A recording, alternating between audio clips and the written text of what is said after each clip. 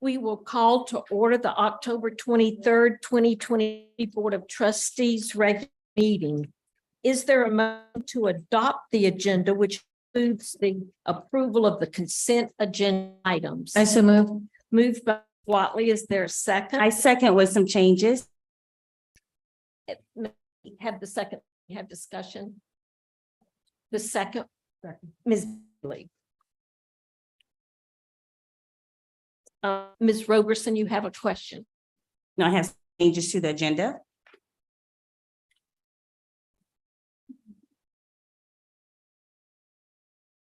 Item 3H.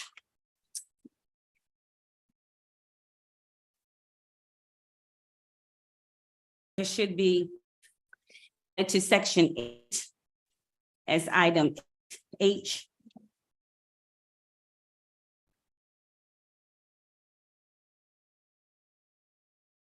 And I was going to inform the public of that. Maybe we add that without it for your violation. Friendly amendment. Pardon me? Friendly amendment. Okay. 8H. Just rearranging. Yeah, it's just a friendly to the agenda. My next change will be, Do you accept the amendment? Oh. Yeah. okay, are you ready? Yes, ma'am. 11B, B. B as in vote. Thank you. That should be removed. Agenda for reconsider is the incorrect motion. A motion to reconsider is a decision can only be made at the meeting on which the initial decision is made. All discussion for a particular item can be held in item 11C. Motion to reconsider according to Robert's rule. We consulted parliamentarian and attorney on that. And it is a usual practice that it happens the day of, but may also happen another day. And we have agreement parliamentarian council on that. I asked to see that in writing. I've never seen Robert rules to say that a motion to reconsider can happen after the initial meeting. Yeah, I would like to see it in writing. right.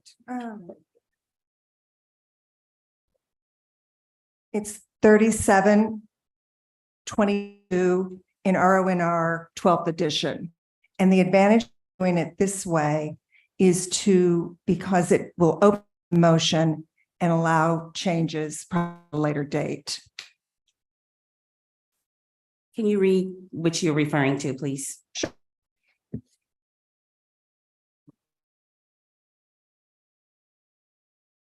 Oh, except,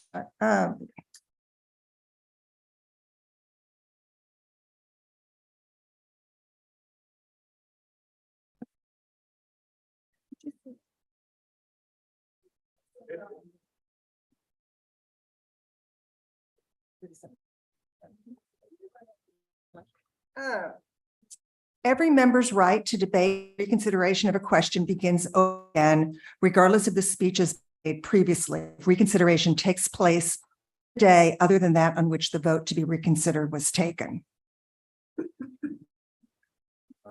So I do not accept change. Do you have another, Ms. Roberson? I do, but I do not accept that reading from the 12th edition Okay. that I looked. So, We will note that. excuse me? We will note that. Yeah, but that's not how you fix an agenda and Okay, you so don't. you appeal the decision of the chair? Yes. Okay. So she wants to appeal the decision. I believe that takes a supermajority vote. It takes a second. Is there a second on the thing by the chair? Second by Mr. Calhoun. Is there discussion on that? I don't think there's. It's not debate. I don't think when there's a an appeal revoke the chair's ruling. I don't think it's discussion, but we'll check. Well, if that question. No. So do you have a question? Yeah, the question is, can you just explain and what really the difference between B and C? Is that you said it kind of quickly and I didn't really catch it. Okay. Difference between reconsider and rescind? Is that the question? Okay. So the difference between reconsider and rescind is when you reconsider, somebody on the prevailing side of the original motion has to make it. And if it passes, the motion becomes up on the floor to be discussed again. By contrast, rescind means to repeal the motion. And so that is in order by anybody. And if it's done with previous notices was done today, it takes the majority to pass. If it's done without previous notice, it's thirds. So just one follow-up question. So in the instance that the request to reconsider comes up, what are we discussing at the time? Because I'm considering this as a tactic to have the discussion again in general. And so I just wonder what is going to be the nature of discussion that's allowed in 11B? I think I'll answer that question. The reconsider does have the discussion again. Okay. All right. Quick question. So if it passes through and we end up reconsidering the question and it goes through, then there will be no need for 11C. But if it goes the same way before, then we will still have 11C on there to rescind it. Yes. Correct. So we will be rescinding 11B as opposed to the former motion from whatever day that was. No, we're not rescinding what the motion on the floor is override the ruling of the chair. Yeah, I'm talking about later on. Say if we go through 11B, it goes the same exact way as it did before. Then for 11C, we'll be looking to rescind 11B, or will we be looking to rescind the motion that was made on September 25th? It's my understanding reconsideration has, there is not a rescind because the subject will come up for discussion again. Can I clarify? And so what the clarification would be, if you move to reconsider, passes, the motion will then be open to discussion, debate all over again. And because of the significance of the motion, more than likely it will be done at a later meeting, either a regular meeting or a special meeting. All right, so the motion on the floor is to override the ruling of the chair to remove item 11B. Is that your motion, Ms. Rober? Correct. Okay. Do we do that with voice vote, Ms. Bowles? Sure. The ruling of the chair to amend the agenda, removing 11B. Is that accurate, Roberson?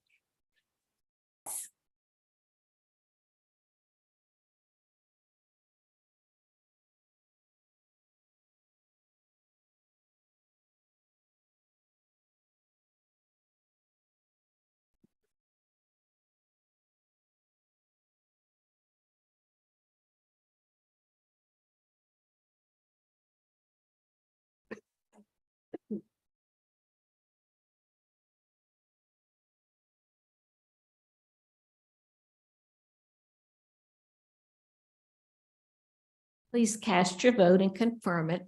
Mr. Calhoun, are you on your computer or are you voice voting? I'm in board docs. Okay, Truly mine disappeared. before you voted. Yeah, it disappeared. Jacob, we need you. It was here and then it disappeared. The motion, yeah, for her to vote.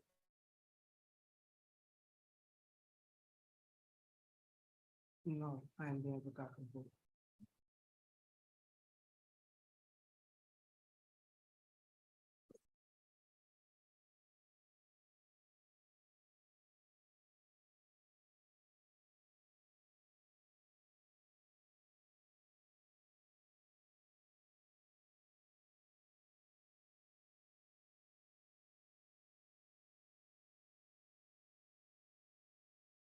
Does it matter that H is there?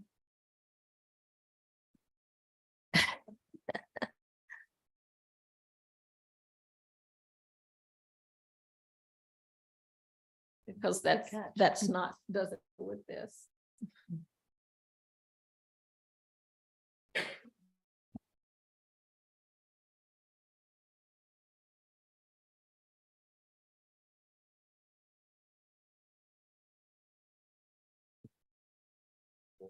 Okay.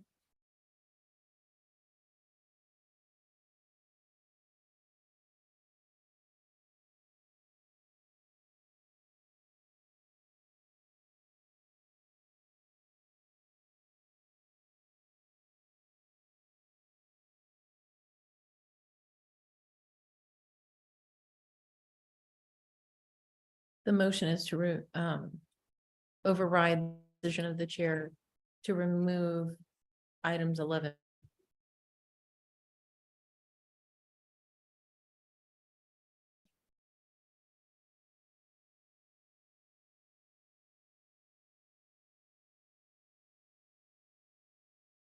I need that paper and pencil option. We voted for the students. Yeah, they have a different system in Berkeley County where it shows immediately.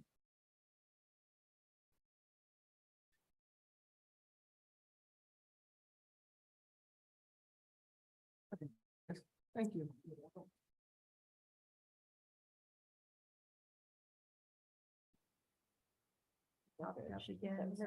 So we all need to vote again, Ms. Bowles. Okay.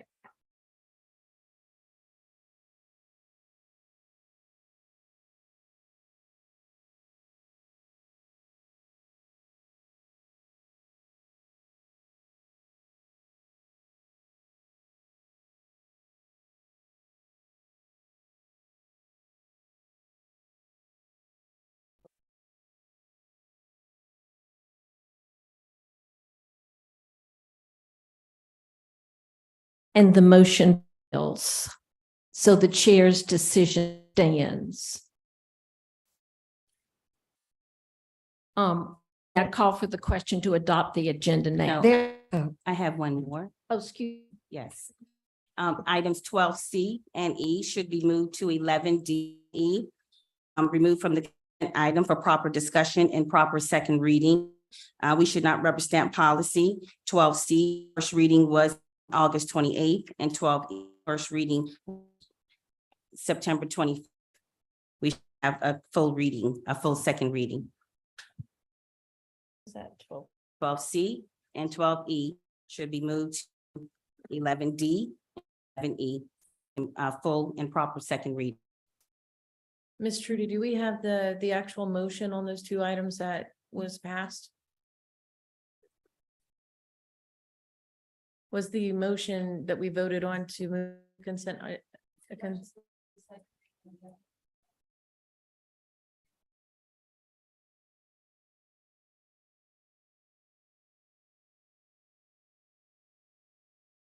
It was my the understanding that next we one? voted on those now and unanimous to send to the board, and that made it a consent agenda.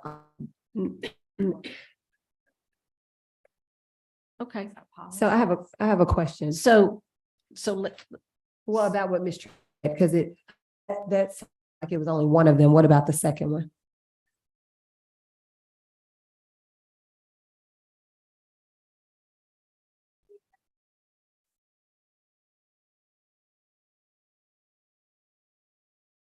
Ms. McKinney, I have a question for you. East does say second reading. So your question is about the one that says first reading? They both just have for one reading. So today should be their readings so that we can have proper discussion. So if they're on the consent item, that we're not going to have discussion. It's just approved. Yeah. Right, Correct. that's right. But that's not appropriate. That It's against policy, we need to have a second read.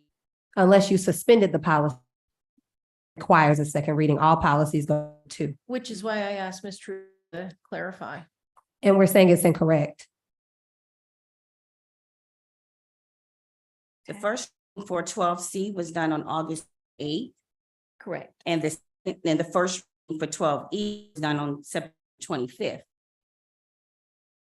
So we had the first readings for both policies. We cannot have it on the consent for the second reading because Right. we've not had any discussion for the second reading. Are they unanimous? So if it is the first reading, Our Wow. policy says you have two readings. Correct. So It doesn't if- matter if it's unanimous or not.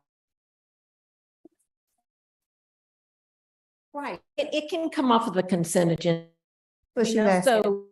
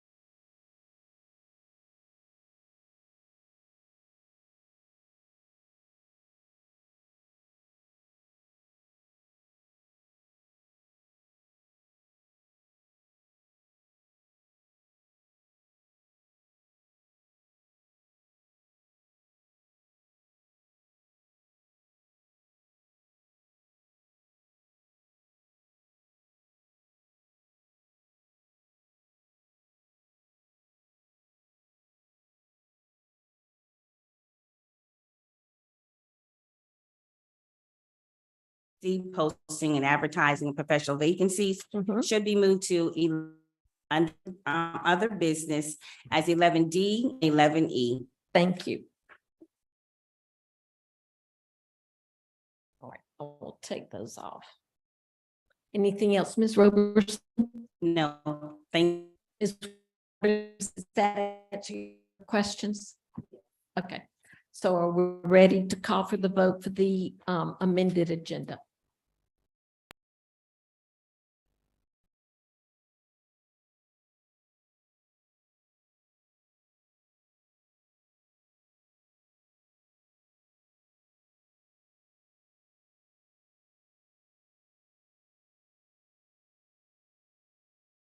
I think Darren. Or I can if nobody did. Mhm. Motion to adopt the agenda, which includes the approval.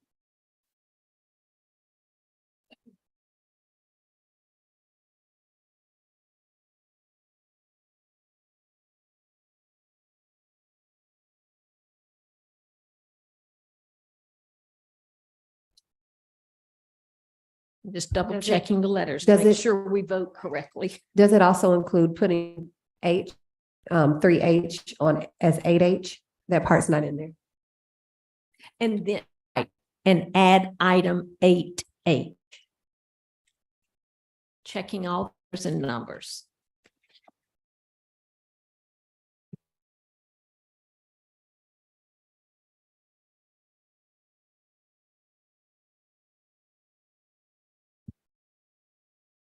Okay. Did everyone hear that? It is added, it just won't show up until. Okay.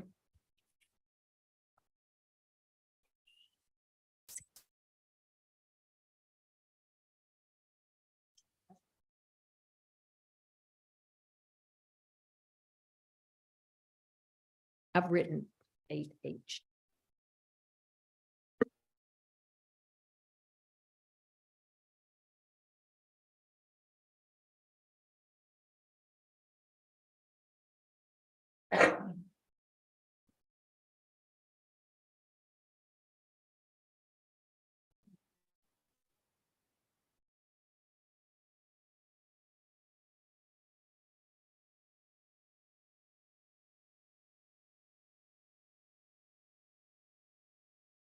And motion passes.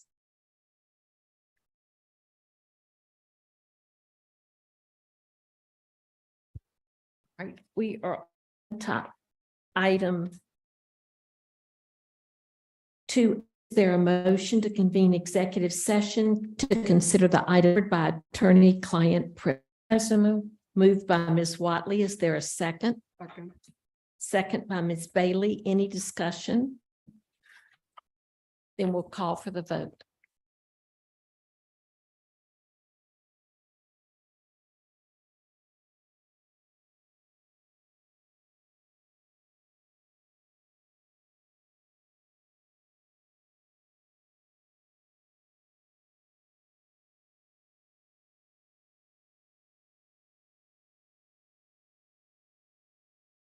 And the motion passes.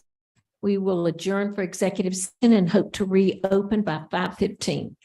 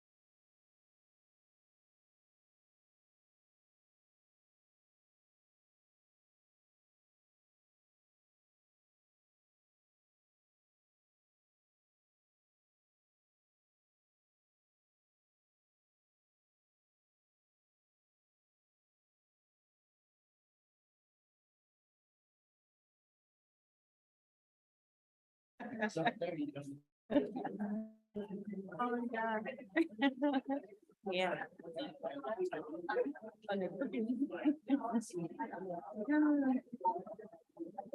Yeah.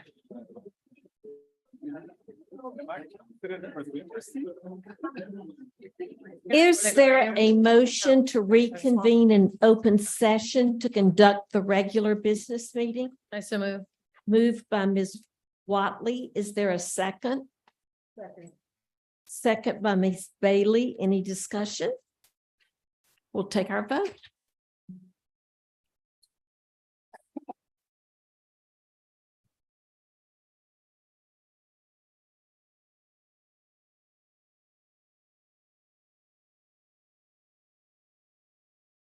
Bowles, I vote aye.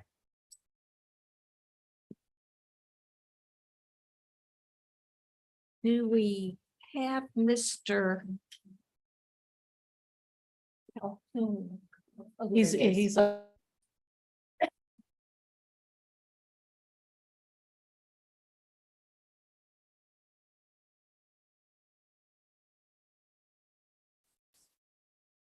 And the motion passes unanimously. There a motion to approve the minutes of the September 25th Board of Trustees meeting, October 11th Cal meeting, October 12th special called meeting, and October 17th special called meeting. I so move. Moved by Ms. Watley. Is there a second? Second by Ms. Bailey. Discussion, will call for the question.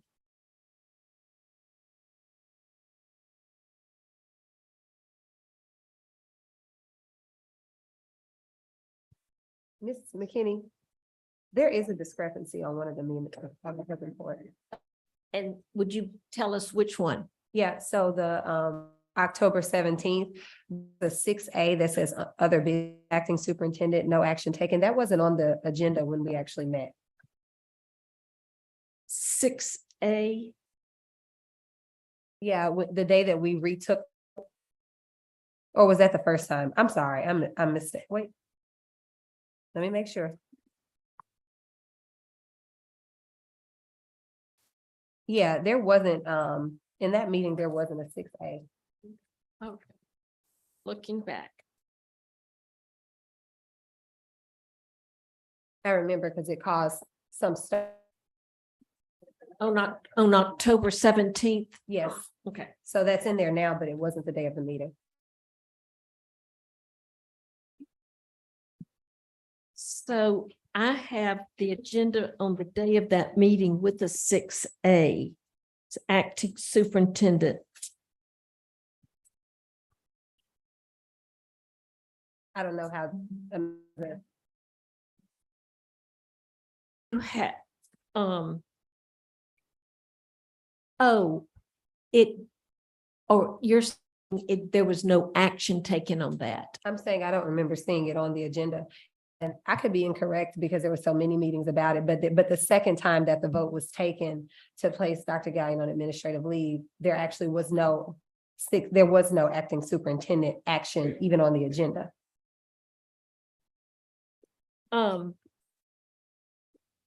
So there was not a vote taken, and as I recall, it was because we had discovered that the acting superintendent's job description said that the deputy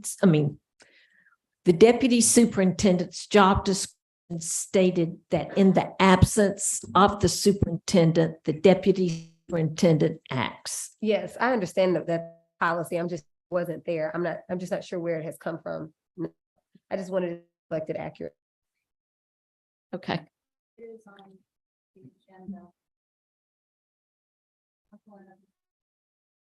It is on the agenda. I'm looking at it also. Okay. So you have before you a vote for the approval of the minute as submitted.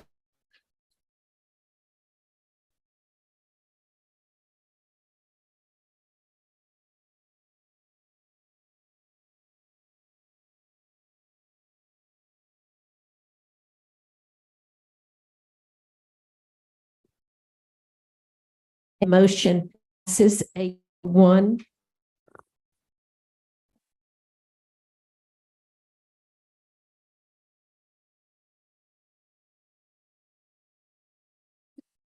Are on our moment of silence, after which we will have the Pledge of Allegiance, and then we will have a board pledge. If you will join in a moment of silence to represent the lives lost of Ms. Nancy Nixon, a first student bus monitor, and Rolando Moreno, a ninth grade student at Stall High School.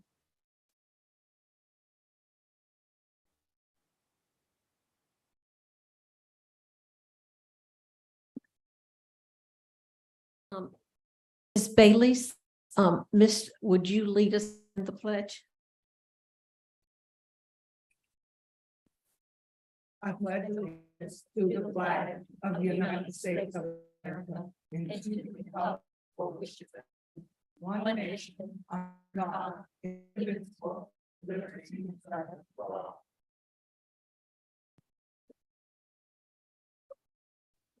Thank you.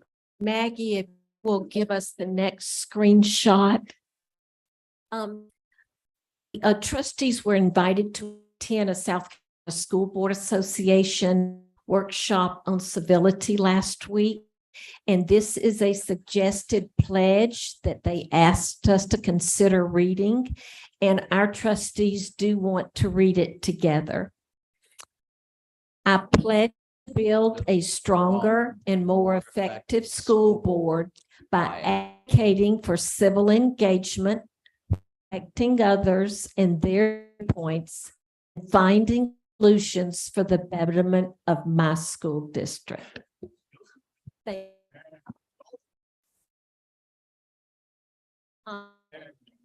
Huggins, you will now lead us in the special centennial recognition.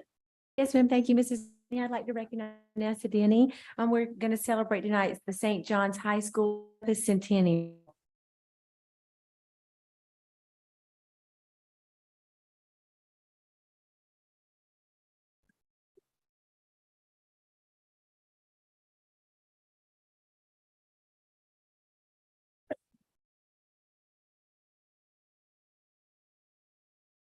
Good evening, Board Chair.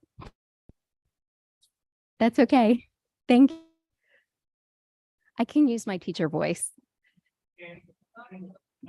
Can you hear? Great. Hi, everybody. Good evening, Board Chair McKinney, trustees, and Acting Superintendent Huggins. It's my honor and pleasure to recognize a very important milestone and celebration taking place at St. John's High School in the constituent District 9 community. 2023 marks the 100-year anniversary or centennial celebration of a school on the St. John's High School. According to our records, a wooden structure was built on the in 1923 as St. John's School. Masonry building was built in 1940, which was subsequently added onto. The footprint of that building is the knee wall that remains in the front of the current drop-off loop. It became a high school in 1951, the current building opening in 2003. Tonight, we have St. John's School Principal Jermaine Joyner with us to mark this tremendous occasion. And I'm going to ask Stella if she could escort our St. John's and constituent District 9 folks around so that you in the front of the room. So we have Principal Joyner here with us to mark this tremendous occasion on behalf of the district. Congratulations to you, Mr. Joyner, and to the students and staff and families of St. John's High School and the entire constituent district community on this incredible milestone of 100 years. We're thrilled to celebrate St. John's Centennial with you all. And board members, we'd like to invite you also to take a picture with constituent District 9 members and with Mr. Joyner to celebrate this momentous occasion.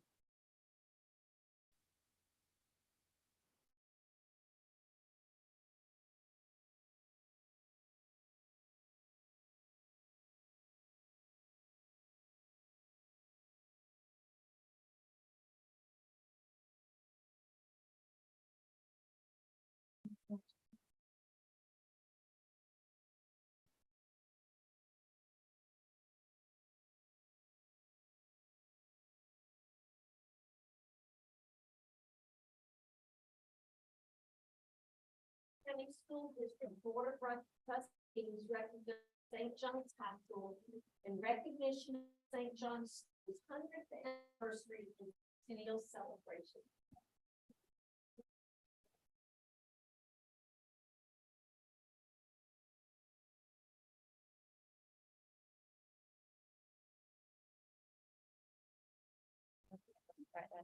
Ready? One, two, and another. Beautiful. Thank you.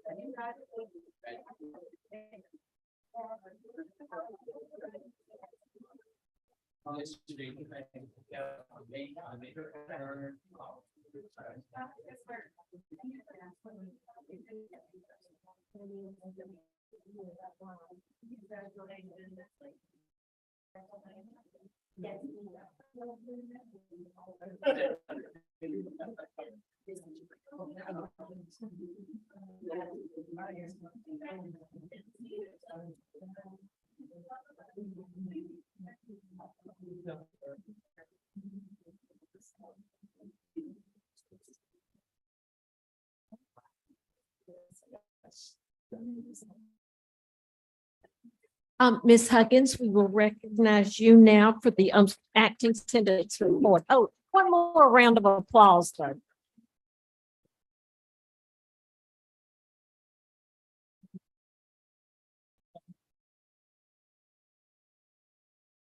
We are so grateful for you, and we see many faces back there who serve that community so well for so long. So we're grateful for you and your leadership. We have another great group to celebrate tonight. We're going to start out by recognizing principals for National Principals Month. And of course, I would be remiss not to share that after we're going to take a look as part of the superintendent's report at the excellent achievement, most not close to all of our school aid on this year's South Carolina report card. As some of you know, because you've served in leadership positions at schools, certainly all of you's leadership positions in your tenure, no great school becomes great without a fearless leader, of selflessly on behalf of children, adults, and community. And the people who are seated behind me, the people who are seated in the hallway, those who've joined us via Zoom are such leaders. Particularly during these times post-COVID, these teachers put their arms around students, in particular and families, and provided the key ground services that are necessary to elevate the achievement of children despite what we're seeing across the nation with COVID lag and all the other challenges that are plaguing our children with mental health. So I really want to thank them. We're going to ask them to come up group by group.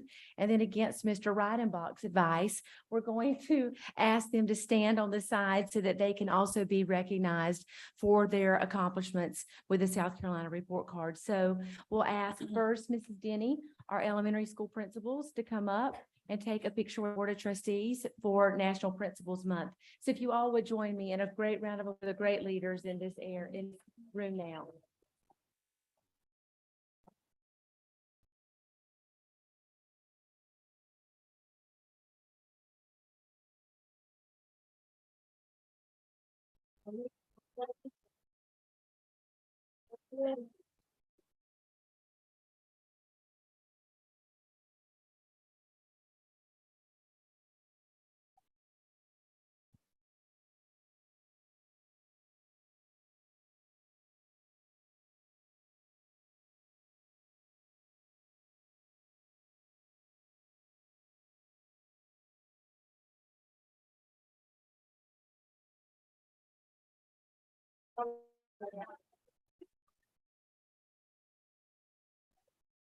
There you go.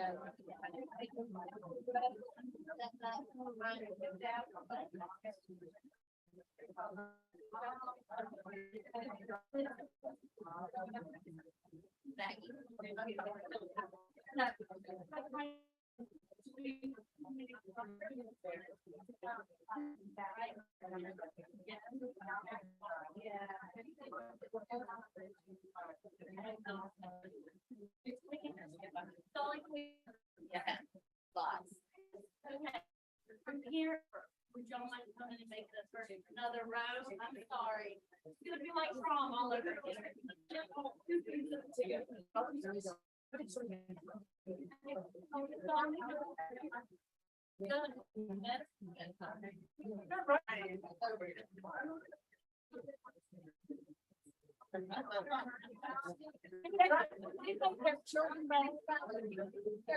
Okay, let's get yourselves the principals, get it in order. Please.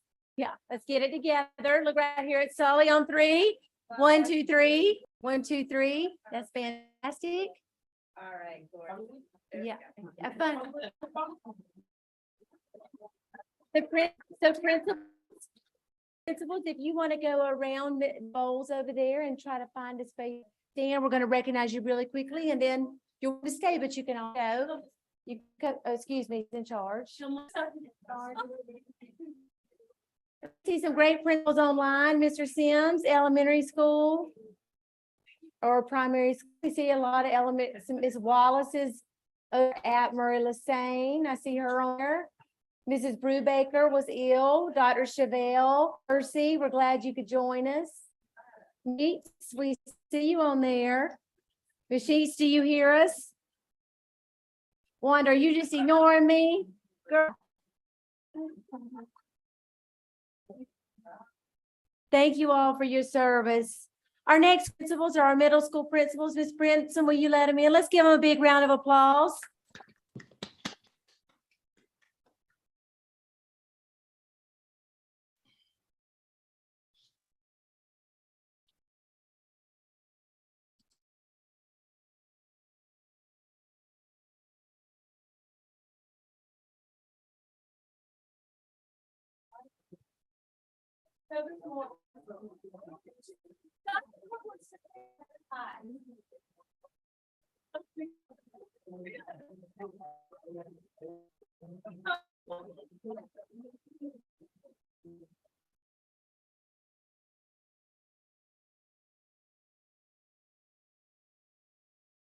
We're really proud of middle school. These are really weird people up here because they love middle schoolers. I was one of them. Come on, I still am weird. Come on, Dr. Perino. And we see on the screen Haynes Zucker, middle school. I'm looking at Miss Wallace. She has middle schoolers over at Murray Lassane. Dr. Chevelle, you may have some middle school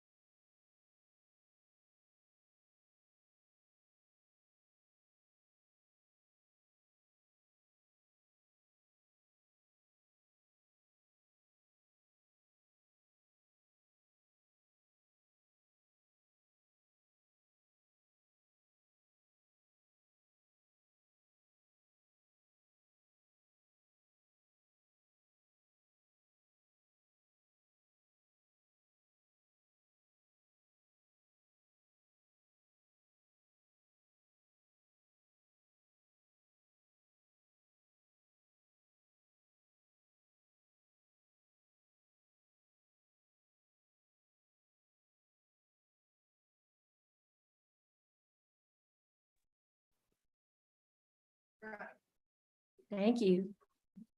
Next slide, Maggie. So we're extremely proud to share that we had 5 schools this year. Again, we're not going to go through every school report card rate, but we had 5 schools moved up 2 ratings. So we want those principals. I think I saw most of them here. Moving from average to excellent were Charleston Charter School for Math and Science. I saw its principal here a little bit ago. There you are right there. And then I saw Meredith Wallace. She was on the Zoom, couldn't attend tonight. Lane Elementary.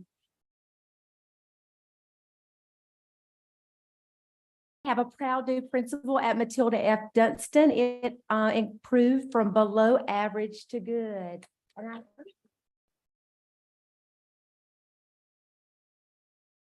And I saw the principal at Meeting Street Elementary. We're so glad he could be with us. And improving from unsatisfactory to average. Chad Whedon's here.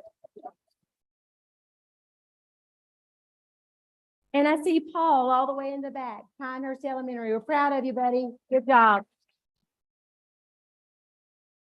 And now, in the interest of time, we'll go, not that these are any lesser of accomplishments, but I want to go through the 29 schools that moved up at least 1 rating. Again, a significant accomplishment for schools. It's not easy to do that. So moving up from unsatisfactory to below average, I don't know whether Baptist Hill High School, please stand up. Yes, ma'am. Thank you for being here. I saw Miss Swinton, Burke High School. Oh, Miss Swinton, please come over here and let everybody see you. Yes, ma'am, Miss Swinton. We're so glad you're here. Shakur Elementary, I saw Miss Smalls earlier. North Charleston Creative Arts. She was on the screen. She's ill. No, she's not. She's here, isn't she? Maybe she's not, but that's okay. And then I, of course, saw Mr. Larson, R.B. Stall High School. Mr. Larson? So in the interest of time, we'll hold our applause and I'll go through the other schools. But improving from below average to average, again, as you know, Baptist Hill has a middle and a high school. Baptist Hill Middle also saw improvements. I got great news about Baptist Hill just today, the accomplishments they continue to make. Northwoods Middle, Sanders Clyde Elementary with Mrs. Janice Malone, she's here, and W.B. Goodwin Elementary, Natasha Jones. From average to good, one of our charter schools, Allegro Charter, Camp Road Middle, Miss Rouse here, I know, C.E. Williams Middle, I saw Mr. Smith. I don't know that the North Campus was able to make it tonight, but thank you, Mr. Smith. Hunley Park, Jane Edwards, Lambs, Malcolm Hersey Middle. I saw Dr. Chevelle Green, Military Magnet. Dr. Perino is here, right behind me, and Mount Zion Elementary. So again, improvements from average to good. That's right, District 9. You've seen a lot of accomplishments, aren't you? I heard you.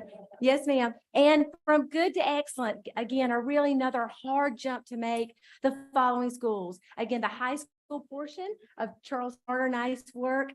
CDA, Charleston Development Academy, Drayton Hall Elementary, James B. Edwards Elementary, the elementary portion of Montessori Community School out in West Ashley, Murray Lassane Middle, the middle school portion of that campus, Oakland, Orange Grove Charter. I saw Clan Daniel back behind me there.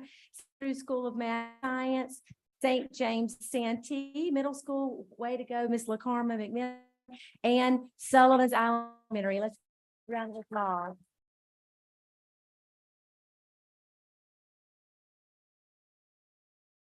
And 66 of our schools improved in their overall ratings. If we could start on the Maggie, I'm not going to go through all of this, but if you look, Charleston Charter School of Math and Science earned 20 more points than it did last year. Matilda F. Dunston and Murray Lassane. And I won't go through in the interest of time, but if just a second, if you're viewing at home and if you're here with us in one of the many overflows we have or here in the boardroom, take a look at this slide. And then we'll go on to the next slide. Again, trustees, if you've worked in schools, you know how hard it is to improve the overall piece of schools. And if you haven't, believe me, it's really, really hard. It takes a clear vision, an outstanding leader who has a mind for strategy. And those around this room certainly do. So please join me again in giving them a round of applause.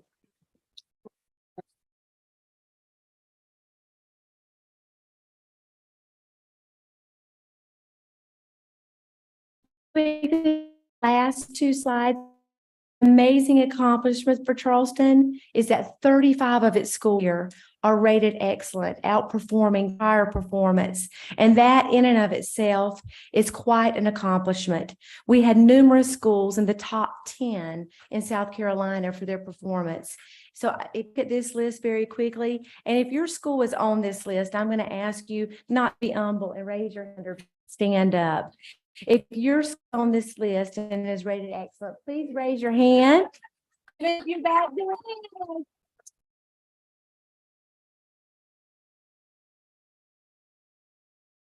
Yes, Joy Brown, your school is rated excellent. You want to come up here and tell us St. Andrew's School of Math is it? And tell us why you're principal here. Don't let me embarrass you. You did summer here.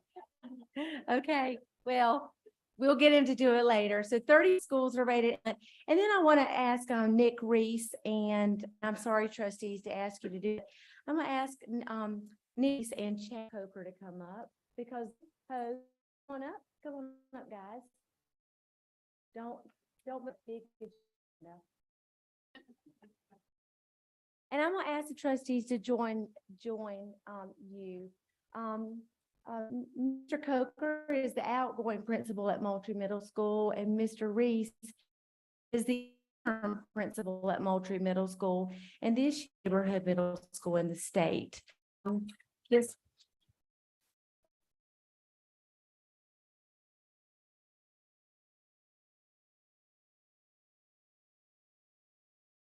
something. They're only 2 points behind. Is that right?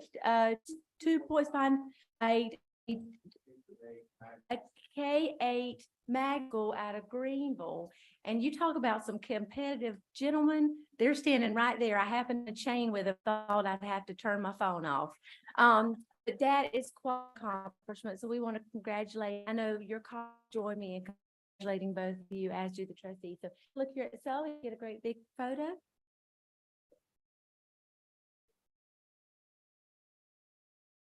Thank you, Teresa. Thank you.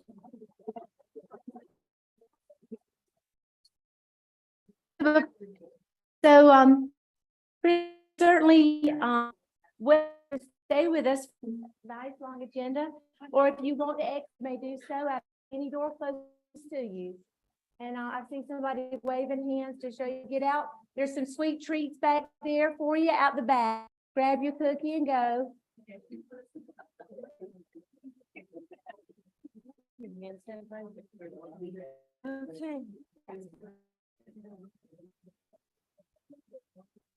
No,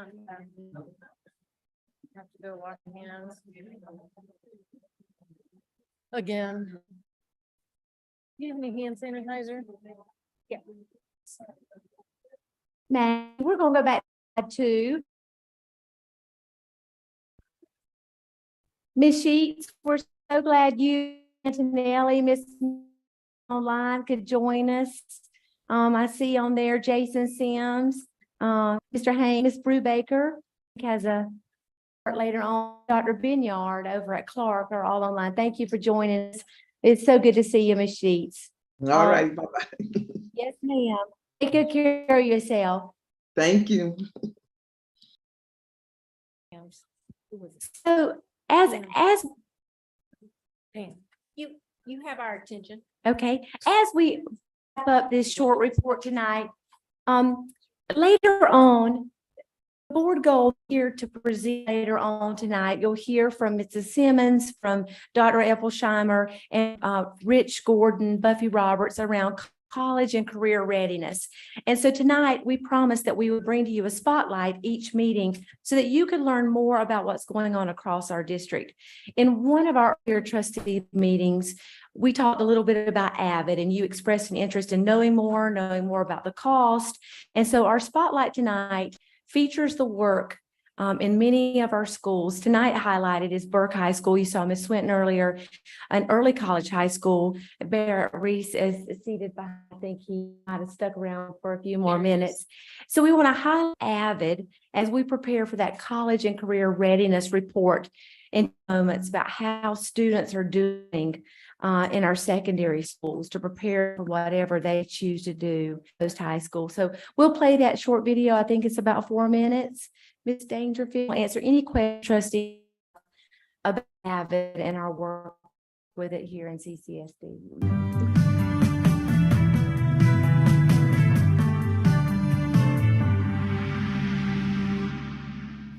Avid, or Advancement via Individual Determination, is often referred to as a program. Let me share from this.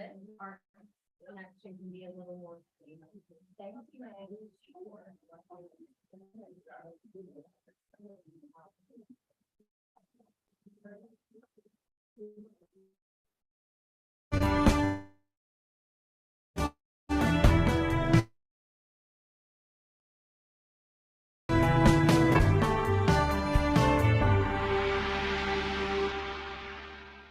Avid, or Advancement via Individual Determination,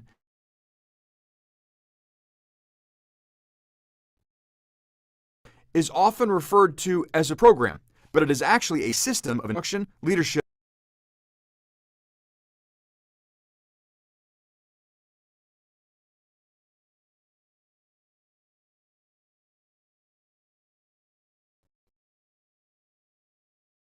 building provides students what they need to become college and career ready.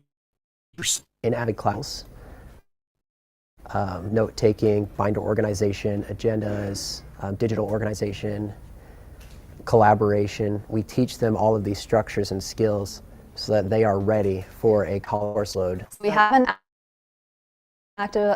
Avid elective class where they focus more on like how to write essays or how to do a college resume, how to do an interview, things that'll help them with life skills.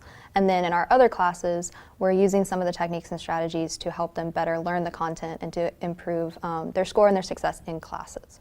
In the class, we teach kids how to be focused on their own education, to love it, to get to a place where it's not just a set of things that they do on a regular basis, but it becomes a lifestyle for them. I would say that Avid is a program that helps students become more organized, better critical thinkers, and more well-rounded in general in their academic skills. We teach kids grit. We teach kids how to overcome obstacles and to persevere through difficulties. And part of the collaboration is teaching kids how to work together, how to advocate for themselves, and how to use the resources that they already have available to their advantage. What they get in this class, they'll also be able to use it in their other classes, so that in the end, when it's time to go to college, or if they're going into the career field, that they understand that there are a set of expectations in every area. Avid for me in the classroom means being more prepared for classes, especially my college classes that I take. Avid means a lot of collaboration, being able to work with my classmates in order to effectively achieve academic success, I feel. I have bigger goals that I want to complete in life. You know, go to college. I do want to go to college. My biggest thing I would like to do is like hair school. So, you know, being organized and all that, being situated, that will help me in the long run for college. It benefited me, like, you know, I'm a lot more focused in classes, a lot more organized than before. So like, I can easily find the work I need for which class I'm going to. Avid really does prepare us more than we think it does. It helps learn how to take notes, because we come into high school not knowing how to take proper notes. We learn how to manage our time because we take 14-week and 7-week classes, and we never took in 7-week classes before. So we learn how to manage our time specifically, And because I'm a senior, I've had a lot of 7-week classes, and I feel like because of Avid and because I'm jotting down specifically when I need to get stuff done, what time they're due, what days they're due, like I specifically know how to manage my time in order to do it because I've done it for 4 years now. With our Avid program, we're trying to make sure that every student is college and career ready. We're having the goals set forth with them. Right now we're at 100% with our graduation rate, the students graduating with their high school diploma. But right now we're also about 82% on track to get their associate's degree in either the arts or the sciences. And with the national average with a program like ours, it's around 45%. So we're almost doubling that with about 82% of our students on track to graduate with their associate's degree. I feel like when we first started, it was like, well, why are we doing these things? What do we need Cornell notes for? What do we need, like, practice time management? Like, we didn't really fully understand, like, in the beginning how important it was. So I feel like once they get in and they really take a look at it, they'll be like, yeah, it's going to help me in the long run. I feel like it's going to benefit them in the long run, even if they don't see it while they're doing it. In the end, they're going to be able to see the change really fast.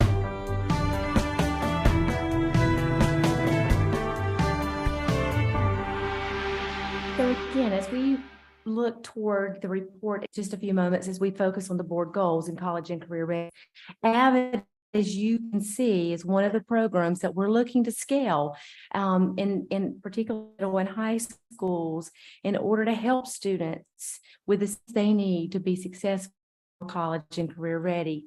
You'll note that in one of the slides early on in the presentation that almost 100% of students who had interacted with graduated. And those schools boasted 100% graduation rates, at least among those students. And so as we bring this item forward to Audit and Finance pretty soon, Mr. Grabowski, for consideration, these are some of those results we'll be touting as we come to the board support around programs like these that we know have a high impact with students. And it is in one of our board goals or rails, one of our interim goals is the scaling of Avid. So if you have questions, Mr. Reese is here and I won't put him on the spot, but he is here. Some other principals may still be here. Rich Gordon is here. He has some information on again. We'll be going through that with finance, but I'm happy to entertain any questions you might have about the South Carolina report card, any questions about Avid or anything else you might ask. Thank you, Mrs. McKinney. Questions? Mr. Kelly? Thank you. I'm sorry, Mr. Kelly. One of the students in the video said that they were on track to graduate with an associate's degree, which is phenomenal. That's so cool. I saw similar at the CAA that I visited. Yeah. So who is issuing that associate's degree? Like under what accreditation or what college are we? I'm glad you asked. It's tried it, but if you want to come up, you do so much. You're so much more eloquent than I. Yes, yes, sir. So at early college high school, I had the opportunity to earn a high school diploma as well as associated Trident Tech. So our students start in 10th grade taking dual classes, and then ultimately in their 11th, 12th grade year, they have the opportunity. Not all our students do, but we really aim for all our students to have as much college credit as possible through Trident Tech. Very well. Thank you. Thank you. Thank you, Mr. Absolutely. Kelly. And certainly students at other schools across the district benefit from dual enrollment, some earning as many as 30, 45, close to 60 hours upon graduation. I think you mentioned this, the Center for Advanced Studies. Institutions do offer opportunities, and some of our neighborhood high schools offer the opportunity for dual credit. Thank you for that question. Thank you. Anything else? Ms. Roberson had a question. Ms. Roberson. I do. And let me first say congratulations to all of those teachers in your success on the state report card. I do have questions that's actually going to lend to the other end. I will list them all and Learning Services will be able to respond. What will be done with the schools that's not done? Is there a level of expectation for improved performance? How would you measure improvements? What are your proposed actions? Great questions, Mrs. Roberson, and so timely. We hosted a meeting of schools that the State Department, my glasses are on, schools hosted a meeting today, led by our Associate Superintendent, Dr. Williams, who's in here, Dr. Epplesheimer, Ms. Haynes, and Jennifer Swearingen. So we led a session with those schools. We talked about creating and helping them develop their strategies and revise plans for. They'll work with their associate superintendents. We'll have to notify parents in those schools that they're considered underperforming. And we'll work on strategies with the associate superintendents to identify where those deficiencies are in those schools and what we as a central office need to do to support them. In just a few weeks, in fact, we'll hold our school data reviews where we'll look at early formative data that tells us where our students are now, not even back in April and May, to see where they are right now and what those schools in particular, some of those underperforming schools, what resources they feel they need to make improvements right now. Those were before the start this week. We did move them, and they're starting now in 2 weeks. So the level of expectation, question number 2, Mrs. Roberson, is we want every school, those on that performing list who needs improvement and satisfactory. We believe all children deserve a high quality education. And we believe all principals need to end up here like Nice and Chaska were earlier. So our expectation for all schools is excellent. Third, how will we measure? We'll measure by student success. We will measure how students are doing, how they're growing over time. And I didn't write fast enough to get number 4, Mrs. Roberson, but if you'll tell me what the number 4 was. Please, ma'am. In order to measure those improvements, you have to have proposed actions. What are those actions? Yes, I'm glad you asked these questions. Associates already identified with our principals in their early our benchmark setting conferences where they feel those primary deficiencies are, Mrs. Roberson. I could ask, although I won't put her on the spot, or Dr. Williams, Jennifer Swearingen to come up, for example, as she sat with some of the principals in the elementary learning community. They tried to find the root cause of the low performance. So what is the root cause? How do we need to support you get better? But what stinks are we going to hold you to? And what strategies do we feel you need? Do you need mentoring, for example? Do you need programs? Do you need an interventionist? What do you need? Yeah. So Ms. Huggins, if we have, we looked at the data, 82% of African Americans don't read on grade level. So if we have a student in high school that's reading on grade level, are we looking to put reading specialists in high schools? Are we looking to really look at the cause of the problems? Because we know if you can't read, you can't do anything else. You're Mrs. Roberson. We firmly believe that. We're working now, Dr. Epplesheimer, on a 9th grade acceleration academy, hoping to grab those students. It's something we started last year, plan for, hoping to grab those students. Mrs. Roberson, you're spot on. Time they walk in 9th grade, because as you know from your work as a guidance counselor, the earlier we hope they don't get to high school and not be able to read, but the data tells us they get there, right? And so we want to get them as we can. And so Dr. Epp worked with some of our high school principals to develop a proposal to the cabinet in the next 2 to 3 weeks about that 9th grade acceleration proposal. So I wouldn't say that any strategies right now or any resources, Mrs. Roberson, are off the table, particularly as we gather with the experts and we believe in the principals seated behind me to find out what they think will serve them best. So thank you for the questions and thank you for holding us accountable, because we want all of our students to be in a high quality school, just like the 35 excellent ones we celebrated a few moments ago. Thank you. Ms. Watley, I think you asked to be recognized. Yes, ma'am. Thank you. Ms. Hug, apologize if my questions are redundant and it was covered in the presentation. I missed if it was. How long has the program been available in CCSD? I'm glad you asked, Mrs. Watley. I'm going to ask Rich Gordon and maybe need to come. They can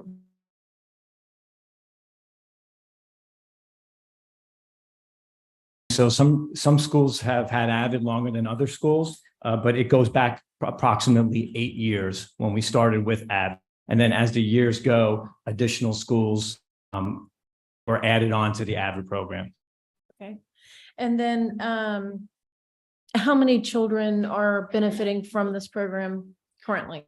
So a number of students per school are benefiting. It depends on the number of Avid elective teachers that we have at different schools. So if you look at early college school, there are 6 Avid elective teachers. So all the students participate in the Avid program, where other schools maybe have 3 teachers or 2 teachers, or just started, they have 1 teacher, so they have less students. Usually it's about 100 to 105 students for an Avid elective teacher. So it depends on the scheduling and it's on what other classes that teacher is as well.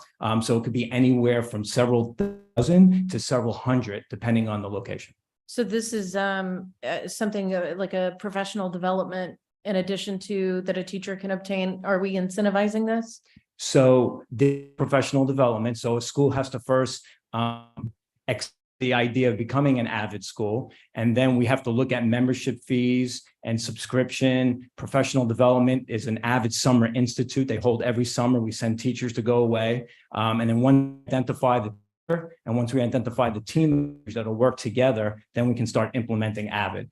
Usually takes somewhere like between 6 months and a year to significantly ramp up to then we can launch and initiate. And then it takes years of continuing professional development and growth and maturity of a school, because you have to look at culture, its leadership. It's a holistic framework, and it takes years to get to that, that excellent, that side of distinction level.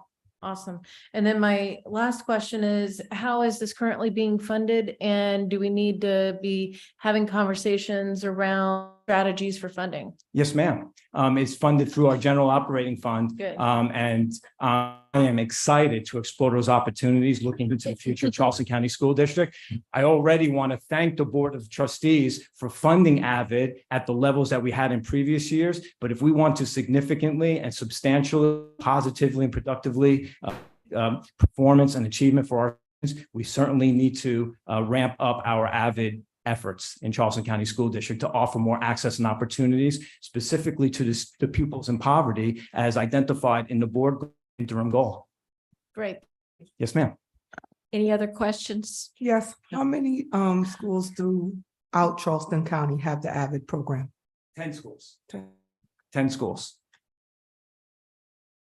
And Mr. Gordon, I'm glad you were very. Oh, yes, ma'am. Oh, I'm you- sorry. No, you were very gracious, Mr. Gordon, because we did have to cut a significant portion of what Mr. Gordon requested earlier. So in the budget process, and we're Avid, it is not a cheap item. It is expensive. Professional development is expensive, and FTEs, teachers. A teacher costs an average of $80,000. So Yes, yes, ma'am. they are not not a cheap venture. It is not. It's not cheap. So we have Avid in 10 schools now: Baptist Hill Middle, Hotgate Middle, Simmons Pinckney Middle, Deer Park Middle, C. Williams, Morningside Middle, St. James Santee Middle, and then we at the high school level we have it at Early College and Burke High School, and we're ramping in Clark Academy. And as Ms. Huggins was stating, it costs money. So it's approximately,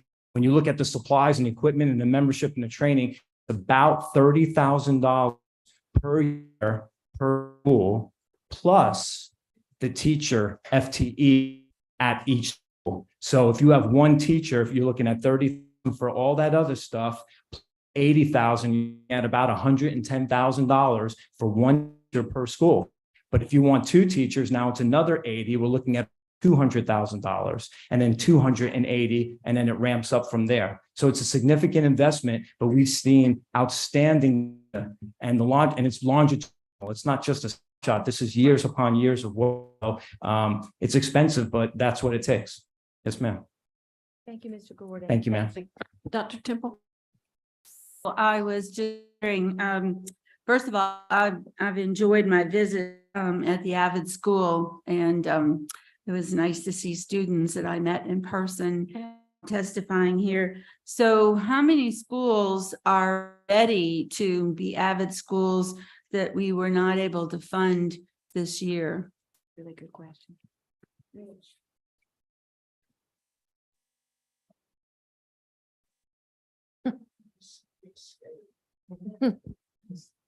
I don't have the list in front of me, Dr. Temple. But I can get that list to you. There were several schools that were willing, ready, able to initiate but into this cycle, I'll bring that forward board and something for review and consideration that we can transition seamlessly into the 2025 school year.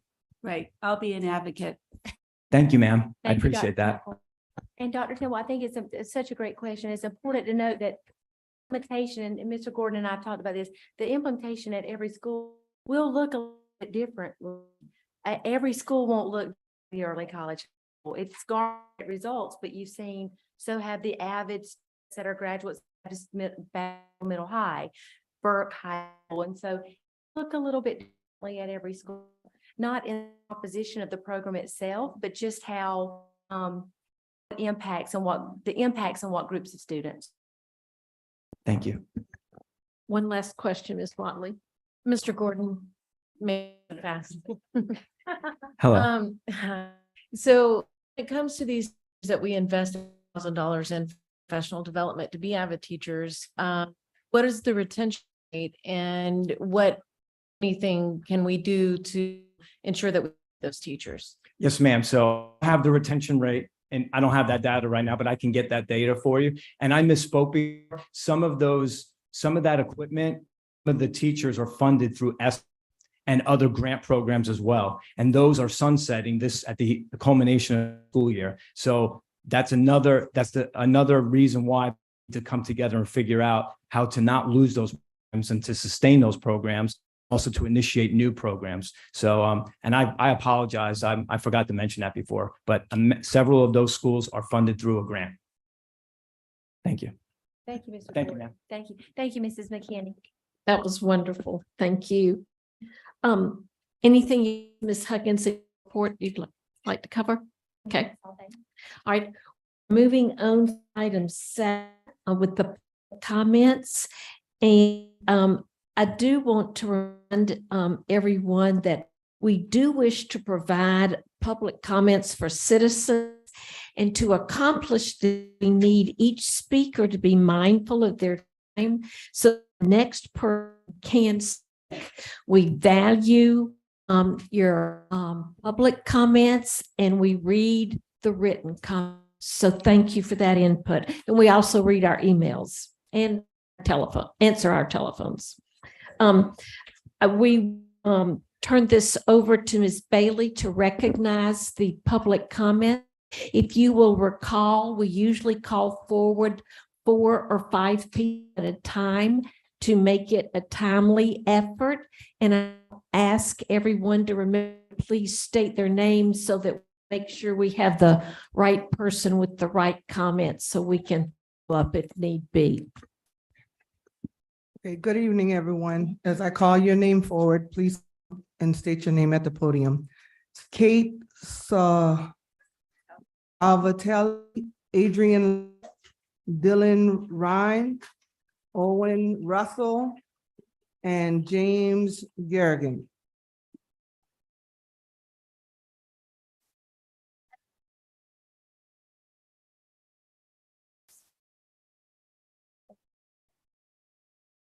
All right, my name's Kate Kelly. I am a student at Academic Magnet High School. I lead a group called DALO, which explores the 97 books that you wish to review and or ban. We students are concerned about the censorship you are proposing for our schools. As you just said, reports are showing that our schools have been better than ever, and you want to lessen our educational opportunities and growth.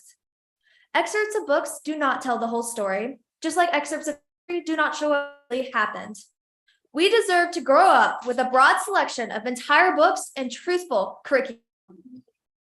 If we are exposed, then we will grow into kind-hearted and understanding individuals. But if we are never exposed, we will be closed-minded and take away the rights of others.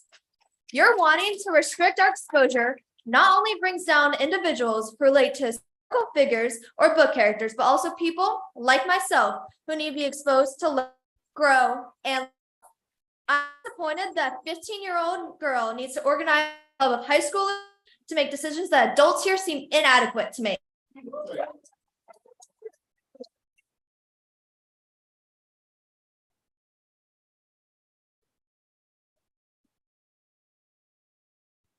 Hello, my name is Dylan Ryan, and I am also a student at Academic Magnet High School. I would like to take my moment speaking tonight to focus on the upcoming discussion and legislation regarding the content allowed in our school libraries and classrooms. We've seen similar legislative action across the country and fear its presence here. Often, these bans are biased heavily against minority groups, people of color, and the LGBTQ community. I want you to understand that these laws we've seen elsewhere are not protections, but rather limitations on youth's ability to be seen and felt. I ask that you allow for the regulation of educational material to stay in the hands of the qualified teachers and librarians you have worked to place in the school system. This will allow us to grow into the diverse community that makes us beautiful. Thank you for your time.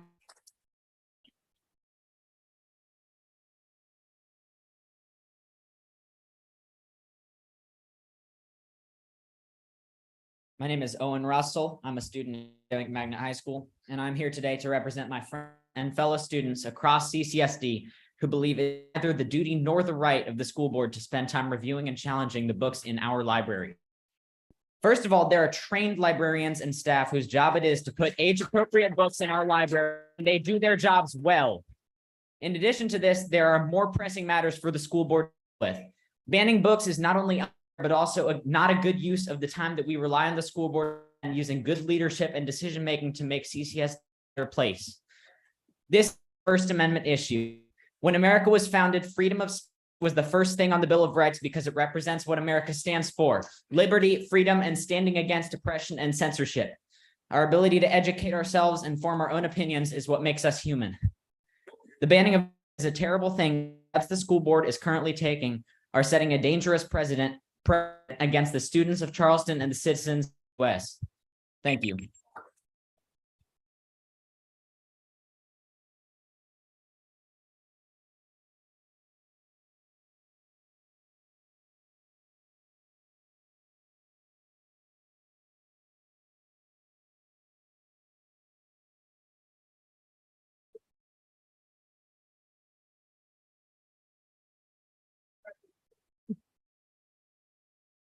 Hello, my name is Adrienne Lett, and I want to talk about some cons and hypocrisy from certain trustees. First, when discussing the legality of this week's executive session, one of the Moms for Liberty trustees said that they should wait for the lawyer's expert opinion before determining legality. Kind of wild how y'all recognize an expert opinion when it benefits you. You owe that basic respect to librarians in this district who select books, the health advisory members that you removed for literally no reason. These people have advanced degrees and many years of experience, and they should be treated with the respect and trust that they are due. Second, it's comical that y'all just recited a civility pledge about fostering civil engagement and respecting opposing views when at least 3 boards have blocked county residents on Facebook for expressing disapproval of their actions, which does not engagement or respect, and neither do homophobic and transphobic comments. Third, there are rumors around that the employee who made the complaint against Mr. Gallion allegedly colluded with a board member to make a claim against him. He could be fired for a promotion, and so that they would not have to work under Michelle Simmons. If this person does get a promotion, it will look very similar for both people who are Terry Nichols and McKinney.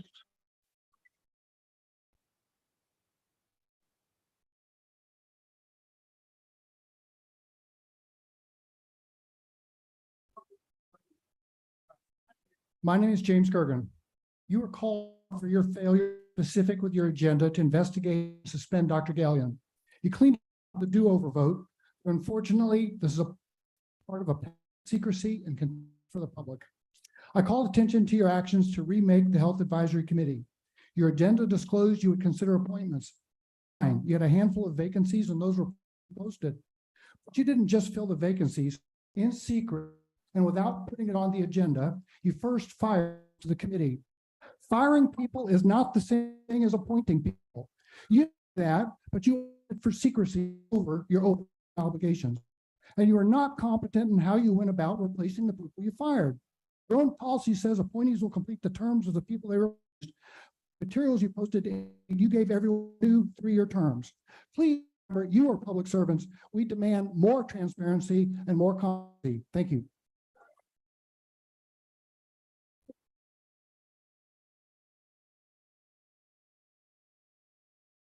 Next up, we will have Susan Hardy, Rebecca Hines, Lisa Ross, Leo Mel, Frank Hardy.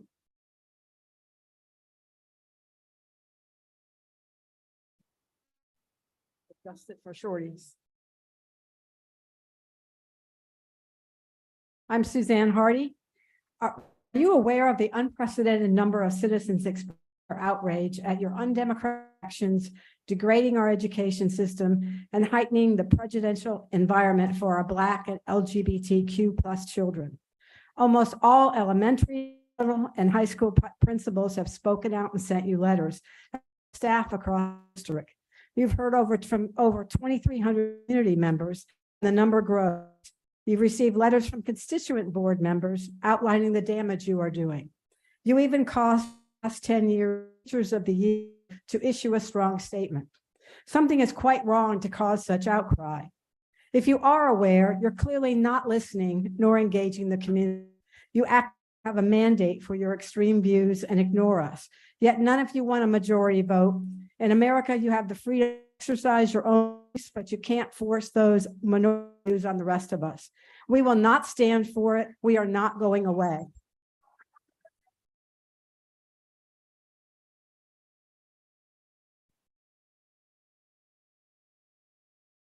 Good evening. My name is Rebecca Hines. I'm a minister of the Unitarian Church in Charleston, and one of our core principles as a people of faith is our commitment to the right of conscience and the use of the democratic process. Democracies depend on people having the opportunity to speak their conscience, and we the people are doing our part. But democracy also depends on people with leadership positions listening to the folks that they're hearing from, responsive to their constituents. We've been here week after week telling you what and expressing ourselves. We've been telling you that you need to stop wasting our time and taxpayer money to reinstate Dr. Gallion, to hire Ms. Simmons as the Chief Academic Officer, and to read the Health Advisory Council. And I just want to point out all those fantastic achievements. Who the Chief Academic Officer at the time? It was Michelle Simmons. We've been clear and consistent, and we need you to do your part as well. We need you to us and fight for democracy, something that I'm afraid is at peril on this board. So I implore you, stop this foolishness, do your work, follow the law, follow your bylaws and your rules. And when you do that, we will settle down. Until then, we're going to be here and we're going to keep showing up.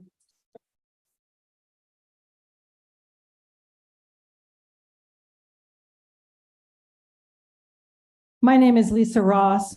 Clearly, your recent decision to dismantle the Health Advisory Committee is an attempt to extinguish the current sex ed curriculum. Students receive data-driven information is medically accurate, inclusive, and comprehensive. The curriculum was unanimously approved by the Board of Trustees in July 2020. Because it is medically accurate, this will help decrease rates of unplanned pregnancies and unwanted sexually transmitted infections.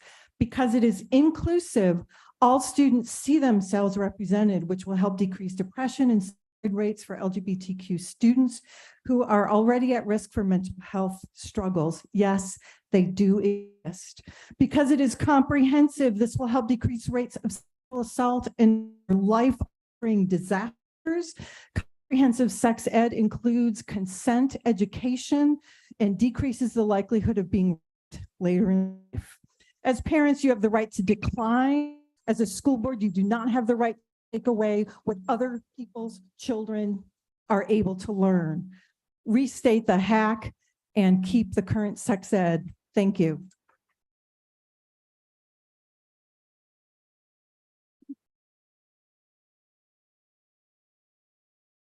My name is Lou Mello. I am chair for Rotary Youth Exchange in the eastern 2/3 of South Carolina. Each year, we send 13 to 15 high school students abroad school year and have 13 to 15 inbound students here for South Carolina school year. Each year, I have to line up partnerships with schools and Rotary clubs to host inbound students from Europe, Scandinavia, South America, and Asia. challenge we face is that we need to know now in October whether or not we will be able to place a student in a particular school so we can get the appropriate host families in that school's district. That is why I'm asking the board to approve 2 inbound students for Lucy Beckham High School for the 24-25 school year. We are sending out 3 students from LBHS for the 24-25 school year, and we would like to have at least 2 students be able to attend Lucy Beckham. By knowing in advance that we could place students in Lucy Beckham, we can line up the proper host families as well as Rotary clubs to sponsor and host these inbounds. Anna Dassing, the principal at LBHS, a strong supporter of Rotary Youth Exchange Program, and has been for many years. Having inbound foreign students in the school provides meaningful cultural and educational experiences for all. Thank you.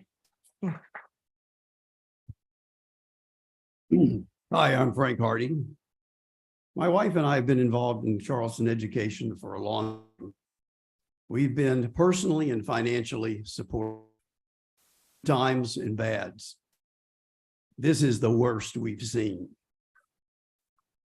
Looking over the list of those who contributed money to your campaigns, we see the names of others who have also been faithful supporters of education here. We know some of them, and we know they would not approve of what is being done with these 5 to 4 votes. Since these contributors' names are of public record, these actions unfairly sully their names. And having been duped is embarrassing to these and well-meaning people. You are free to sully your own name, but not free to sully ours. You are free to have your own beliefs, but not to betray your oath of office and cram these beliefs down the throat of our educational system.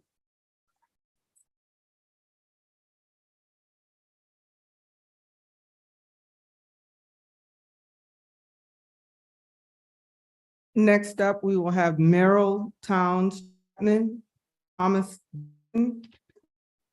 Nelson Rivers, Hillary Hutchinson, and Blondie Cleveland.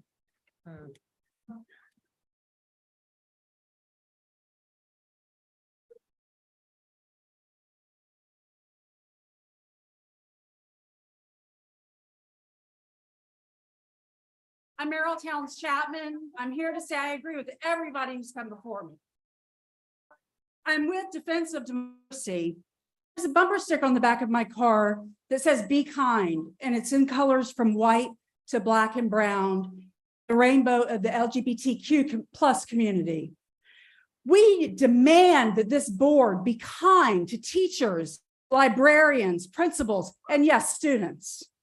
We demand you be and have a full truth and full history accounted for our students. Talk to them. I mean, it's common sense to me. Be kind by including all kids and teachers, even the ones that you don't like or you don't understand. Include them in the conversation. You haven't done that.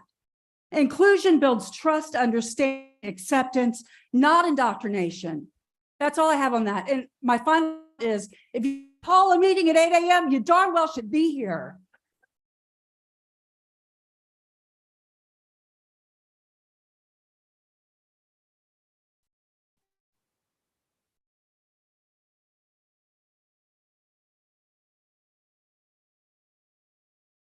For the record, I'm Pastor Thomas Dixon, for the religious person on the board that called my name.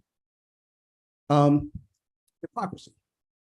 Hypocrisy is a reality, especially when we see this board's behavior, certain members of this board's behavior in the last months.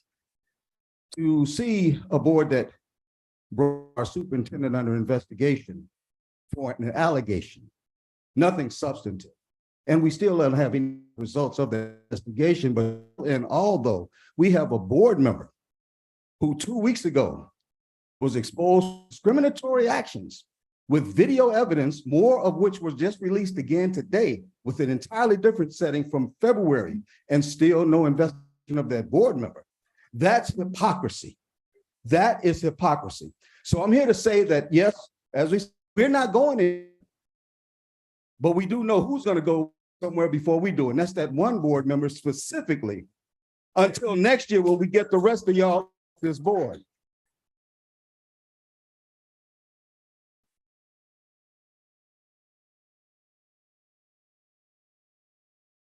Good evening. My name is Rhonda C. and I'm here to ask that CCSD allow Lucy Beckham. Wait, I'm sorry, we Sorry. can't hear you. Your name? Rhonda C. and I'm here to allow CCSD to allow Lucy Beckham High School. Excuse me, ma'am. I didn't call you up, Oh, I know. not yet. My bad. Oh. It was supposed to be Mr. Nelson Rivers. The Reverend Hillary- Nelson D. Rivers III. And Hillary- before you say that I must be a person to speak, I remind you that I am attending the same way 3 of your 5 members. So in your last meeting, I'm doing the same thing. I want the 5 of you who regularly vote against our children, educators, and Black people to know that your decision to silence the community in these Klan-like meetings you call board meetings, that you've taken a page from the racist and oppressive playbook of Bull Connors, one of America's most infamous racists and terrorists, who in Birmingham, Alabama, 60 years ago attacked Black children with dogs because he did not want them to protest against racist and oppressive behavior by publicly elected officials.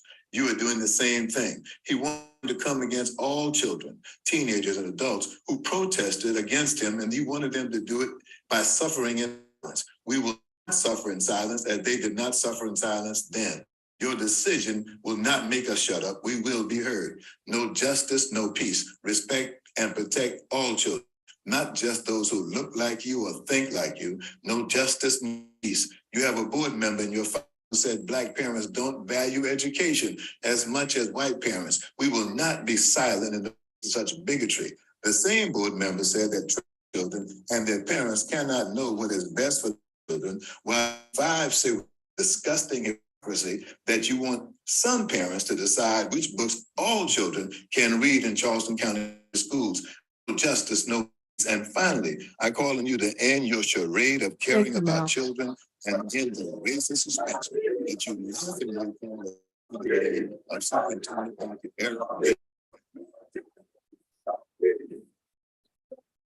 Next, now. If you'll step up to the microphone so we can hear you, thank you. Ready? Hello, my name is Hillary Hutchinson and I'm a taxpayer in Wilson County. I am concerned and frustrated about CCSD wasting our money, our time, and our resources in what appears to be an ideologically driven agenda by people endorsed by the Moms for Liberty group. Can we please get back to the regular order of business? It seems a certain faction of the school board does not understand the primary function of any school board is non-partisan development of an annual budget, create a vision for education of all children. We're talking about 49,000 students here. This is where the board should be focused and not on ways to upend the management of the schools. Thank you.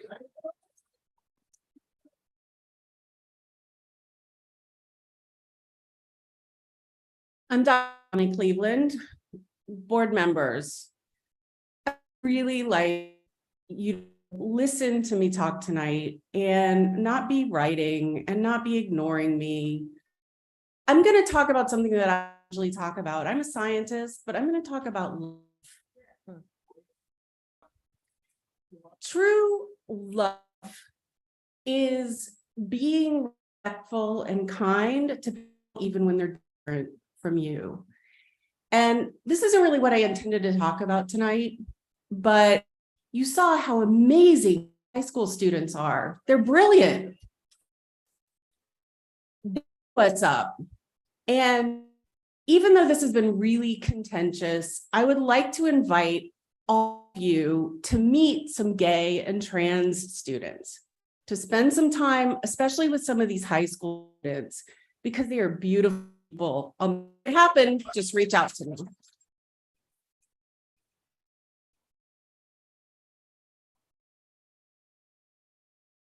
Next up, we will have Joy Brown, Stacy Gray, Rhonda C.,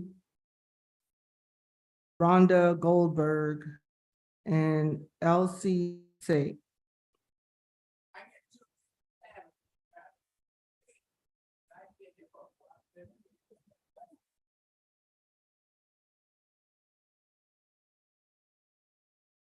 Good evening. My name is Rhonda C. and I'm asked that CCSD allow Lucy Beckham High School to Rotary Youth Exchange students for the 2025 school year. The Exchange is a nonprofit organization that promotes the exchange of students across the globe to relationships and grow as young people. Lucy Beckham would send 3 students out, and in return, we'd host 2 students from a different country. I hosted a young lady at my home, and I got to see firsthand the way she grew throughout the school year and all the friends she made here. And this exchange made a lifelong impact on her. I would like Lucy Beckham to be the exchange. If the students cannot attend Lucy Beckham, the families that have signed up to host may not be able to do so due to logistical problems. This could inhibit the tradition of global unity in Charleston. Thank you. Thank you.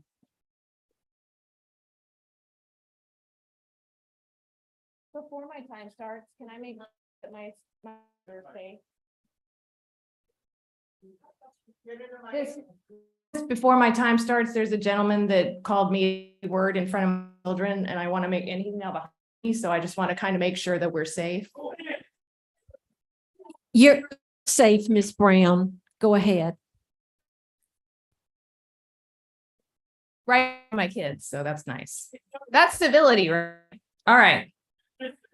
I'm Joy Brown. I have I want to talk about a statement that was released to the public on Friday, a wish to create conditions that allow for productive discussions.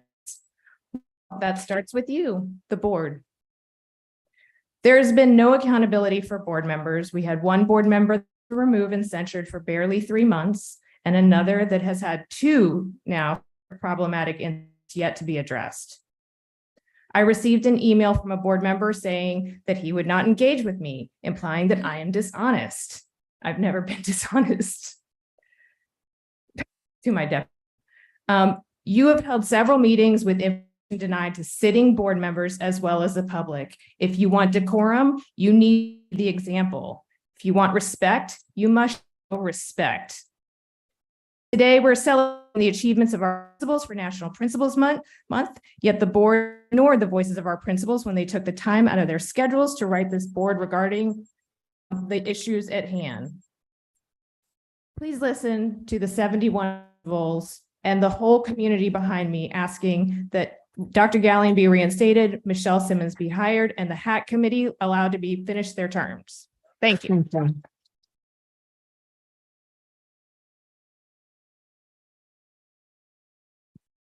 Hi, I am Stacy Gregory, mother of 3 from Mount Pleasant. Our district is full of wonderful kids who are each unique in their own way. We need our board members to be willing to make decisions based on all our kids' needs, not some. Comments recently made by board members saying that LGBTQ kids don't exist because they can't decide anything about sexuality or gender before they are old enough to vote. These are due to religious beliefs. We know this cannot be true since South Carolina has a teenage birth rate of over 18 births per 1,000 teens. That would be a lot of immaculate conceptions. Further comments made that racism doesn't exist and that Black children tests are due to Black families not valuing education the way white families do. I believe that 107 historically Black colleges and universities around the country would beg to disagree. This same board member is co-workers at a church with someone recently placed on the HAC compliance with the member's own policy. I asked that this board member be stripped of all leadership roles and ask her to not allowed to vote on future health advisory committee placements. Thank you for your time.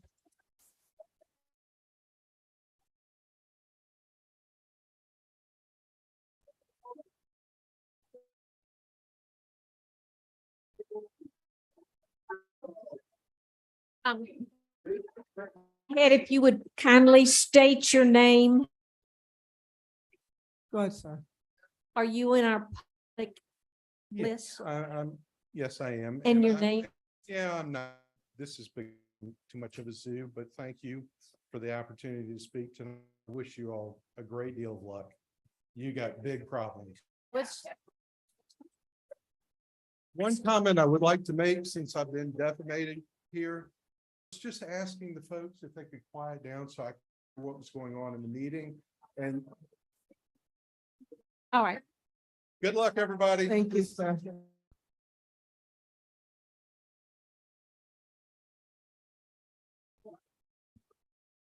Yes, ma'am. Go ahead and state your name and make your comment. Thank you.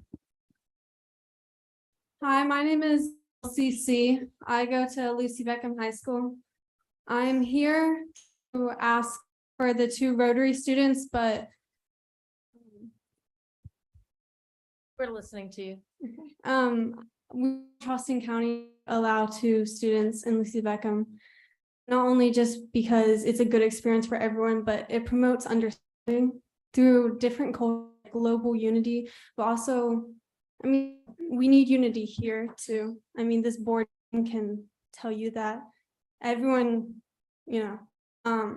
but this experience of changing of cultures is important for understanding. It can lead to empathy, and it helps in leadership skills and succeeding as an adult, because we all need to understand each other to have a connected global unity, and we all here and will help if they're allowed. Thank you, ma'am. Is Rhonda Goldberg here? Rhonda Goldberg. No. Rob, Jared Love, Penn Dolsher, and Ronald Malcolm.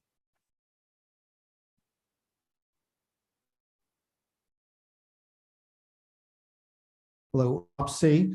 Thank you to the Charleston School Board for your consideration regarding Beckham High School being an authorized site for Rotary Youth Exchange inbound students.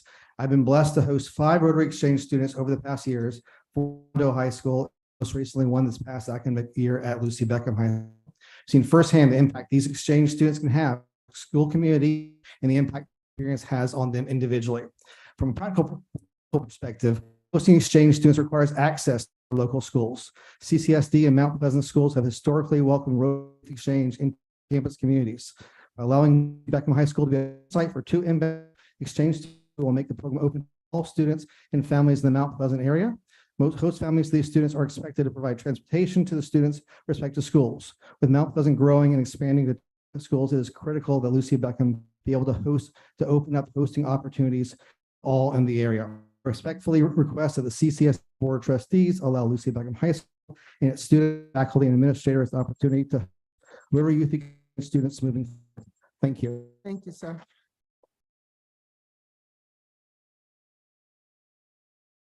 Good evening. I'm Jove, a CCSD parent.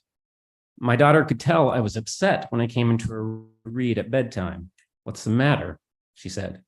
It was the night of September 5th, and I told her I was upset. I explained that the superintendent had been put on leave, the academic officer. I explained about the health advisory committee. "Why?" she asked. I couldn't say. It's been since then, and I still can't. There have been lots of meetings, some attempts to do legally what was first done illegally, but not meaningful action. At CCSD, we say that students are the heart of our work. And so it's necessary to ask, how are students benefiting from what's happening in this room? Dr. Galleon's placed on leave, Michelle Simmons was denied position, but who benefit? Students might ask, where is that ceiling for Black leaders, and who put that ceiling there? People who serve on the Health Advisory Committee are kicked off. Who benefits? Who is able to serve our community and who isn't? We shouldn't have to guess. The board needs to do our job and serve students. Thank you, sir.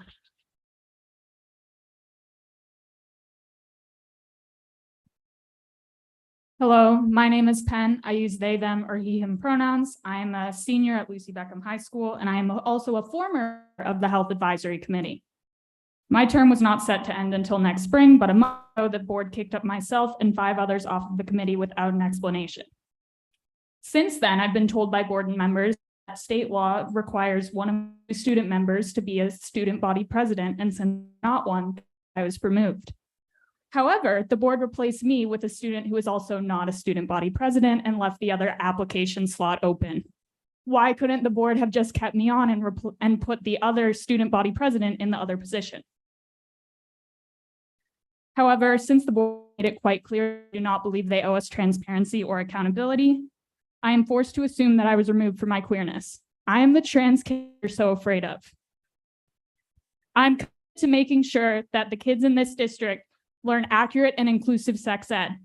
Tonight, my message to the board is you may have power now, but I trust that the people in this district who actually care about students will end your fascist takeover of our school board.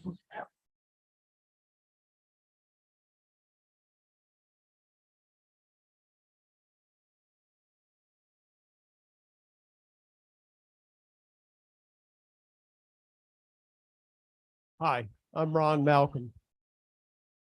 I'm concerned about a lot of things that have been going on. I'm going to limit my comments to the Health Advisory Committee. The school board recently dismissed members of the Health Advisory Committee without any discussion or any explanation of the rationale for their dismissal. It stretches my imagination to believe that this vote was cast without prior discussion, without some shared belief, some agenda that we're not privy to. Unfortunately, this is consistent with the pattern of behavior by this school board. This school board has lost the public's trust.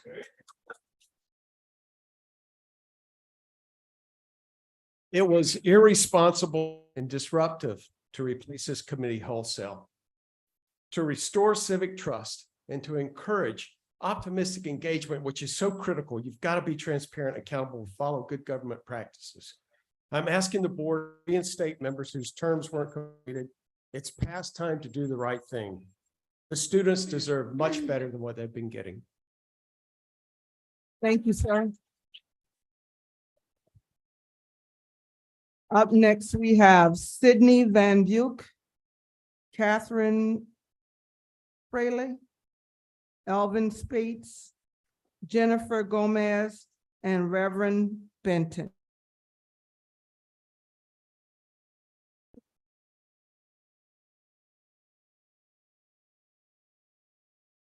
Good evening. My name is Sydney Van Bullock, and I want to speak about respect for a moment. When we entered these doors behind us this evening, there was a sign to remind us that it's our job to be quiet. It's our job to hold decorum. However, the last several meetings that we have joined you in these four walls, we've not been given the opportunity to speak. We've not been given the opportunity to share our words. So the respect that's given to the public has been non-existent. One of the board members spoke to a former CCSD educator, a college professor, and said these words: "The word of God says, don't cast your pearls before swine because they will trample it underfoot. It also says not to argue with fools because they lack wisdom and understanding. So which are you? Because clearly you are lacking wisdom and understanding because you are not picking up the pearls of wisdom that I am placing before you. And that's biblical. So why argue? You are not a swine or a fool." This same board member also spoke to Thank you, myself. ma'am. Can you please conclude your comments so the rest of them can finish talking, because we only have 6 more left and time is running out. I understand. I have one more sentence to say. This same board member spoke to me in this thread after I informed her that the former teacher that she was speaking to has a doctorate degree in education and teaches currently college education courses.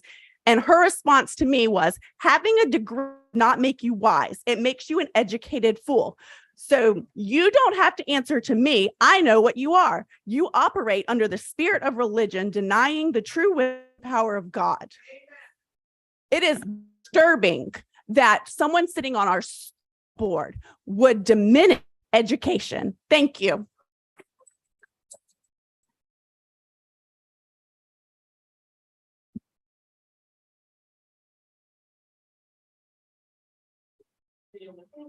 Hi, good evening. My name is Catherine Freely, and I'm a teacher librarian here in Charleston County. There are multiple studies that students in schools with full-time librarians and well-funded libraries score significantly higher on standardized testing in elementary and secondary schools. Our school libraries are hubs of learning, exploring, teaching, and collaboration. Our students, all students, deserve to be represented in our library collections. Someone connects, they are more likely to view themselves as better, and this is what we want for all our students. Here are a few of my students along with the book they identified. This is Promise. She loves this book because Solway's skin is glowing. This is Chandler. He loves this book because the boy in the likes skateboarding just like he is. This is Colin. He likes this book because this boy has glasses just like he does. And this is a Melody, and she loves this book because she is brave just like the girl in the story.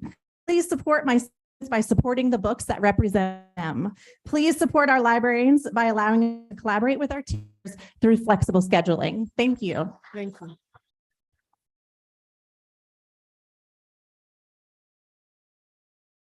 So I'm gonna be direct, Carletta and Ed and Keith and Leah, because no one called you out, and Pam. I'm not sure you can use Yeah, names already in did your it now. public We already did. comments We passed per it. So policy. listen, But so go listen. ahead with Yeah, your I comment. want my 10 seconds back too. I want my 10 back. So anyway, listen, it's funny to me, y'all took a picture with the principals, the same principals that signed a petition for Michelle that y'all denied. It's not funny, but y'all support them, right? Y'all back them, but they signed a petition to support Michelle. What's also funny to me is it only took the voice of one white woman, Terry Nichols, one white woman to get the superintendent here, right? But over 1,500 people signed a petition for Michelle, and she's still not appointed. Y'all make it very clear. Y'all make it very clear who's for it. It's okay for the voice to matter when it's against a Black person, but if it's for a Black person, we don't move, right? And also, what's funny to me is one member sit up there and she had the nerve judgment on somebody else when we got countless things that she said that goes against school policy and school rules.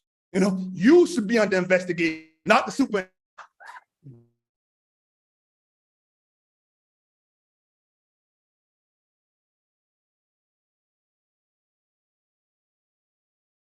Good evening, members of the board. My name is Jennifer Gomez, and I am here tonight as both a proud CCSD teacher librarian and a proud parent of two CCSD graduates.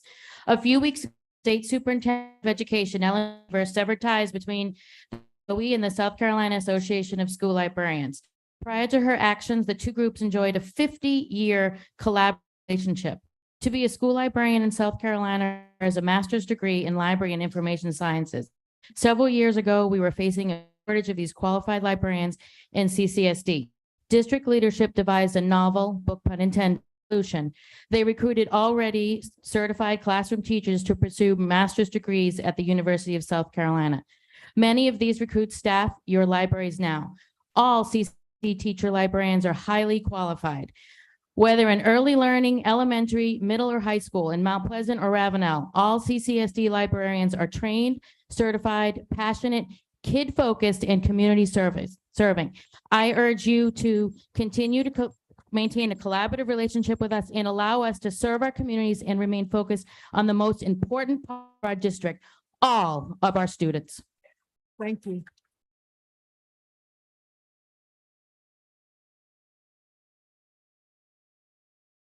My name's Byron Benson, Senior Pastor of Mount Moriah Missionary Baptist Church. We need leadership, or not leadership for some.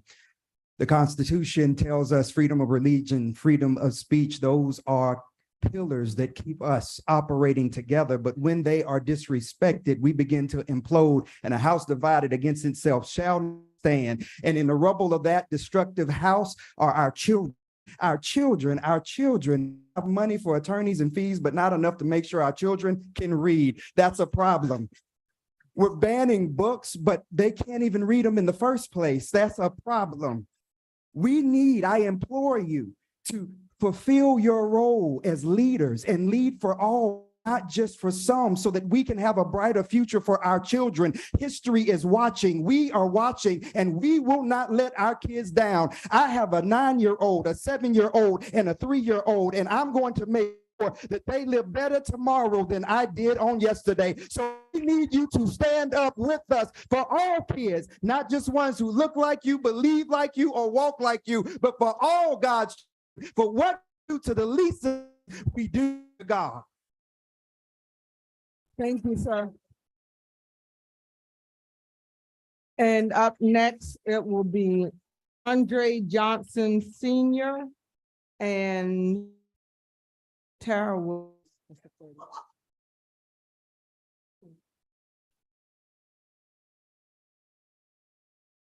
Yeah.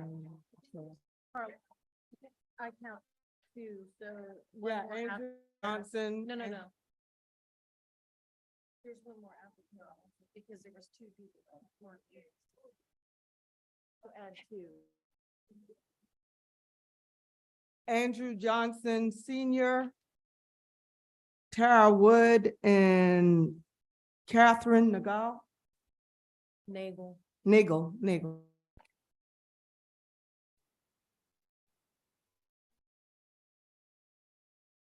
Bring back Hack, bring back Miss Michelle, bring back Dr. Gillian, and there's assist Lucy and Beckham. First off, 1930 book was published, Nature Knows No Kind by J.A. Rogers. Robert's Rule of Order, we ask the public, we ask as the father, as community activists and advocates, vigorous debate about the merits of a motion is central to the very idea of a deliberative assembly. As we are here today, we have two sides of the board. We have the forward, which is adjective or the adjective related who are concerned with the future coming from its origin in the Old English context. And then we have the stagnant five, showing no activity, dull, sluggish, in its Latin origin, stagnum, meaning pool. And if we go in depth, we see in stagnant, forming a pool of standing water.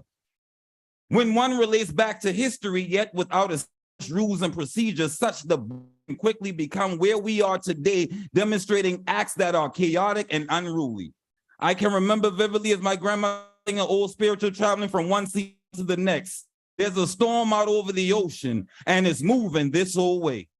Members of this board, I ask come together, reaching a consensus in a respectful, collegial manner, as there is a need for peace in the midst of the storm, with the regards and concerns of the public at the forefront, starting with accountability. Having a dialogue as such and not a debate, starting with accountability acts that of the board county district of the board uses point of personal privilege to address the accuracy of such members' conduct that was made through a public report and uphold policy BC addressing the school board violations with a resolution resulting from continuance of members' actions leading to their removal by the board from such district. The school board members along with others who have violated such, conforming to a standard of civility, which we just seen presented in interactions with other board employees, students, and the public, so as to treat all persons with dignity and courtesy. Profanity, threatening, job termination, or abusive language is prohibited and is made subject a board member to public reprimand and impeded constituents cause the removal from office to leaders as provided in SC Code 59/1960. Nevertheless, not take off track, we ask that a member and members of the board instill a dialogue to motion positively rather than negatively, based on well-being for our students and the advancement of the city, state, and regions. Hello, body. There's a storm out over the ocean and it's moving this whole way. We ask member of the board acknowledge with a point of information in regard to a more detailed understanding to why Ms. Michelle Simmons has yet to be appointed as the new chief executive officer, who has also endured the weight as an interim and excel and beyond with record numbers. She deserves and is doing which promotes point of inquiry to ask for clarification in a report to make a voting decision, in which brings the community to great concern that the CCSD board did not keep an open mind before the board by committing to only after the facts and of others in the meeting properly noticed under the Freedom of Information Act. I conclude by saying this notably also that a member of the board acknowledges with a point to a breach of rules and procedures and breach of establishment to be a FOIA violation that took place 9/25/20. Thank you.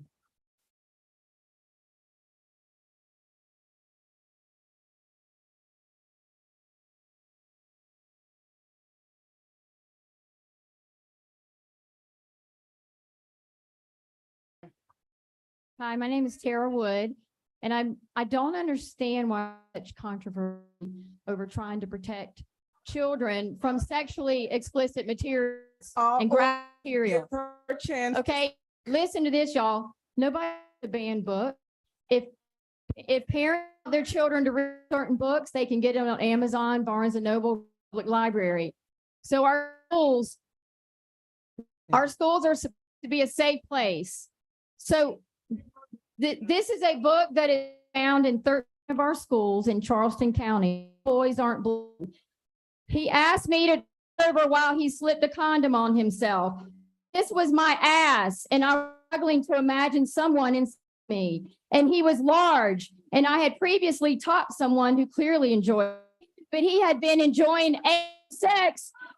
He enjoying, hey, please order. She has what, 5 or 10 minutes left, time left.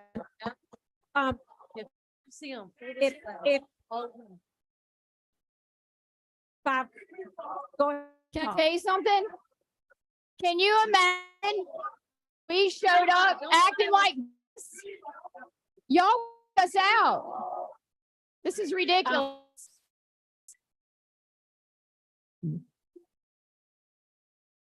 Ms. Wood, have you made your point? No. She still Okay. has time. 10 She still- seconds. 10 seconds. Just 10 seconds. Go ahead. Really? Really? Really?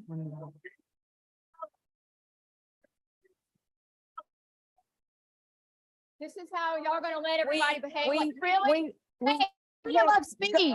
Ms. Wood, go ahead.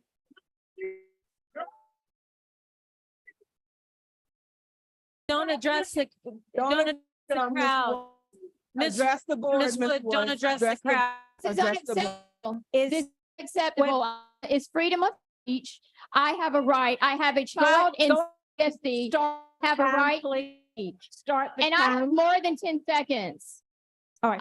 More than 10 seconds. Go ahead and speak. Well, Go keep ahead. talking. All right. If we Here we go. Here we quiet go. for Let me just start a over. moment. No, ma'am, you may not start over, but you may have your 10 seconds. We need to get on to the business. Continue. Okay. I previously taught someone who clearly enjoyed it, and he joined anal sex before I ever came home. Got on top and slowly hit himself. Thank you, Ms. Wood. It's not fair, man. Unbelievable.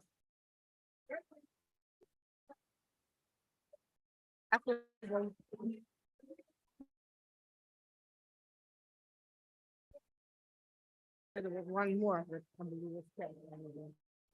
It was passing me then. I have it right here. I have been counting on every single one. There's one more person. We only did, that's only 9. Order. Thank you. That concludes our public comment period. We are on to taking action.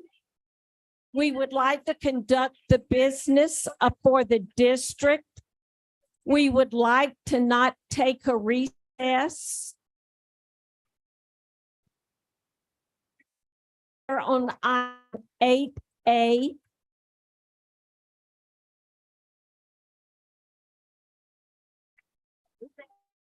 No, we are on to item 8A.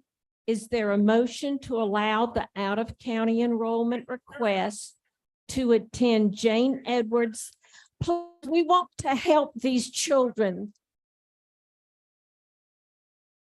to attend the Jane Edwards Elementary School with confirmation of space and parental transportation. Staff will consult with Colleton County for the students' funding. Is there a motion? I so move. I second Moved it. by Ms. Watley, second by Dr. Temple. Is that right?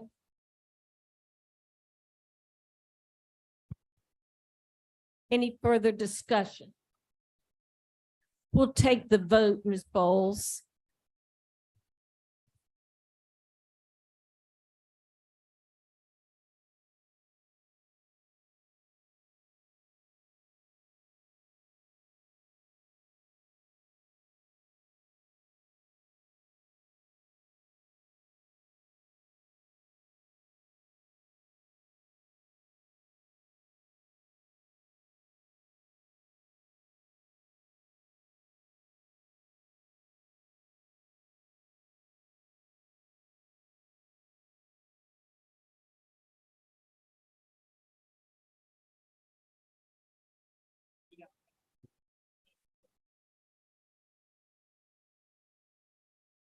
If you would please vote and then confirm your vote when it appears on your screen.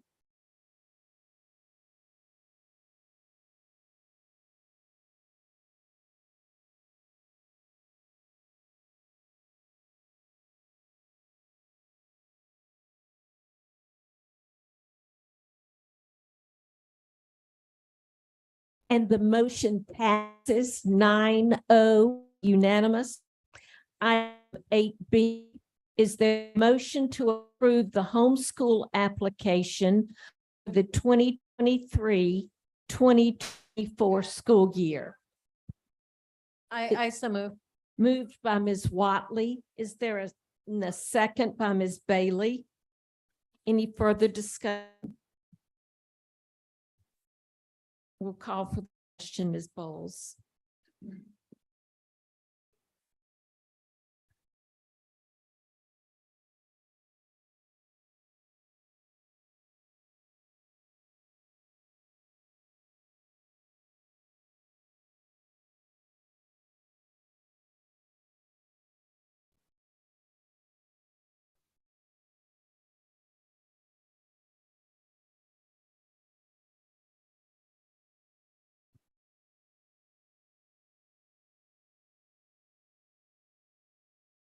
Motion passes unanimously.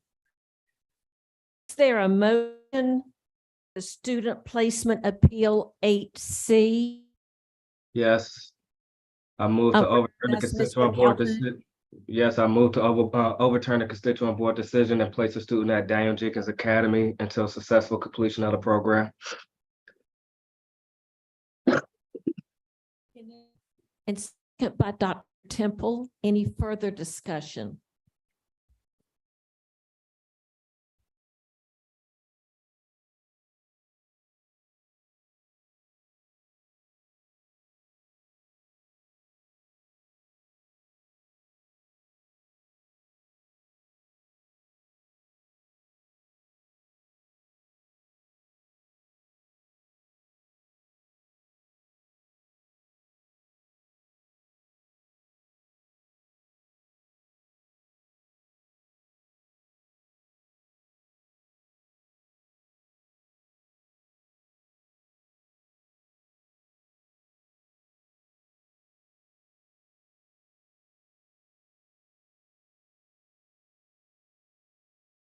And the motion passes unanimously.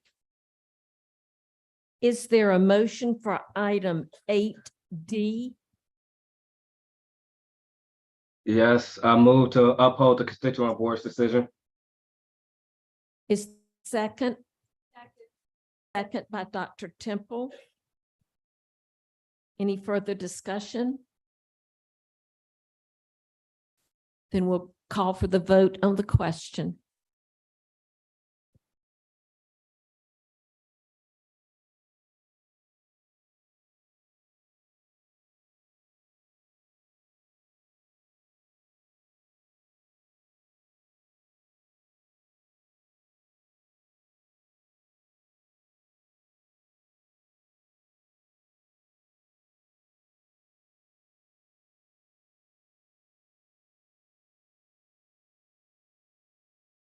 And that motion passes unanimously.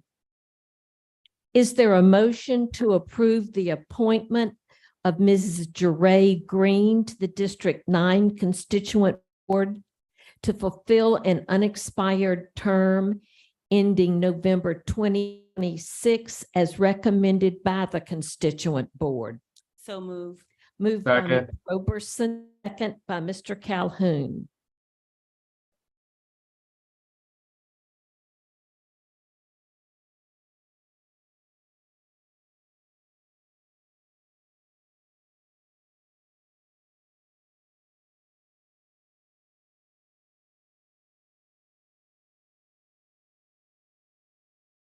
We're ready for the vote.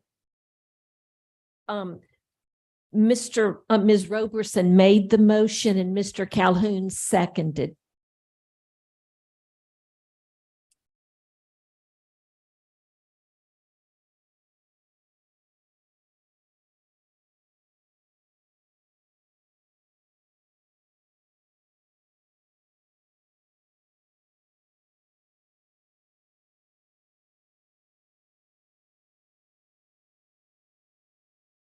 And that motion passes unanimously.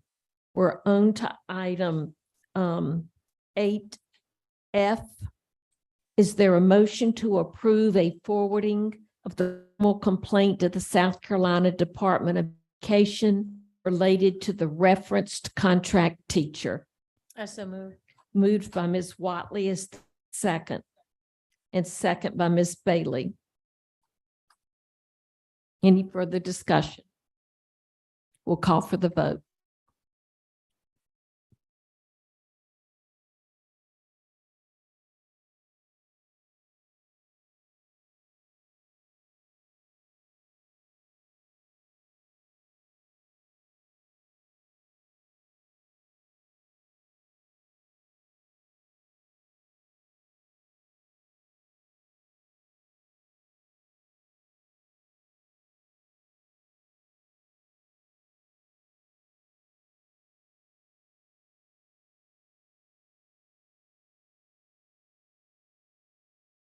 And that motion passes unanimously.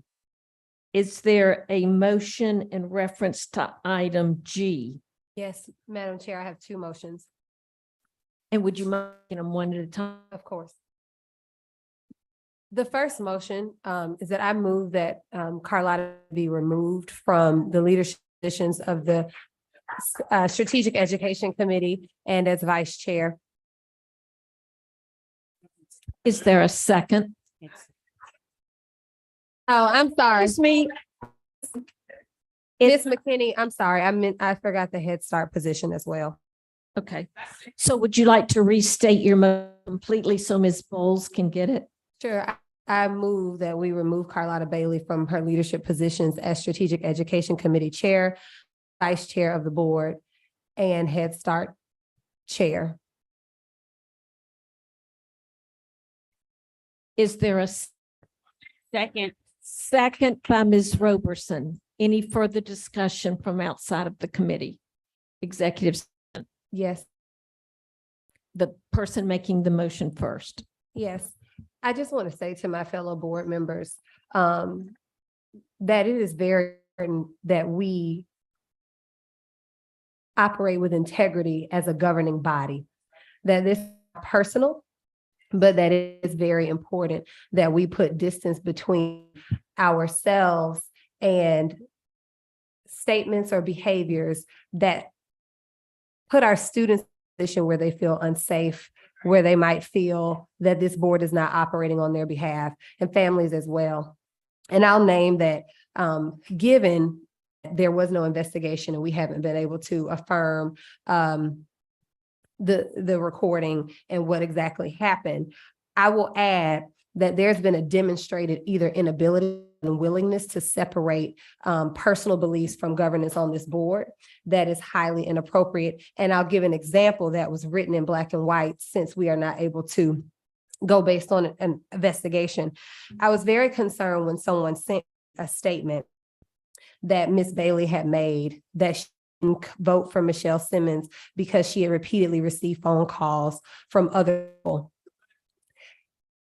My concern in that is that that is a personal frustration and doesn't consider the fact of the situation. And so even in example, personal feelings, personal frustrations actually led before the data, before what we should have actually considered. And then the last thing I'll say is that it's our duty constitutionally to make sure that we are governing from our religious beliefs. I am a member of a church. I do hold religious, but I try very hard to separate that from this board. And the reason I make this is, since there are alternating debate, is there anyone opposed that wants to make a comment?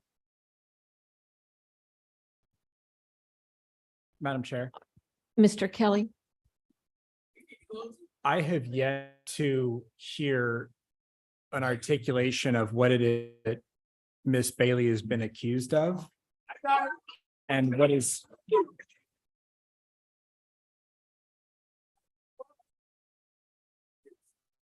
If we can let Mr. finish his comment. Thank you, Mr. Kelly. And I have certainly not heard anything. And so I've been told the recording that has circulated social media actually has been altered and or adopted. Therefore, it simply, without knowing the totality of what was actually said or the context around it, this is premature at best. All right. Anyone speaking? Ms. Roberts? Yes. He addressed Mr. Kelly. Even if you did not I think hear, all you can address is the chair. let me address Mr. Kelly. And he gets to Mr. rebut. Kelly said Oh, that in he didn't response. hear anything. A video, he didn't read anything. Let me say to you, you sat in executive session and attacked me. She attacked Ms. Wars and Dr. Temple. I don't think you can repeat No, executive no, session. let me finish. Let me finish. Take action on it. No, I was threatened because I said that I saw a video. And that language that came from Miss Bailey was unacceptable. It was unprofessional. To threaten, if I say something out of executive session that which you're going to do to me, that is unbecoming of an elected official. We have a right to talk about things that happen in detail. And that's how we come up with solutions. But for you to threaten that, and your witness to threaten that you defamation of character, that is so you didn't have to tape you for yourself in executive session. That should be enough. Are we ready for the question? We're No. ready for the question. I would like to say something. Oh, excuse me, Mr. Calhoun. Yes, I absolutely agree that the things that we heard were absolutely abhorrent, and I believe that the behavior deserves a reprimand. And I will welcome Ms. Bailey to say anything on her behalf at this point, or whatever she has to say to the community. But also, I believe as a board, we need to separate ourselves from these statements. I'm not done yet. We need to separate ourselves from these statements. And I'm not saying we need to separate ourselves from the board member, but at least from these statements, we have to separate ourselves. We're ready for the question now, Ms. Bowles. I have a comment. A comment.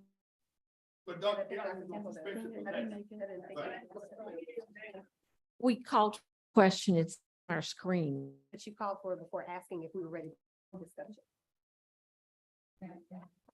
Okay, in your question? Well, not a question, a comment.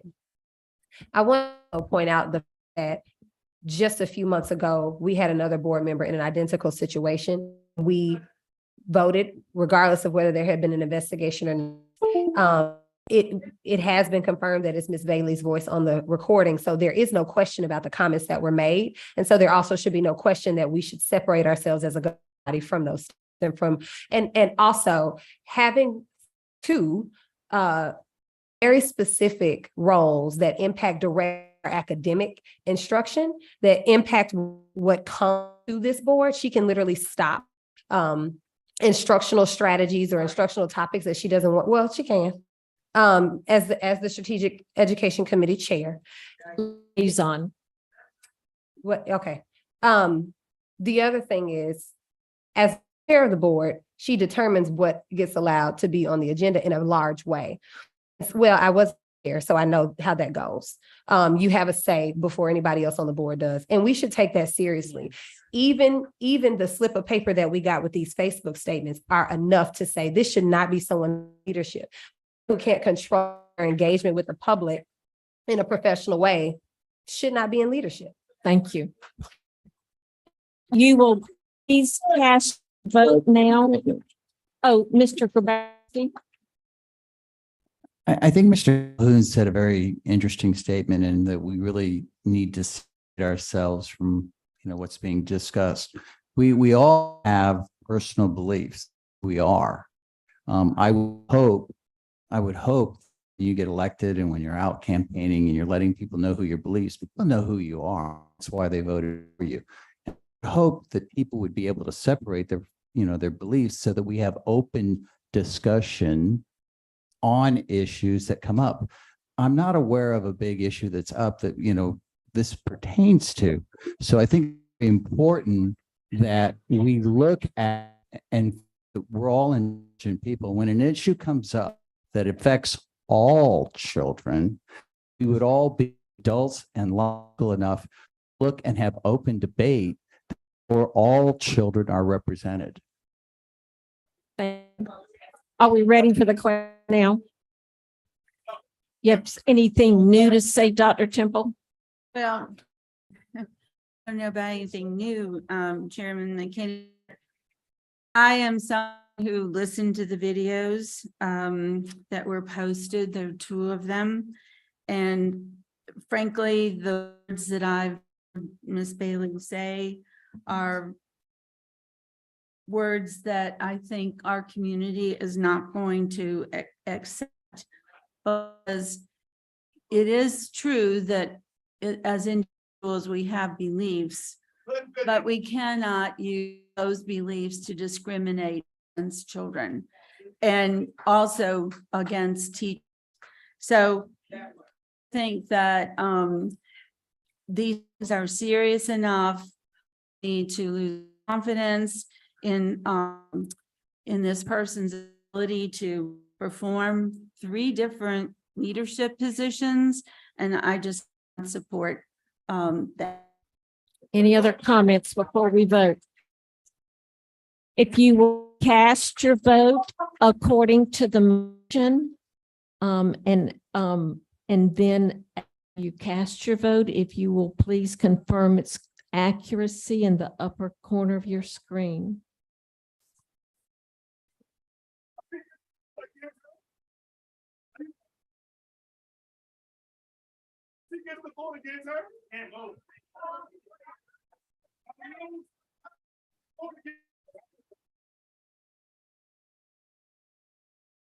Of course she can. She has a right to defend herself.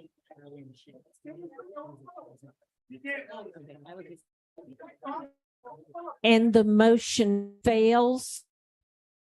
Ms. Waters had a second motion. Waters has a second motion.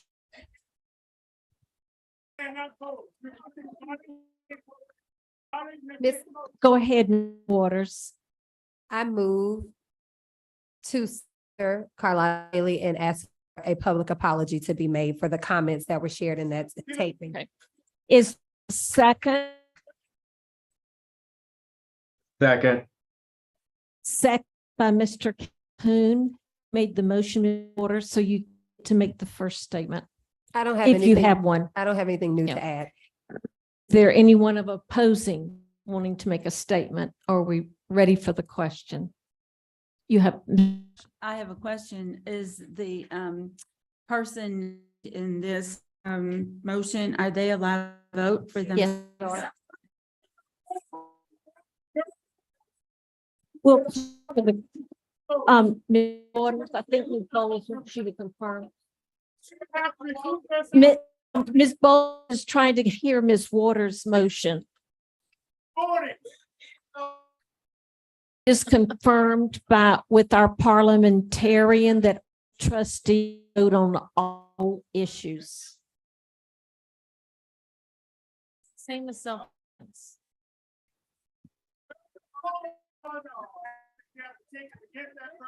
That person cannot vote. The chair is the one that breaks the tie.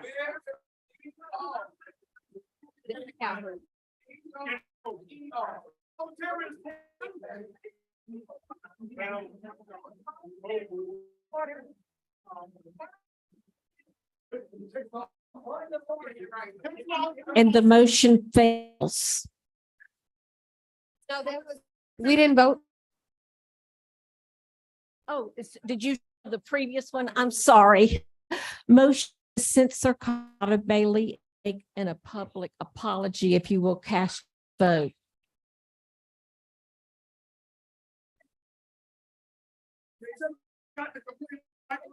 That was what I said the whole thing. To continue body policy, they get critical chapter, everything. And that motion fails. We're moving on to item 8H that was requested by Ms. Roberson. Ms. Allen Holmes, if you would please. Miss I bought it. I get task line.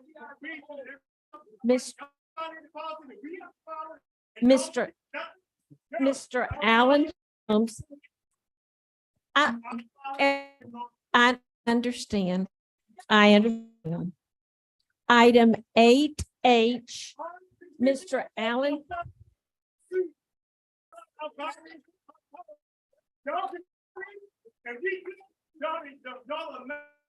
I understand. If you'll kindly.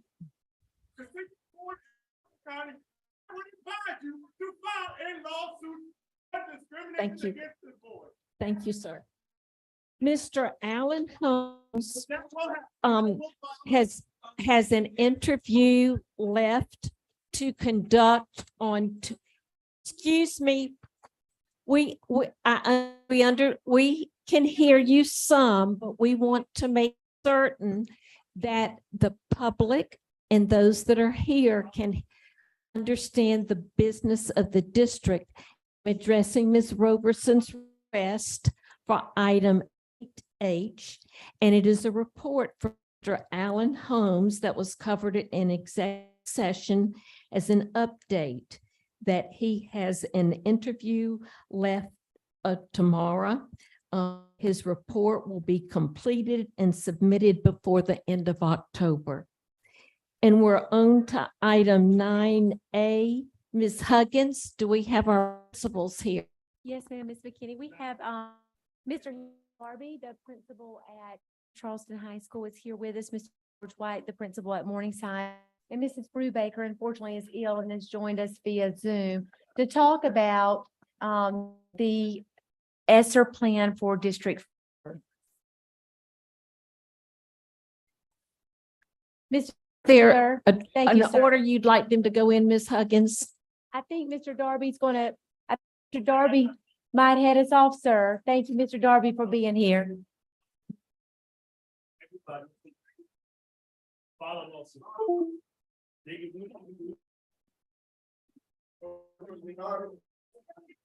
No, please.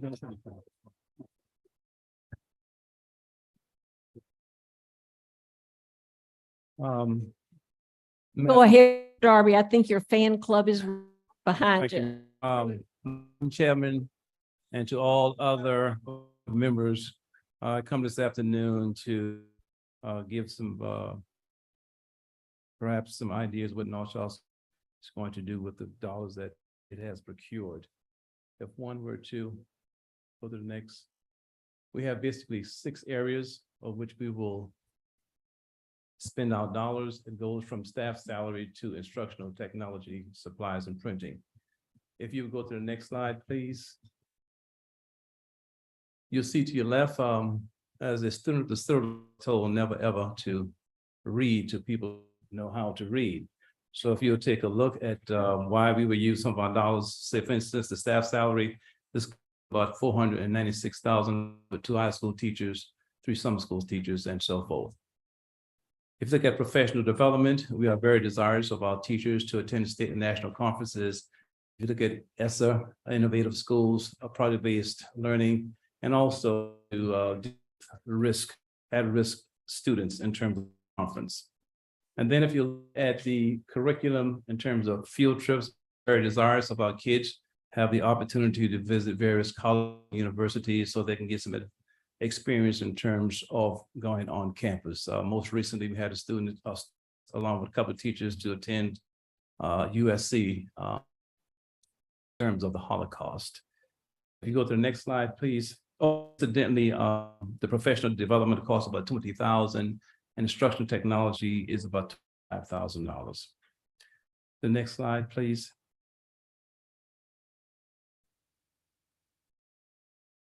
In terms of our buildings and fields, Very much appreciative of Mr. Barori in terms of what he is doing to help out North Charleston High School having a practice game field. We're very appreciative of all that. Not only that our students will have a wellness area in terms of the field where our marching band can practice, because as you well know, North Charleston, there are many amenities that we don't have, such as a football field, track field, marching band field, auxiliary gym, things along those natures. But I must confess and give credit to Mr. Barori for setting the record straight to help us get things at North Charleston High School. Also, we have contracted various services such as Convene. We procure their services because these went on the east side of Charleston during, I think it was 2006, where they actually patrolled the streets, particularly Columbia, Line, and America. And they went unarmed, addressing community from 6 in the afternoon and sometimes 1 or 2 in the morning, preventing drug dealers for kids. And at this time, on average, African-American men were shooting each other every 9 to 12 days. And these men went on the east side to assist. So we were of the opinion that if they can deal with that type of, they can definitely assist in the schools. And they have done a great job at North Charleston High School. There are other contracted services that I can get into, but I don't want to be too verbose tonight in due of the present meeting. If you look at the instruction technology, these are the things that North Charleston needs. So the category which we are presently in, and that we have to do better. And if there are any questions in terms of where we stand, I put those problems upon my shoulder. I am the captain of it. And of course, there are many excuses that one can make, but I'm not going to use any excuses. North Charleston will do better, and we will be more than sufficient. It's just a matter of time, and we appreciate everything that the board is doing for North Charleston High School. I also want to give a shout out to Ms. Huggins, who has really assisted North Charleston High School in terms of its resource.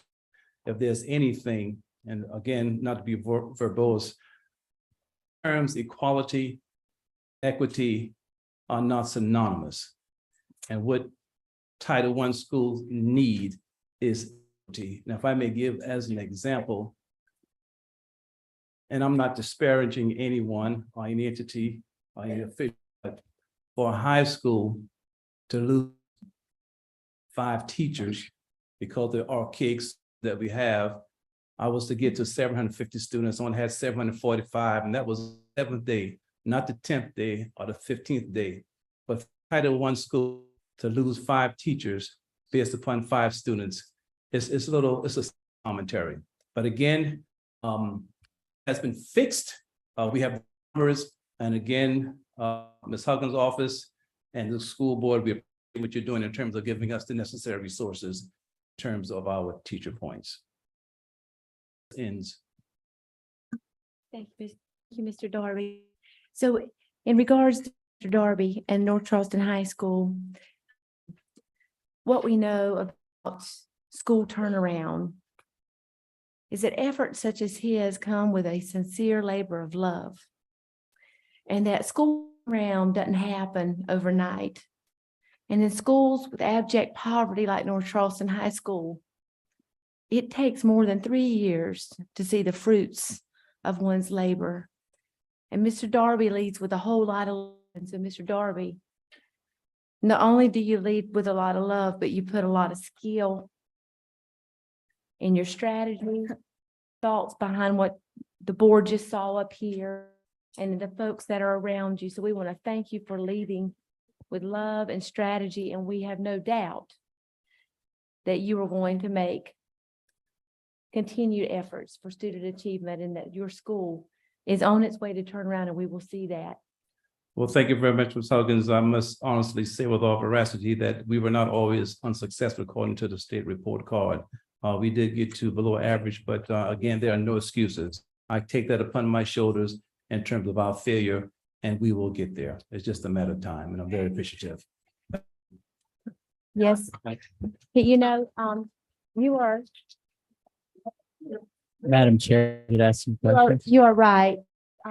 Mr. Darby has more integrity than most humans I know. So as we as Mr. Darby continues his work, what Mr. White and Mrs. Brubaker at North Charleston Elementary School and at Morningside, which are its feeder schools, will be imperative to prepare scholars for when they get to Mr. Darby. And so, Mr. White, would you come up and talk a little bit about your funding, Mrs. Brubaker? Mrs. Brubaker, I think you're queued up first. I hope you're feeling better. Can you hear us? I could hear you. I'm here. So Melissa Brubaker is the principal at North Charleston Elementary School, which feeds directly into North Charleston High School, Morningside Middle. So Mr. White, if it's okay with you, we'll start with Ms. Brubaker and we'll go right after her. No, please, sir, stand right on up there. You stand right on it. Okay, Ms. Brubaker, take it away. Okay. So we're really excited to work as a feeder pattern when Charity Foundation approached us about writing the ESSER grant to work across our schools, because it will take North Charleston Elementary continuing to better prepare our students who then move into Morningside, who then work their way up to North Charleston High School.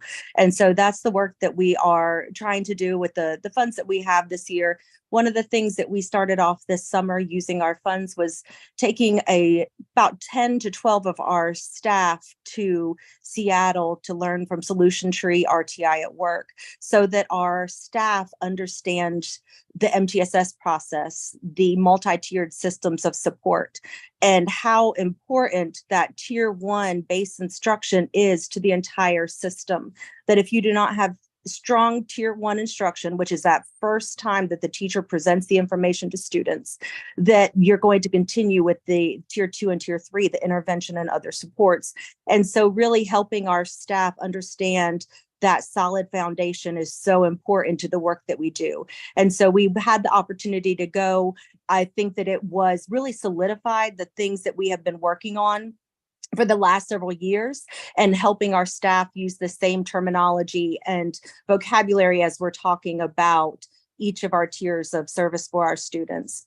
We also took 6 of our students to the Ron Clark Academy Leadership Academy. It was the first year that they did that, and excited to see how much our students are engaged and ready to help us lead to the next steps. So we look forward to seeing them take on more leadership roles within our school and hearing more of that student voice as a result of that action. We also will continue to send more of our teachers. We have a final batch of teachers that have not been yet to have that experience, the way that students are engaged in their learning opportunities there. We are also working with a family and community engagement coordinator, and she is working between each of our schools and also Shakora to help build capacity with all of the parent advocates. I'm very fortunate that I have had an amazing parent advocate. We have great parent participation, planning and programming for our families, and then building that capacity with the other schools to bring in our families as we partner together in the work. So that has been going well so far this semester in helping each of our schools align the work that we're doing with our families. We have a STEM night coming up that we're all doing together, hosting at the Career Academy over in North Charleston. So we are looking forward to that opportunity to partner with that school as well in this work. And then we are also enhancing facilities in terms of having an outdoor classroom area that our students can learn. A lot of our units have to do with pollinators and animal defenses and things that have to do with trees is one of our modules. And being able to be outside in nature and help our students learn is something that we are also trying to invest in. And then providing opportunities for our students, as we are partnering with Mr. O'Connor with Watoto, having our 2nd and 3rd grade students have that type of opportunity is something that we're very excited about being able to provide. One of the key things that we are working on this year and why we've invested in taking our staff to professional development is building that capacity within the school so that when we don't have the funds, we still have the knowledge within our building and continue to spread that throughout the building so that we're not just working from me down. Everybody in the building has that same level of knowledge. So those are some of the things that we're continuing to do this year, as well as after school tutoring, making sure that we're providing those extra opportunities for students who need that. Thank you so much, Ms. Brubaker. White, you want to advance those slides, ma'am?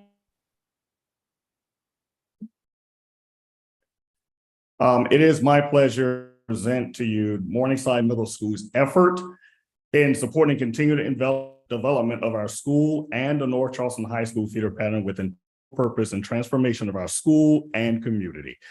Though we are at the moment displaced from our homestead at 1999 Singly Lane, we have made 2731 Gordon Street a home away from home until our new solace is for the deserving scholars, great community. The North Charleston ESSER plan was developed to ensure that our schools, in conjunction with the community, churches, and civic organizations, provide a support for the many needs of our most precious commodity, our scholars. Like North Charleston Elementary School and High School, Morningside developed a needs list to safeguard the integrity of our growth and provide a path forward and find the commitment CCSD has using its 3 pillars of grade level instruction, high quality teachers and leaders, and wraparound services. With these funds, we look at 3 areas: academic support, culture and climate, and engagement. With academic support, we identified the needs to high quality teachers and leaders in providing the most rigorous grade level instruction. For this to occur, we aligned our needs with professional development opportunities that employ strategy Tier 1, Tier 2, Tier 3 instruction. This summer, we attended the Solution Tree Conference in Seattle, which allowed us to reflect, refine, and enforce our purpose with high leverage strategies for RTI MTS. Our experience with this was not isolated to this conference. We also attended another series which provided in culture and as Solution Tree states, fostering behavior by utilizing the processes that boost our school's positive culture, increases improve behavior, prepare students for life, and address inequities in school discipline. This workshop was designed to create a practical roadmap for meeting the needs of the whole. With culture and climate, Clark House system, which has a tremendous impact on our culture, has allowed us to reinvent the PBIS model for more. Our teachers are able to attend this 2-day workshop through observance and engaging discourse as a way to inspire them to engage every scholar at Morningside with deeper understanding strategies for engaging students, promoting academic excellence, fostering meaningful relationships, and creating a climate culture that promotes success for all. This was a game changer for our climate and culture, and we need it for it to continue. With the S funding, Morningside or Charleston Elementary School is able to send all staff to create a sense of ownership of the house system. The parent engagement is a powerful piece of the plan. Currently, we have a parent advocate that works in conjunction with Charleston High School or Charleston Elementary School. And with funding from, we were able to make sure that we had someone that was able to engage the community, because the community needs to be part of growth here at Morningside Middle School. But with this, our parents also need school to be able to support them.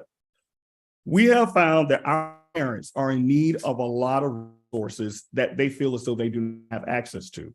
With our parent advocate, working with our parent advocates in North Charleston High School and North Charleston Elementary School, they're able to collaborate and build capacity with our parents and being able to find jobs, be able to engage in financial literacy conference, and also understand the need for them to be part of the experience with their children in all 3 grade levels, elementary, middle, and high school.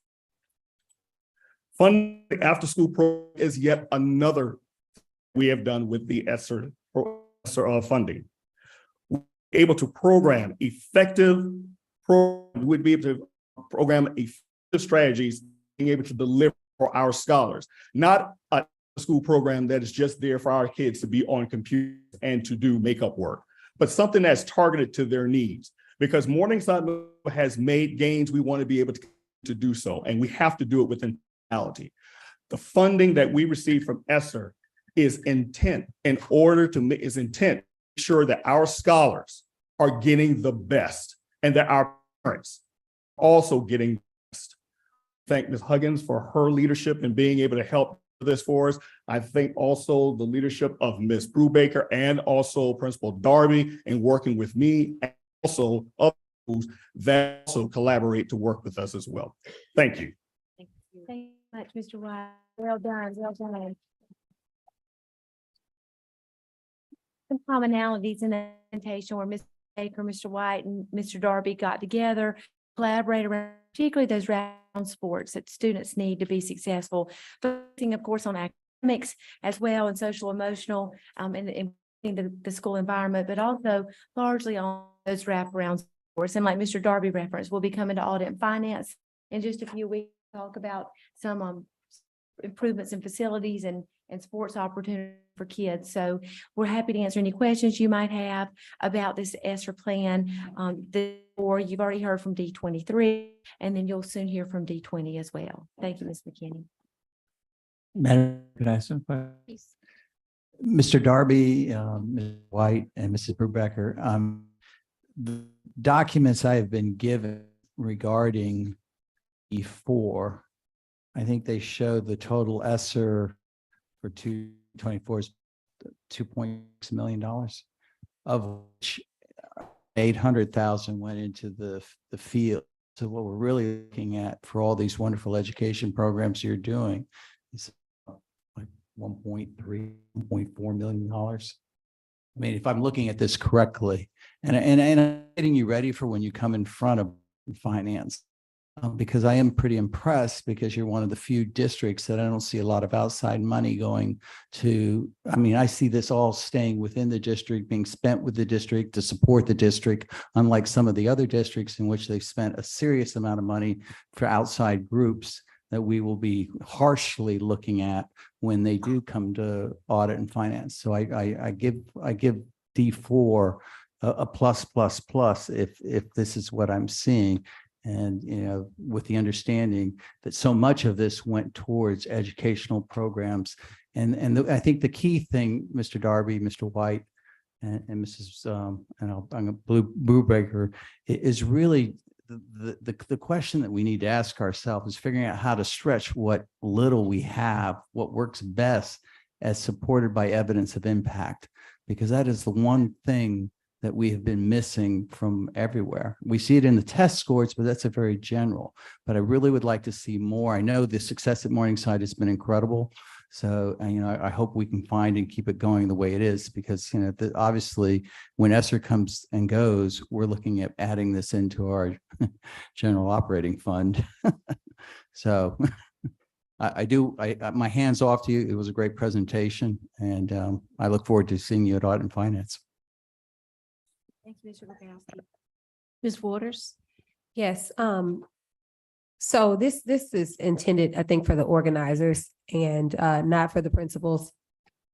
But a couple things had me a little bit confused about this entire section. I didn't really understand what the purpose was in advance of coming to the meeting, so I didn't really know how to prepare. What was the purpose of these presentations? I didn't really see any data or anything. Also, only the North Charleston presentation was there, so the others weren't there. I need to be able to prepare a little bit differently for things like this. And so I need to understand what lens am I coming to this using.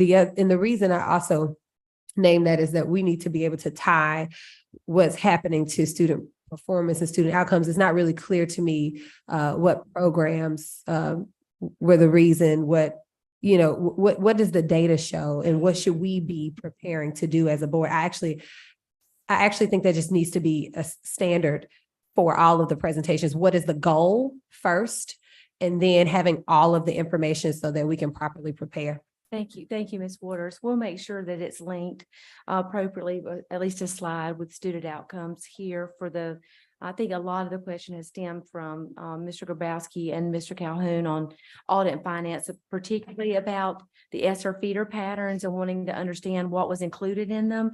And so I should have clarified that before we gave the presentation. We'll bring District 20, Dr. Barbara Delegard, and 5 principals are preparing for that, hopefully next month. And it is going to be linked to maybe even some fall formative data. So we'll make sure that's clear next time. Thank you for that feedback. Well, and just I mean, because I know we've heard from the D20 proposal, we've heard updates at least twice. And so I'm just also wondering, you know, for me, it's about moving forward and Sure. how are we going to do more? And so to have that come again and sort of hear the same thing, I think the members could actually go look at the minutes from those other meetings, unless there's some other outcome to come of the section. I think District 20, for example, they are the feeder pattern, Mrs. Waters, that has been working with ESSER for the longest, the most sustained. Both District 23 and District 4 came in afterwards. So they have been able to update their proposal, change some things, decide even some programs that they hope to continue. So I think that's a large part of what their presentation is going to be to the board, based on outcomes and how to, through the lens of sustainability, determine what they continue post ESSER. So I think their presentation is going to be geared a little differently than the last update that they did, but I'll make sure to circle back with them. But thank you for that feedback. Yeah, and just one last thing. If we're Yes, going to ma'am. be looking at this through the lens of sustainability, I'd love to be able to see what's happening throughout. What are the trade-offs? Sure. What are we giving up when we fund certain things so that we can ensure that the full picture Sure. is there? And we've, I think Mrs. Carlin's going to brief the audit and finance next week, or when we meet with them, I think that is next week, on the plan to start that examination process, and that budgeting process is going to start in November this year. And so we'll be thinking of a way with Mr. Calhoun and Mr. Grabowski on how we can be really transparent, almost with a zero-based budgeting process, to see exactly how we sustain certain academic efforts, at least. Thank you too. Appreciate the feedback. Any, Mr. Karowski? If I could just follow up to Ms. Waters' question. The only three we really focused on was D20, D23, and D2. I think it'd be very helpful for the board to receive the same type of information for all the districts, if we're going to do this right, and if we're going to get this, set into like a template towards his right Sure, presentation. sure. But I think it's so important to have principals here explaining the successes of some of these programs so we can understand exactly where this money is going to, because I think each district is very different in how they spend their money. Well, and these three groups were the only groups that got dedicated, that submitted a proposal for and received a significant amount of ESSER monies. So our goal was to help make sure the board understood, because I know you all were looking at a lot of line items, trying to determine how the money was spent and the effectiveness of that. And so the goal really was to give feedback on the programs and how they were used. And hopefully the District 20, Mrs. Waters, will respond very favorably to what you suggested, because it's been in place the longest. We have more student outcomes that we can link to some of the programs versus District 4, which has both, I saw Mr. Dallas in the room as well. They've just recently received a significant amount of funding. District 20 has been in place a longer period of time, so we'll be able to link it more. But thank you for the feedback. And I think it needs to be clear, this is over and above what the schools got through the formula. That's correct. Yes, sir. This is an additional amount of money that was added into these three school districts. Thank you again, Mrs. Waters. Anything else? I just want to say that I'm a big fan of our schools working in feeder patterns. And so I know that these three feeder patterns have been operating, but I hope that maybe there's some feeder patterns going on that maybe didn't use their ESSER funds, but are having conversations with each other about how they can move in that direction, so that there's continuity and support along the way. Dr. Temple, I'm so glad you brought that up. In just a few weeks, I think I may have mentioned it earlier, those student data reviews are held in feeder patterns. So Mr. Darby will sit down, for example, with all the elementary and middle school principals that feed up to him, collaborate in your district. All the James Island schools will come together and sit and discuss just that. And we tend to look at what trends are prevalent across the feeder pattern. If it's chronic absenteeism, for example, if they're having trouble with, they need more parental resources. And we're able to identify trends when all the principals get in the same room together and have those discussions. So we're looking forward to those in the coming weeks. Anything else? I apologize for rapidly going into from on the agenda from public comments to executive session items and overlooked asking Ms. Bailey to give the public the summary of the written comments, and we'll stop and do that now. My apologies. The summary of the written comments, online comments were 42 board member conduct decisions, transparency duties, 11 reinstate health advisory committee comments, 5 superintendent and or CAO support, 4 reinstate superintendent support, 6 reinstate superintendent CAO and HAC comments, 8 reinstate public comments, 1 teacher bonus, 11 book selections, banned books, librarians, libraries, 1 bus safety, 3 sex education, 1 religion in schools, 1 update on superintendent investigation, 2 Rotary Youth Exchange support, and 1 school academic performance, and 1 board meeting minutes for a total of 98 comments. Thank you, Ms. Bailey. We will now, and correct me if I'm wrong, move on to item 9B for information, Ms. Huggins, on the college and career readiness. Yes, and thank you. Mrs. Simmons will give us an overview of this goal, which does focus on college and career readiness. Buffy Roberts for her team will join the presentation to give an overview of data. And then Rich Gordon and Sherry Epplesheimer will do just what Mrs. Roberson asked earlier, the end of her questioning about how do we measure and exactly what tools we use to measure. So Dr. Epp and Rich Gordon will give a forecast into how we're working with high schools specifically to improve student outcomes. Ms. Simmons. Good evening, everyone. As Ms. Huggins alluded to, this is a presentation by committee. So you learned earlier from Ms. Huggins about the summary data attached to our state report cards. Well, college and career readiness is one data point, one indicator on the high school state report card. And so the goal, the plan, the intention behind tonight is to give you a better understanding of where our schools and our scholars stand regarding that preparation for a college career or a career after 4 successful years in high school. Thank you, Maggie. So Board Goal 3. Board Goal 3 supports college and career readiness efforts. This goal centers on ensuring that our scholars are prepared for transitioning into college and or career, while the 2027 target goal stands at 83.1. Our interim goal for 2023 is set at 70.8. And I'm kicking this presentation off for the team, but pleased to report that we've exceeded our interim goal target at 73.6% of CCSD scholars in the 2023 4-year cohort, college and or career ready. That's a celebration. Ms. Roberts. Ms. Roberts will take it away. So as you can see, over the past 3 years, CCSD has continued to increase the percentage of students meeting college and or career readiness. Since 2021, college and or career readiness achievement has increased by 5.9 percentage points at a rate of 8.7%.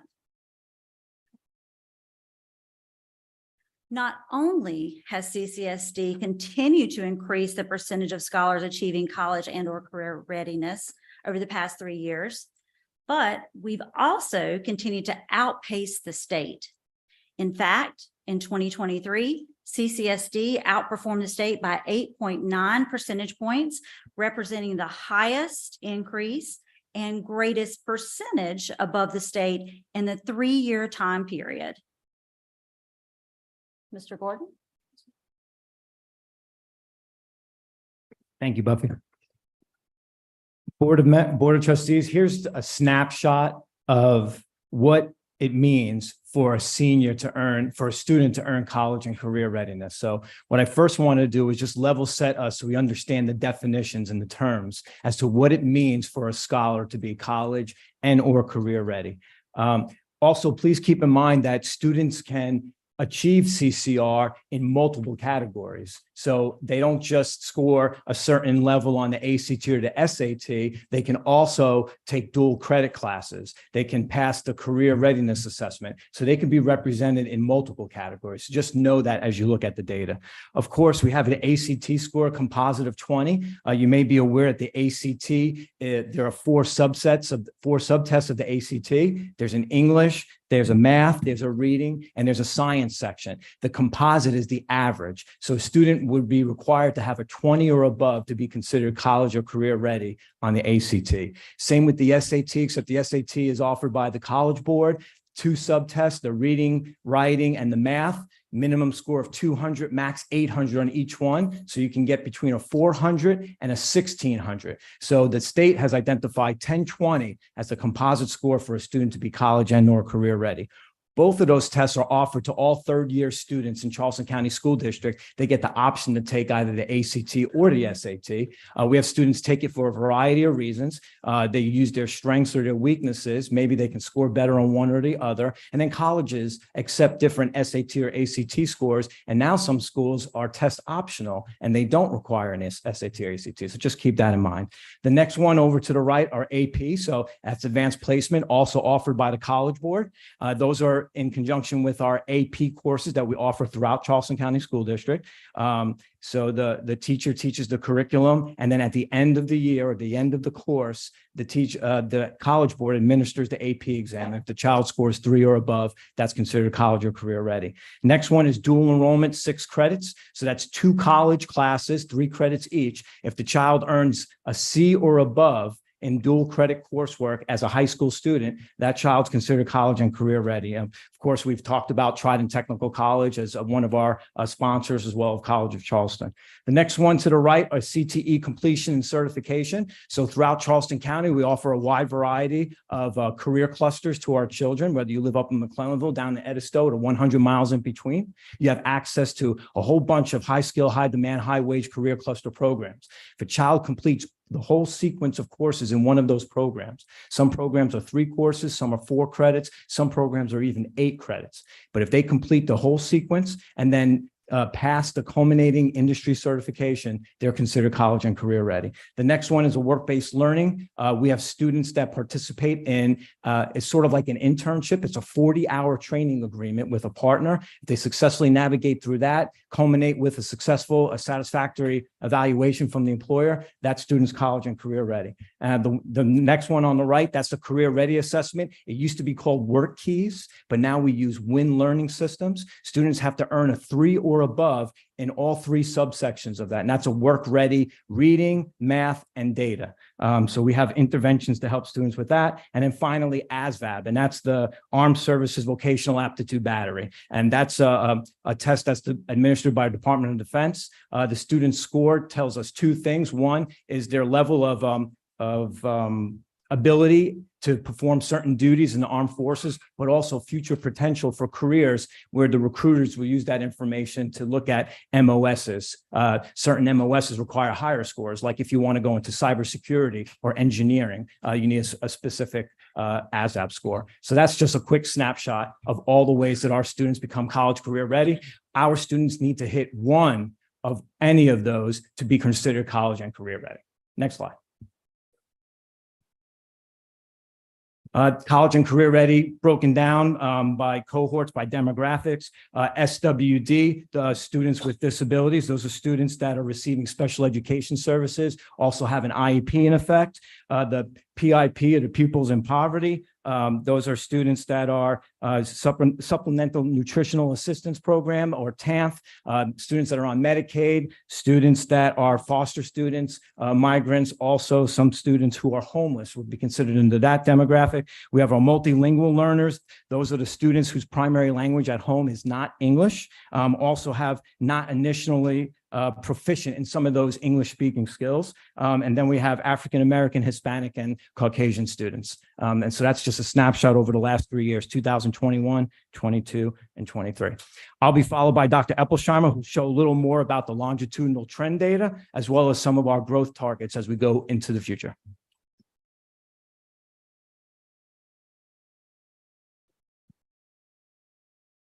Okay, as you look at this slide, this shows you how well we're doing so far. If we continue to show the same increases as we did from 2023 to 2024, that's a rate of 4.8% changes. We'll exceed our 2027 CCR goal of 83.1% by the year 2026. That's a year early. And by 2027, if we keep up this rate, we'll end up with 88.9% of our students meeting college and career readiness expectations. Next slide. You see the key strategies that we are using right now to increase our college and career readiness here. Some of the strategies we feel are foundational in increasing college and career readiness include an intentional focus on using data and the right data tools to track to help students find their individualized pathways to college and career readiness. Also, increasing opportunities for students to experience rigorous coursework like advanced placement and dual enrollment, and accessing CTE courses and their pathways and work-based learning. They're key to those students' success. Another strategy is building leadership capacity across our system that supports staff, teachers, APs, principals, and district staff through learning walks, coaching, the leadership pipeline, and cohesive tiered professional development are also pivotal to this work. And our student data reviews, you've heard about those so far. This structure ensures accountability and appropriate resources at all levels of the organization for the successes of all our students. While these things are essential, we would be remiss not to recognize our school leadership and the teachers who work so hard every day to provide the kinds of opportunities we've discussed this evening. This concludes our update on board goal number 3, college and career readiness. Are there any questions? Mr. Kelly is giving me the eye. I think that means a question. Yes, ma'am. I want to make sure I understand the data correctly. Slide 5 talks about the graduating cohorts. The percentages are percentages of students who had attempted these tests, or are they percentages of total graduation, like percentages of the entire cohort? Or Ms. Roberts. Clarify what that is. I'm happy to take that one. So basically what this shows you is we look at the students who are in that what we ninth grade cohort. So the students who entered ninth grade at the same time, and they have 4 years to meet all these expectations. One of those being college and career readiness. So it's that entire cohort that you look at as your denominator. How did these students achieve college and career readiness? So that's how that's done. Understood. Thank you. And so the actual number so that's a percentage of the whole cohort. Yes, it is. Understood. Okay. Do we have any data in regard to students who may have attempted something like the ASVAB, but well, no one gets turned down from the ASVAB, but you know, the other tests that may have attempted but didn't fall into that? We do. We don't have that in this particular presentation, but each one of these we certainly are able to, like for ACT or SAT or whatever, be able to show you what those percentages would be of the students who actually attempted, and then the students who achieved that particular measure. Understood. Thank you. Any other questions for the presentation, Ms. Roberson? Slide 6. I'm looking at the multi-language learners. It looks like they have regressed about 8 percentage points. Could you tell me what specific strategies does a district have in place to work with them? I know you listed key strategies, so they're just general. Can you give me that the district is using to work with that group? What are we doing to address the issues and support them? Simmons. I can take it for sure. I can address it. So we have a relatively new director who's taken the helm of our MLL department, Dr. Jennifer Baez. And she's shepherded a overhaul of sorts in terms of 3 big areas. I would say curriculum choices at the elementary, middle, and high school levels to support our MLL students, as well as the monitoring of classroom instruction and feedback. And so that's specific and new to this new administration under Dr. Baez, particularly, as well as the community engagement. So with our particular population of MLL students, it will be really critical and crucial to have that family support buy-in. So I want to say our oldest lead is in the building perhaps as well. That partnership between Dr. Baez's office and the Office of Translation and Interpretation Services is key to make sure not only are we serving scholars at a high level, but we can do the same thing for their families because it comes as a package, really. Okay, thank you. Ms. Roberson, I'm glad you asked that question because we need more support in this area. Our numbers of MLL students are growing at an exponential rate and we can't staff appropriately. So Mrs. Simmons is spot on in that Dr. Baez has added so much support that as we come to the board in the coming weeks and months, we're going to need more hands-on. I hope Dr. Baez, if she's not here, is watching and hearing me advocate for more resources for these students, primarily humans to stand in front of them and help support them at smaller student to teacher ratios. So thank you for asking the question. Thank you, Ms. Simmons. Mr. Kelly. If I may just follow up on that one, I think I heard it alluded to, but is it the exponential growth? Is that what you would attribute the decline to? I wouldn't draw that through line. We just know that there are some curricular issues we needed to address in terms of how we serve our scholars. And so you might have heard Beverly Pilkey a few weeks ago talk about the special education population. We consider them to be general education students before they're identified as anything else. I would say the same is true for our MLL students. The way we serve general education students is the same way we serve MLL students.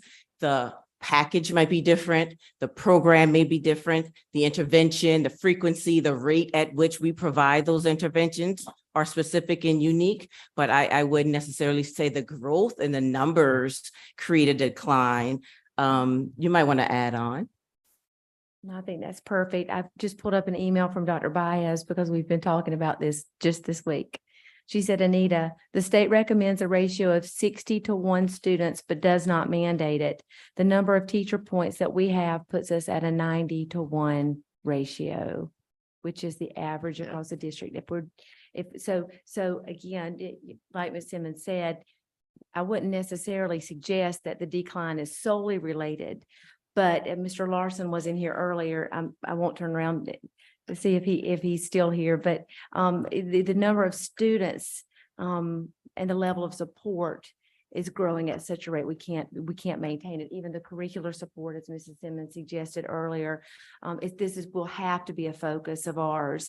I think we've identified this special education and truancy, chronic absenteeism as we think about budgeting for the new year as pivotal things on which we'll have to focus if we're going to continue to see the gains that we've seen in addition to sustaining some of our efforts curricularly. Is that it, Ms. Bailey? I'm looking at slide number 9, and it's the graduating cohort 2023 high schools. Mrs. Bailey, do you mind if I interrupt you? I don't mean to be so rude. If that's okay, we provided that only for the board information and it got into it's here. May we discuss that side with you one-on-one? Is that okay? Yeah. I would be grateful. Thank you. I'm sorry, we didn't. It's okay. update Good it clarification. appropriately. Thank you. And Dr. Temple? Well, yeah, I'd like to discuss slide number 9 too.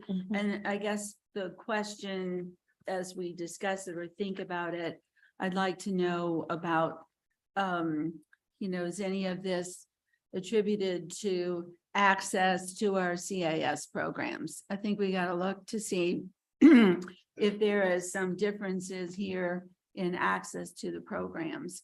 The slide I wanted to go back to was number 5, the work-based learning piece. That's our lowest item for kids to get college and career ready. And yet I think that work-based learning piece is so important. And so I don't know if you have any ideas, but it seems like this is a place for us to reach out to the community, to the Chamber of Commerce, to our businesses, to get more support for work-based learning, because so many kids are not going to go to college. And I know that a lot of our special ed students, that's a really important piece for them as part of their education, to be able to have some kind of work experience once they leave our schools. So that's an area that I'm very interested in. Yes, ma'am. And you know me, and I'm very interested in that as well, Dr. Temple. And I know that, 4.8% might seem small, but you can see the significant increase over the last 2 years due to numerous efforts of teachers, of students. We have career specialists that are vertically aligned in feeder patterns that actually work with teachers and work with kids and families to link them up. There are scheduling challenges, as you can imagine, with finding 40 hours and scheduling the courses appropriately. But our special education students, we actively engage with the special exceptional children department. I sit down with principals school by school and their CCR maximization teams to ensure that all of those students have an access or an opportunity, all of the indicators. And then also the work-based learning specifically, if let's say a student doesn't test very well, or a student is not going for dual credit, maybe the student doesn't have enough room in their schedule to be a CTE completer, maybe not interested in Department of Defense do ASVAB. We always look at work-based learning opportunities. And the reason why we've seen a 4-fold increase over last year is because principals and leadership teams are purposeful and intentional with scheduling these kids and supporting them with wraparound services. And then the kids have to perform. They have to actually do the 40 hours. They have to go through the partnerships, a learning experience, and have a successful summary evaluation. So I hope that we do continue to increase this, and I look forward to doing that with your help.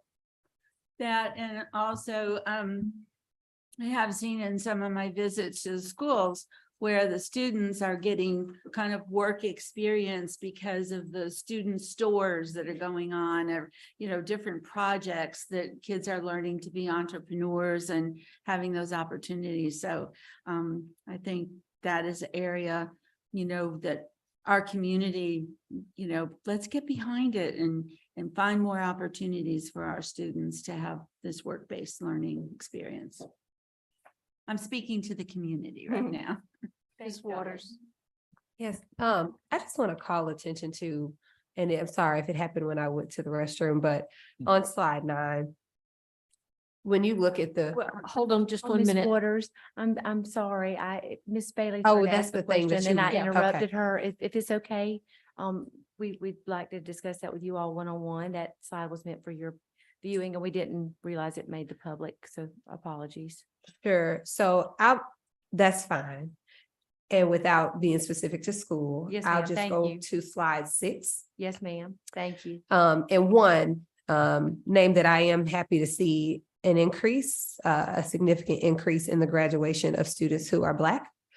But I just think when we talk about these things, we step around the real issue here. Yeah. And it is that race does play a factor Yeah. in what our students are able to do, on how far our students go.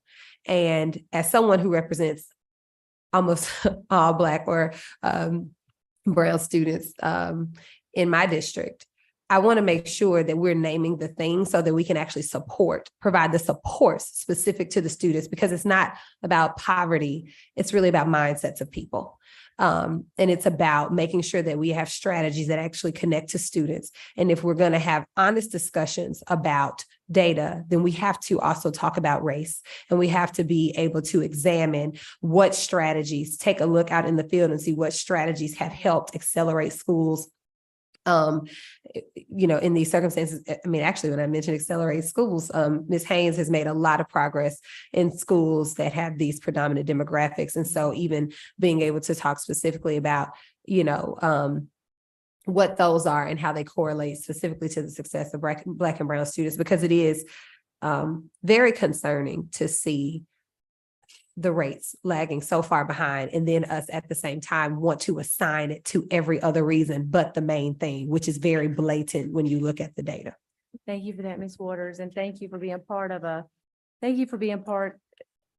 group that really championed the identification of some of these goals and guardrails, because as you know, one of those focuses on mindset and expectations for all students. And so we understand that expectations are a key. Having high expectations is a key factor in ensuring all students achieve at very high levels, as well as access and opportunity for all students. So I appreciate that. Thank you. Ms. Watley? I am going to be very brief. Okay, thank you. Slide 9 also stood out to me. So just Yes. whenever we take Yeah. some time to discuss it, please loop me in. Yeah, I have some absolutely. questions about it too. Absolutely. Thank you. Anything else? Yes. Mr. Mr. Mr. Calhoun, go Calhoun, ahead. go ahead. I'm sorry. And we'll go to Mr. Grabowski, the two Okay. money men. All right, quick, and I have a quick question. It's more of a long-term question, just thinking about the trend of the academy moving away from testing, as far as going like the ACT, SAT, and other testing and going to college. What is going to happen within the next 5 to 10 years when we start seeing more schools going away from this type of testing and students opt not to take this type of testing, have the state and have we start looking at how we will better gauge our college and career readiness? Answer about the testing. Your answer's walking to the podium. Yes, ma'am. Well, Buffy, you want to talk? That's okay. You can go ahead. Yes, ma'am. I'll finish up. So it's hard to tell in 5 years what the State Department of Education will do. Our crystal ball is only so clear. But we know that, yes, students take the ACT and the SAT. Many of those students also qualify in another CCR indicator. So we would hope that the State Department would consider adding additional indicators because currently there are 9. So I don't think it'll just go down to 7. But again, every year the State Department comes out with a new accountability model and a manual. And that accountability manual specifically and explicitly outlines what the CCR metrics are going to be for the upcoming school year. So yes, to your point, the SAT and ACT are not as necessary and required as they were maybe in the past. But we will look forward for guidance from the State Department. And in the meantime, we'll just continue looking at these CCR metrics going forward. Buffy? Good job. Thank you. Mr. Grabowski. Going back to Mrs. Waters' question, I think when we look at these numbers without discussing, obviously slide 9, it would be helpful, like our students, with disabilities. We have a percentage, but we really don't know how many students that represents that we're looking at. So it'd be helpful in these numbers at some point to say, just one slide to say, this is how many kids are SWD, PIP, MILL, Black, Hispanic, White, so that you can put it all into perspective. So when you're looking at the best ways to attribute the resources to where we really need them, it really helps. And then also to show where the growth is coming. Is our Hispanic students starting to rise? Are our SWDs starting to rise? Because obviously the SWDs, I mean, I'm impressed at 34.9%. I don't know what that means, but to me, that seems to be pretty impressive. But at the same time, that may be something that's really starting to grow. And we all know that the amount of resources we're going to have to address to that in the near future is much higher than, some of the other areas. Yes, so we can work to provide more context when we put out the hard numbers. Anything else? Anything you'd like to say in conclusion? No, ma'am, thank you all. Thank you. We are on to item 10A. I'm wondering the most expedient way to express that motion. Mr. Grabowski, do you or Mr. Calhoun want to make a motion? I can make the motion, but basically. Aaron, if you get my computer's off, so if you just go ahead and I got it. motion, people will vote. Thank you. Yes, this will be the motion for 8A for the 8% general obligation bond, but a motion to approve the resolution authorizing the issuance of general obligation bond series 2023B and the principal amount of not exceeding 95 million to fund the projects that's listed on the board action.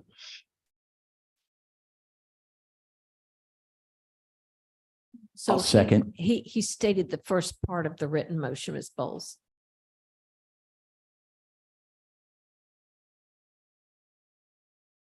And so I will ask for the purpose of the minutes, should we state the entire motion when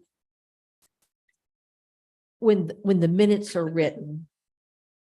And we all understand what the vote is because we've read and done our homework. I'm just asking about the proper. Well, I think the way, the great thing about the way audit and finance is working, because we do bring that initial report at Cal, unless somebody has some additional questions over and above. So Mr. Calhoun made the motion and Mr. Grabowski, you second. Are there any questions? Any comment you'd like to make, Ms. Carlin? No, ma'am. We'll call for the question then, Ms. Bowles.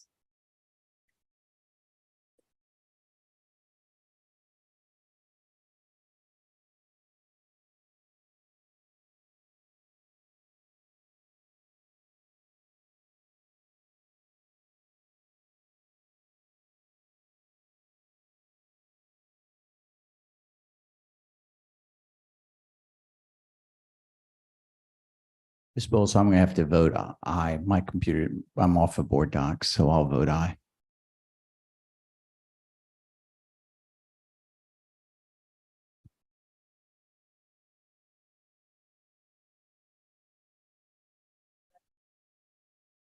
All right, so we will all vote by voice vote individually since it won't let Ms. Bowles in either. Ms. Waters?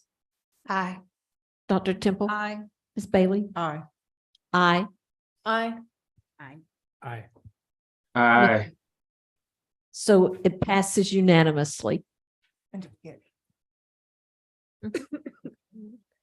All right, we're on to item 10B.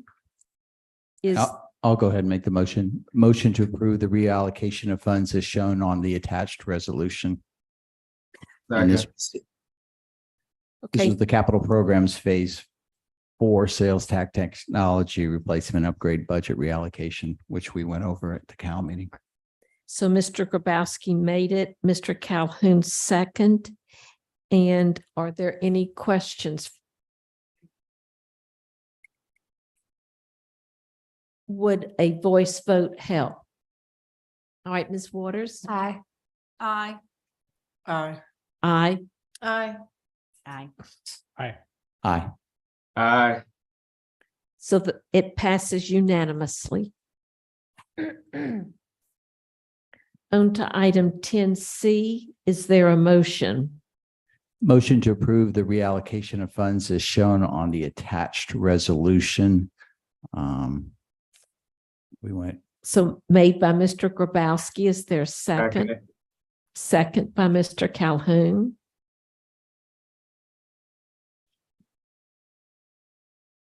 Are there any questions?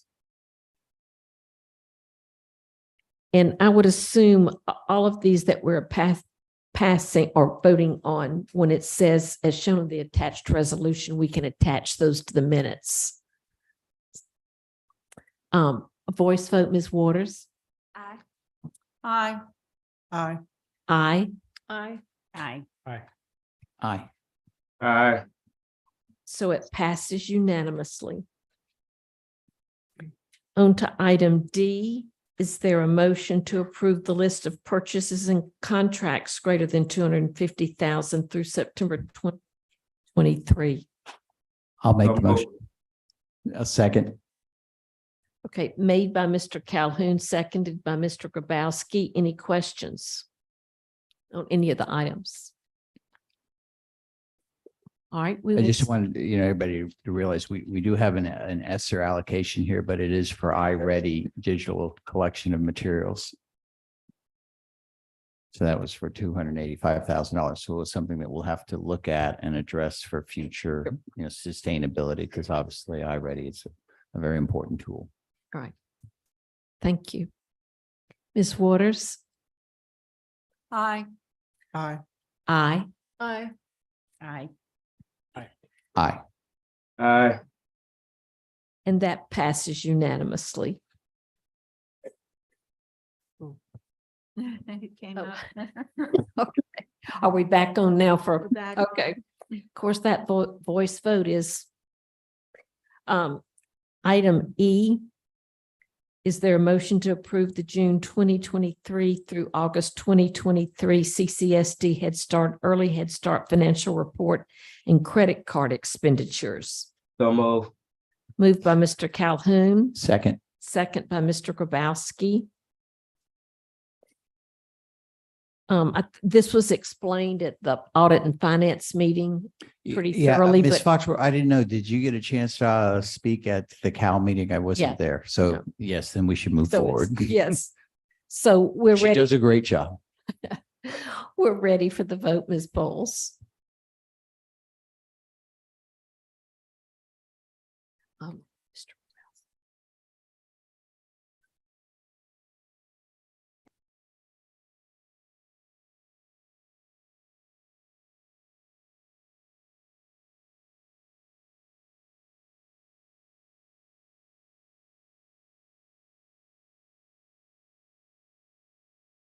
And that passes unanimously as well. We're on to item F, an information item about the capital projects reports. Are there any comments, Ms. Costello, you'd like to make? Any highlights? Or just ready for questions if people have them? I'd just like to say this is the August Capital Projects Report, and I'm happy to answer any questions you might have in the packet. Are there any questions from trustees? Thank you for making it so thorough. We appreciate it. You're welcome. On to item G, the capital program of Phase 5 sales tax early out projects. This is for information. Ms. Shaw, would you like to point out any highlights or entertain questions or comments? I just would like to highlight that we are very excited that we've spent 54 million of the 60 million of the early out funding that has been identified in this board item. And we will look to spend the remainder of the 6.1 million by the end of the year. Any questions? I have a question. Any questions on the items? Ms. Roberson? Mr. Barori, is this the same funding where the reallocation for St. John's baseball and softball field came out of? I don't see it on the spreadsheet. No, ma'am, this is early out funding. It's reallocating within the projects that have been approved already, so it is a separate source. Okay, thank you. Yes, ma'am. Any other questions? Thank you, Ms. Shaw, very much. The ESSER update, information, Ms. Carlin, any highlights you'd like to make? No, ma'am, other than for ESSER 2, we have spent 100% of it and we've claimed it. And so next month's report will be pretty simple and it'll just include ESSER 3 funding. And I once again, I'm sure this was covered at the cow over and over again. I see that we've encumbered more than some of the earlier reports for ESSER 3 as the number's starting to get smaller. You know, we're down to $56 million remaining, if I'm reading this right. But I know that there's going to be an assertive action of ongoing with staff, as I was talking with a couple staff, that we are now really starting to look into it to where we're going to start breaking it down for next year. Yes, sir. Mr. Kelly? Ms. Carlin, I do have one question. It looks like the balance spent is about 1.6 or so, or 1.4 short of the reimbursed to date. Is there something that are we holding that up, or are we just waiting on the federal government to? No, sir, that's all been cleaned up with the federal claim deadline. There was a timing issue. So on the next report, you'll see that everything that we have spent to date or through the end of September is going to be, I'm pretty sure it's going to be 100% claimed. So if it's not, I'll definitely point out what the issue is, but we had a little bit of an issue with the time of filing all the claims and then doing, excuse me, I'm sorry, I'm babbling. Adhering to the August 15th federal claim deadline and then moving forward with the other claims through the end of August. So there was a timing between August 15th and August 31st. That's what I'm trying to say. Understood. Thank you very much. Yes. Any other questions? Dr. Temple, excuse me. I mean, I looked at this report and I know that November 30th, we're going to be giving our teachers the $2,500 bonus. So I guess when I look at this report, I'm like, where did the bonus money come from? What categories do we pull from? What activities? I mean, these are questions. What activities now are we not doing? And was it okay? We just didn't need those activities or those expenditures. So that's the question I have. It's round. And unfortunately, I do not have that information with me, but it will be part of the next month's report where I can talk about that more in depth of who gave up. A lot of chiefs gave up a lot of different things to make the first part of the bonus happen. So. Well, we appreciate it. Yes, ma'am. Hopefully it's not detrimental. Any other questions? All right, on to item I, the FOIA information. Mr. Calhoun, would you like to address this? It was we appreciate the background information and being addressed at Audit and Finance. Would you like to comment on it now? I think I brought everything up at Cal as well, but at this point, I think as far as the legal fees, we see what they are at this point, and we can move forward and wait for Dr. Gallion to get back to see what the next course of action would be as far as hiring in-house legal counsel, so we won't be so bogged down within legal fees. And like I said at Cal, I do believe we should leave it up to the communications office to put together their own policy or their own strategy of how they will move forward with FOIA fees or whatnot. Thank you, and they are working on that. Anything else about FOIA information? All right, on to item 11A.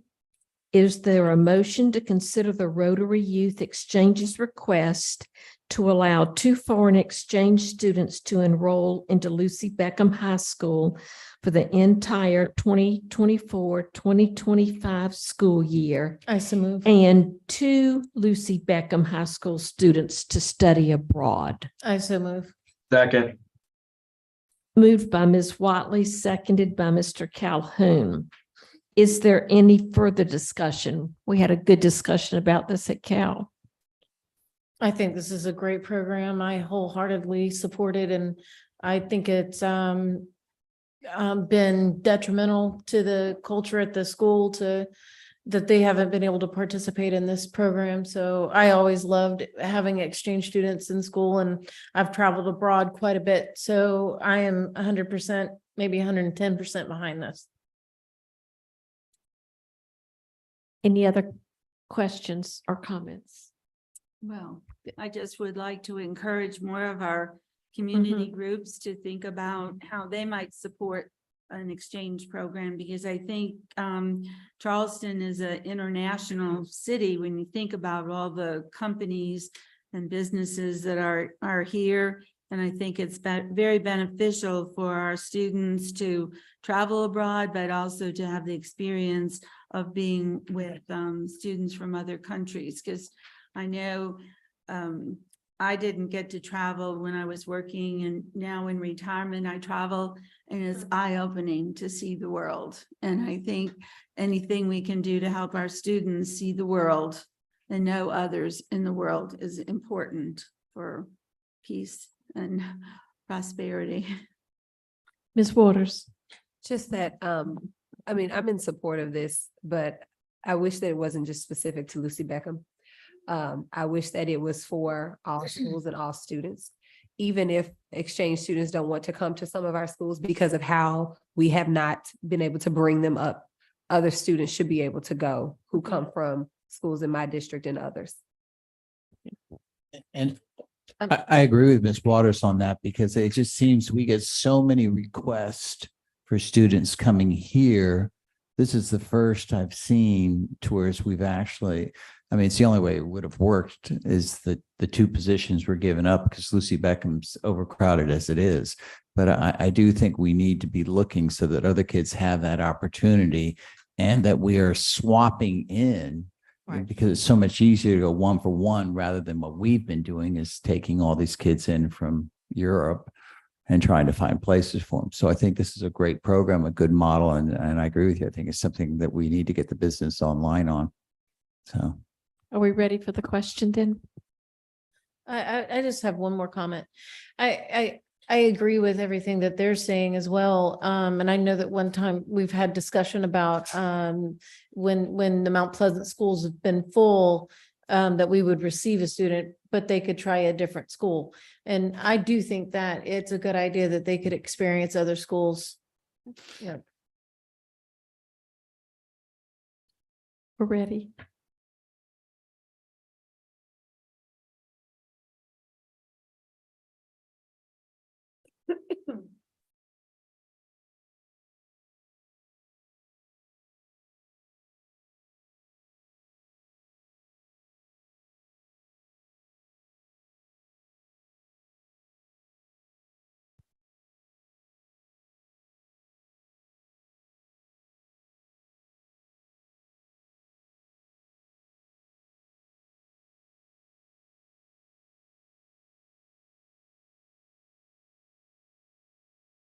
And the motion passes 8-1. We are now on item 11B. I am moving to reconsider the Health Advisory Committee appointment vote taken on September 25th, 2023 at the November 13th, 2023 Board of Trustees meeting for this reconsideration. Is there a second? I'll second it. Second by Ms. Watley.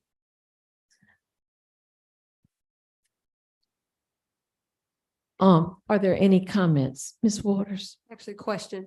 I do not want to call you Liz. Can you share, you state your last name? I'm so sorry because I've been calling you Liz. It's okay. It's my last name is Guthridge, but you can call me Liz. I'm sorry, Miss Guthridge. But the question that I have, I know you answered my question about this will move this to another time potentially. Is that correct? Mm-hmm. So then I guess my question for the chair is in so doing, I guess, what is your intention? Because I don't want to assume anything. What is your intention with this motion?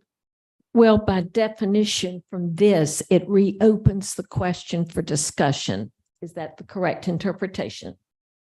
Okay, and then as we're discussing this, are we discussing 5 seats, 12 seats? Are we, what exactly? Because last time there was obviously a huge discrepancy in that we didn't even look at the resumes for some of the positions that were posted, and the positions that were filled weren't applied for. And so I'm just trying to understand what will actually happen this time.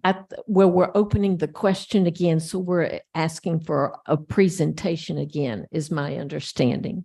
Right. So what would happen, and especially considering the hour we're at right now, I would suggest you can debate, reconsider, take a vote, and then what would happen would be the motion, if you move to reconsider and it passes, you would then have the same, or have a discussion on the original motion that was made on the 25th. And we will do that on November 13th. Okay, do that on November 13th. And then what would happen there, though, is it would be in FOIA from that standpoint. And also, if the plan is to remove people from the committee, it would be, when you could discuss that in executive session, as well as the applications in executive session for new folks. And you would have to vote on each, if you wanted to remove people, you would have to vote on each person at a time because of the way the bylaws are set up. Okay. Thank you. Any other questions? Dr. Temple? Because I have another item on here, and this has been so sensitive in our community. I just wanted, use your mic.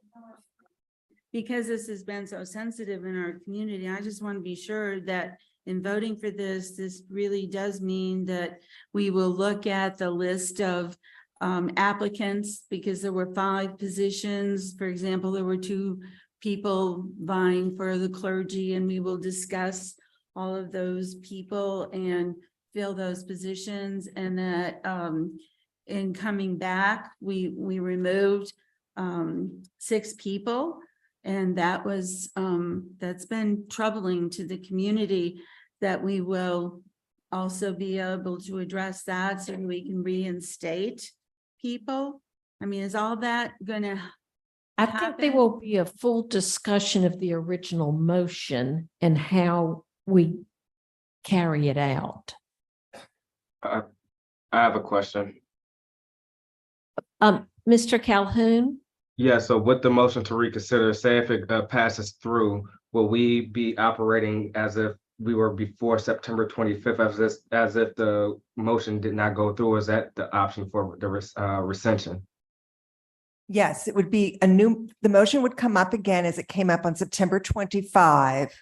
Right. So would that mean that say if it goes through, we'll be operating as if it's before September 25th. So the Health Advisory Committee as it existed beforehand. Oh, okay, I got you. Right. So if the motion to reconsider passes, the Health Advisory Committee would be operating as it was before September 25. Okay. And that's the same thing with 11C as well. Let's say if 11C was to pass through, we'll be operating the same exact way as if the Health Advisory Committee operated before September 25. Correct. So you go Thank back to where you were before. Thank you. Could I add a friendly amendment to this? May I? To the motion? I would have to hear what it is before I could accept it. All right. Well, what I'd like to add is that we consider this by special meeting before the November 6th COW meeting. We not wait till the 13th, but that we have a special called meeting before the November 6th meeting. No, ma'am, I can't accept that. And why not? Because I think it's most expedient and to to address it at a board meeting because it was previously addressed at a board meeting and because I think we need time to make sure everything is done step by step properly. Why would we not conduct it step by step in a specially called meeting? Because we would be able to discuss the whole issue and then we would be able to vote on it and move on, because we're holding up the work of this Health Advisory Committee. And they have some important work that they are in the process of doing, and we've already delayed it. So I'm trying to get it so that they can get back to work. Yes, ma'am. So she could make an amendment that requires a second vote. So, do you want to say that to her? No. Do you want me to explain it? Okay. But it is an order, okay. So there is currently a motion and a second. Is there any more discussion? And I will say it is in order to make an amendment to the to November 13th. So you could move to say you would delete November 25 Board of Trustee meeting and replace it with a special meeting of a particular date. That would be an amendment that would be in order. I believe the chair has turned that down. You can't turn it down. Friendly amendments are basically a fiction. And so if somebody in particular times I would have allowed it. But if you reject it, you can't deny somebody else an opportunity to make an amendment. Correct. And if Dr. Temple wants to make an amendment or anybody else to make an amendment, they can, and it has to take a vote. Okay. So are there any more comments? Or do you want to make, comments can also include an amendment. You would just ask. All right, I'll make the amendment.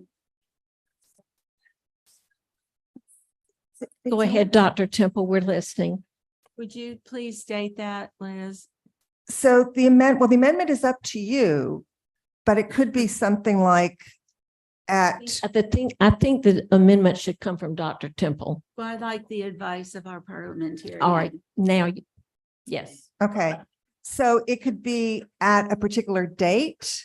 It could be particular at the COW meeting, or it could be a special meeting to be determined later, or to be determined, or to be, before such and such. So you have some options. Well, I'd like to have the with the amendment, I'd like for us to have the specially called meeting before the November 6th COW meeting. It could be right before the COW meeting, or it could be 2 days before it. But I'm trying to have us be efficient with getting this Health Advisory Committee issue resolved. Is there a second? I'll second. Second by Ms. Waters. Is there any discussion? So Ms. Bowles, the motion, and correct me if I'm wrong, Dr. Temple, is to have a special called meeting before the COW committee to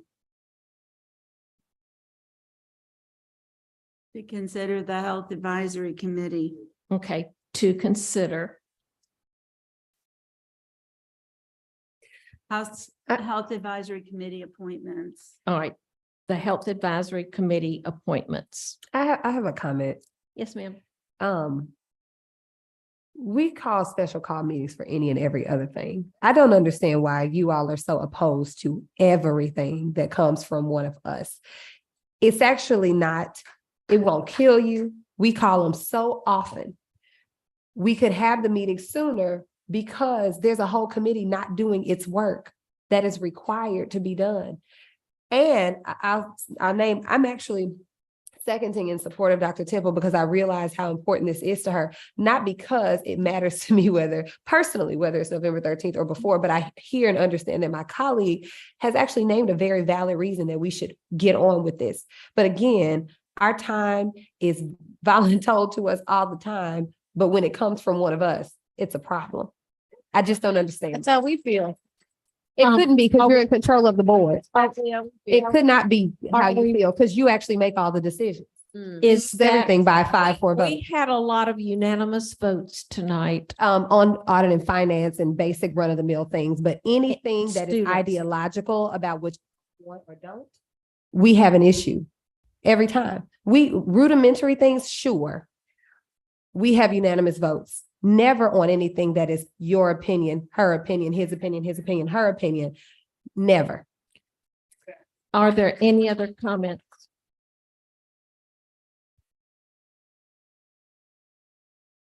We'll vote on the amendment, Ms. Bowles. Just for clarification, this is just the amendment, not the actual. Correct. Okay. Vote on the amendment and then the motion.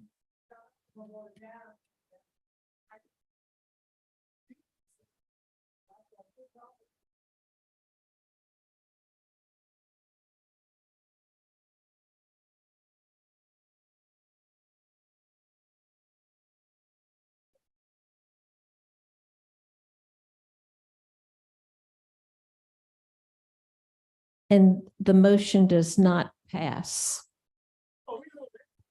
We will now, are there any comments before we vote for the motion on the floor to reconsider the Health Advisory Committee appointment vote taken on September 25th, 2023 at the November 13th, 2023 Board of Trustees meeting? Apparently, y'all don't know how valuable the health committee is, but we got issues in school dealing with students with.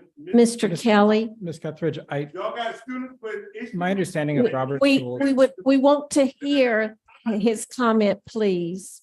my understanding is that the motion to reconsider would be out of order in the event that there is already action taken, such as contracts and other things that are placed and put in place. Would an appointment of If you would kindly sit down so we can discuss this and vote.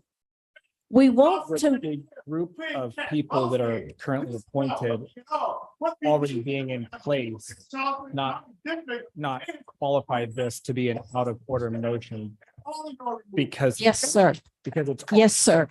We hear you. We hear I you. say that with the backing that the Health Advisory Committee website has already been updated with the updated committee names and such. So it's. Couldn't hear it at all.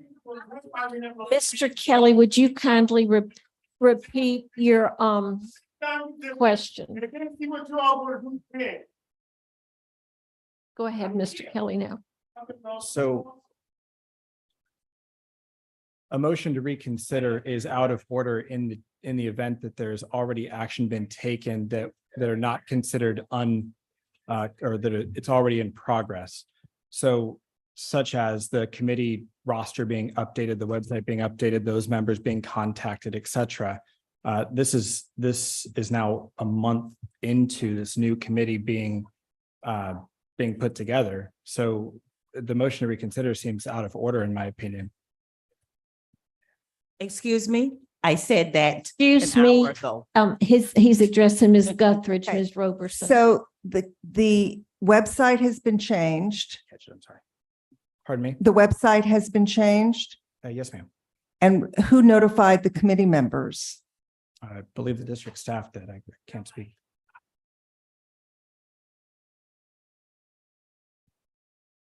The committee members, as in the ones that are currently on the committee, they've been notified by district staff. The ones that were removed.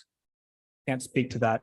Again, that's responsible. of the And district staff. so if the committee members who were removed, have they been notified? You can't answer. I can't speak to that. That's the responsibility of district staff, not of the Okay. committee. But you know the other piece? I say we move forward. Move forward.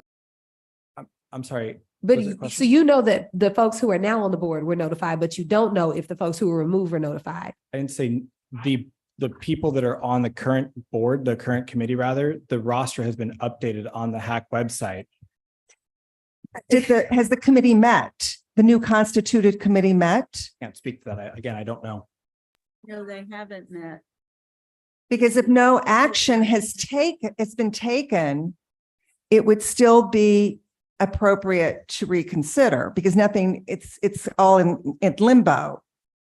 I know that. Didn't y'all try to meet? Okay. I'm going to try to Okay. speak to the questions. Is this on? The application process has begun. Yeah, that too. So the roster was updated. That's me. I'm the one who controls the website for everything that's for the Health Advisory Committee. I updated that after September 25th, when everybody was appointed. Last year's roster is still on there as well. That shows who was there last year, and then it's updated. I did not contact anybody who was removed, but I did contact those who were appointed to let them know that what had happened at the board meeting. Thank you for the clarification. Point of information. Yes. Can we clarify whether this new health advisory committee has met? No, there has been no meeting since July or since April of last year. All right, thank you. I have a question. Whenever. Yes, ma'am. Well, I mean, I don't know. I think there's a question in here somewhere, but I think it's more a concern. My concern with this motion to reconsider is that this is going to be yet another do-over like what we did on the 17th. What I want to put on record is that if we are going to, and I have a huge issue with voting for it because we really should just be rescinding the action that happened before because it was so out of order. And I believe that when we called for a rescission, this reconsideration was put there so that you can do the bidding in public view, maybe, I'm not sure, or bring some justification where there was not one provided before. But I'm just concerned that we're missing the point. The point is that people are in an uproar about the way that this was handled. And so I'm not going to support this motion for reconsideration because I don't believe that it's genuine. After listening to what's happened, this should be rescinded because it was highly inappropriate from the beginning. I made the motion for reconsideration out of consideration from hearing from people. Why not just why not just support the rescission? Because the rescission would naturally cause us to have to take it up again anyway, because we must have a health advisory committee. So you're not willing to go ahead and just undo what was done incorrectly before. We want to talk about it. Like there's not really a justification for what happened because we asked for one that day. Some explanations we should hear. Well, what happened that day? Why is it that on that day, no explanation was given, but suddenly weeks later, there's an explanation rather than just going ahead and walking back the action that was taken? Any other comments? Then we'll call for the vote.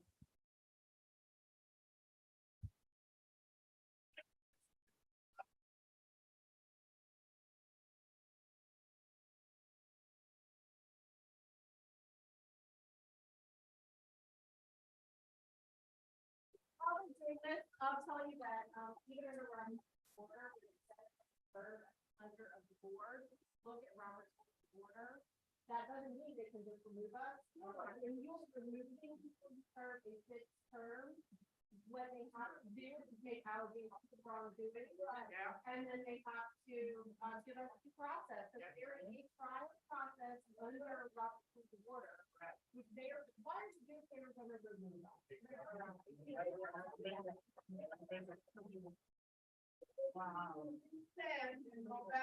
And the motion passes. So this will go on the agenda for the November 13th board meeting. We are moving on to the corrections for the consent agenda items. We have not. We still got the recension left. We got 11C left. 11B passes and then 11C is not considered. That's what Ms. Guthridge told me. This is quieting our concerns. So 11C, This has to be a we FOIA need violation. is there a motion to approve the second reading of the updated policy with the removal of the Terry participants section and revised deadline dates for certified educator annual contract issuance? So moved. Moved by Ms. Waters. Is there a second? Second. Second by Ms. Roberson. Are there any questions about the second reading of the policy? Then we will vote on the second reading.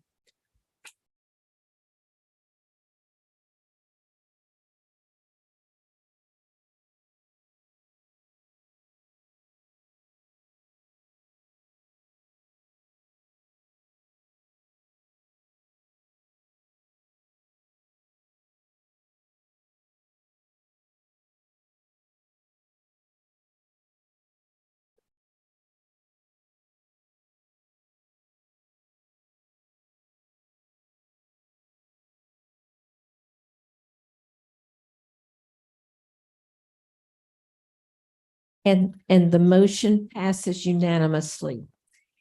Is there a motion to approve the amended policy GCEC for a second reading? I'll move. Moved by Mr. Kelly. Is there a second? Second.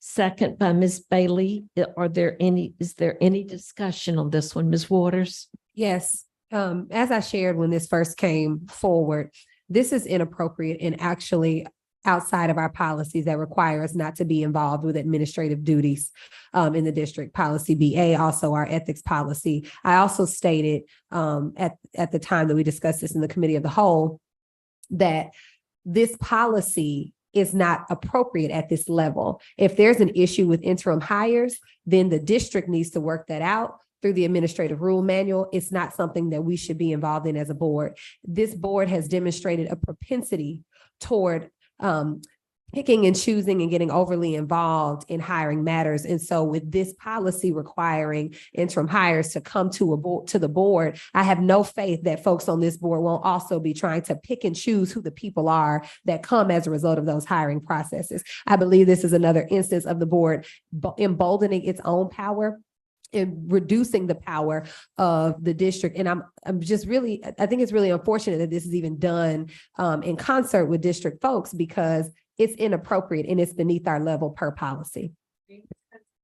Mr. Brickman, would you like to comment about on how this helps HR or hinders or? And so in our meeting with Dr. Gallion, with Mr. Kelly, we did have a conversation about really making sure that we manage the amount of interims that we have in the system and that we do post the positions after a certain amount of time that someone's in an interim role. If for some reason we're not able to fill the position, then it would go to the board just to seek permission for the interim to continue for a period of time. We now have about over 60 interims in the district right now. That's the most I think we've ever had.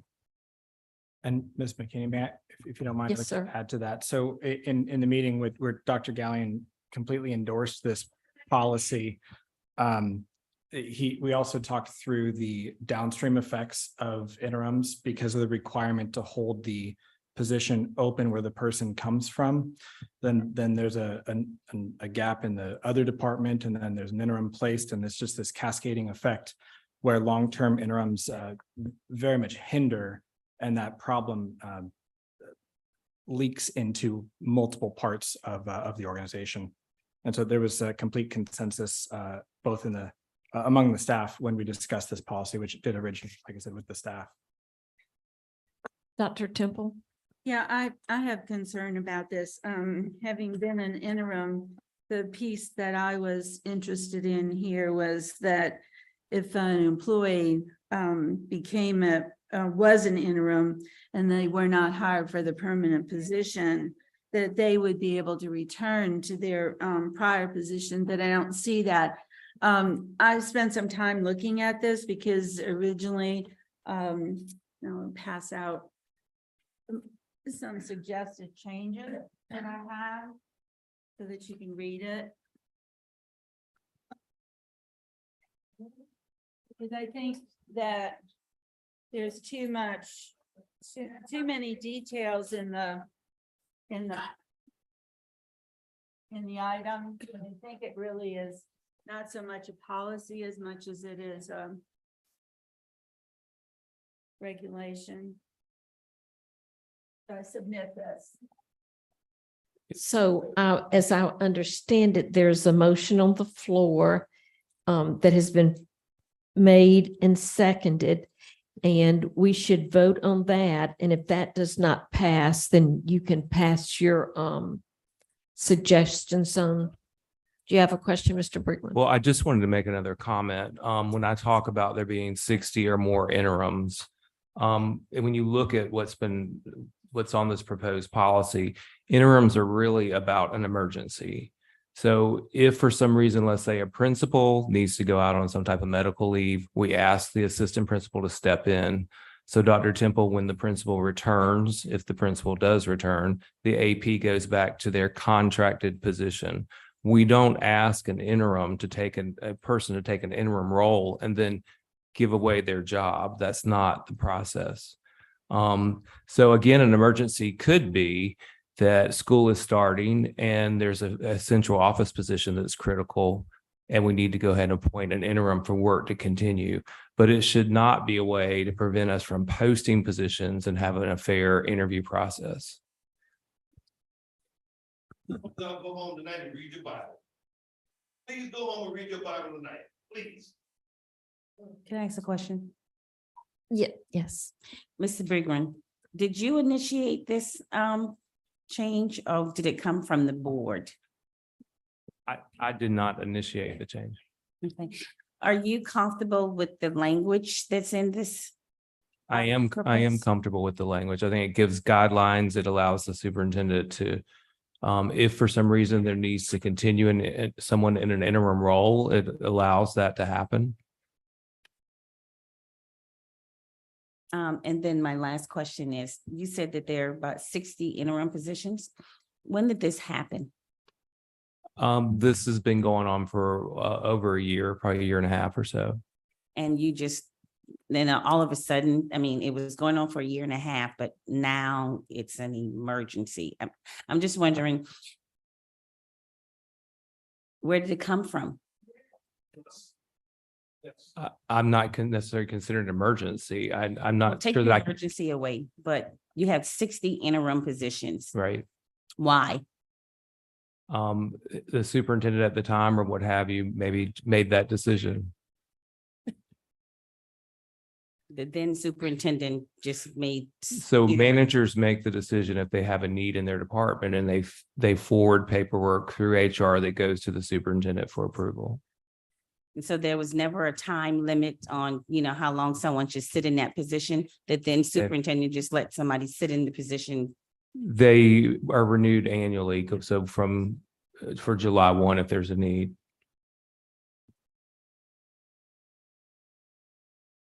Ms. Waters. I want to remind the board that it's the board, not staff's responsibility, not even the superintendent. It's our responsibility to hold ourselves accountable to our policies. And our policies do direct us not to get involved in administrative decisions. I don't disagree with the fact that it's an issue that there are 60 interims. I don't disagree with the fact that something needs to be done, not at this level. Because this policy contradicts our policies that we already have before us that ask us to focus on the strategic plan, not specific choices made by the superintendent. That's policy BA.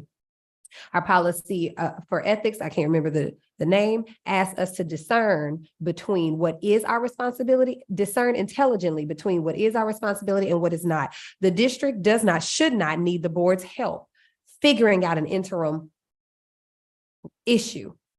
We should have professionals who can figure that out. We don't need to be involved. Again, this is opening up a path for the board to become overly involved in hiring processes. And I'm not sure why anyone would want that.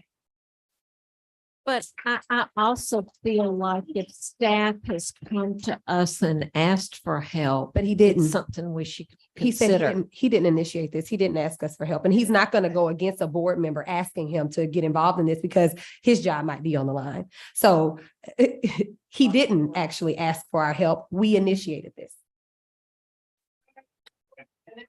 Mr. Kelly? Yeah, if I misspoke on that, I apologize, Mr. Brigman. It's been a number of months that we looked at this. I thought this originated with staff. Because obviously policies originate on both sides at both the board and the staff. So I may have gotten this one wrong. I apologize on that one. Yeah, it's been a bit. The other thing I will say is our legally required role is policymaking, which is why this is a policy. This is no more beneath us than any other policy that we deal with. It's not the policy, it's the actions in the policy. We can decide on policy. We have to intelligently decide which policies to pass and what language should be in them. The language in this policy conflicts with other policies that we are required to submit to. I'd welcome any conflicting policy that you can think of, but this I is. stated them, the ethics policy and policy BA. Mr. Brigman, you stated that you were comfortable with the language that's in this proposal. Yes, ma'am. I think it's something that's very manageable to me. And the important note here is that both staff and legal have approved that this policy is not in conflict with anything that we currently have on the books. That's not a correct statement. Please stop saying that. It's fine that they approved it. It does contradict policy that we have on the books. If you just open the policies up that I just stated, and I actually just share the language myself, whether they signed off on it or not, doesn't matter because we are responsible for upholding our policies and our own ethics, not them. Okay. So are we ready for the question? I call for a table. I second it. Postponing. Postpone. That's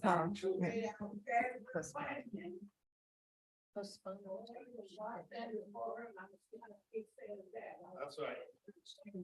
And just for a point of information, can Ms. Guthridge, please decipher the difference between a table and a postponement? Right. We're discussing that We're now. discussing, so I'll go ahead and, so if you table something, the implication is you're going to bring it back at the same meeting.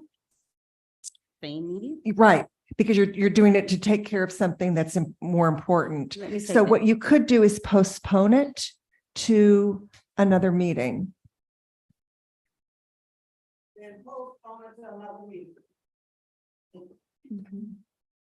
Or you could also refer it to I guess you really all don't have committees, but to some work group or something to take a look at it. That could be another option too. Or we could take the vote on the second reading. What's your, Let's call for the question and then they can vote no. Let's take the vote on the second reading. okay, we'll take a vote on the second reading, Ms. Bowles. No, I'm No, asking. a wait, question. well, we can postpone it. Well, I said, what do you want to do? And she said, take a vote on the second Because we need to reading. examine we're whether or saying not this take a policy is in second or conflict with other postpone. policies. I made a Yes, comment, actually, although can you I- all want to step over it, you should not. You should want to consider all of the information that's on the table. Actually, is it? No, is the motion for the postponement on the table right now? No. It hasn't been made yet. Here's my concern. Dr. Temple has been saying for a while that she has concerns about this. And I think that we should honor her request to at least look at what she's saying. It's not an emergency.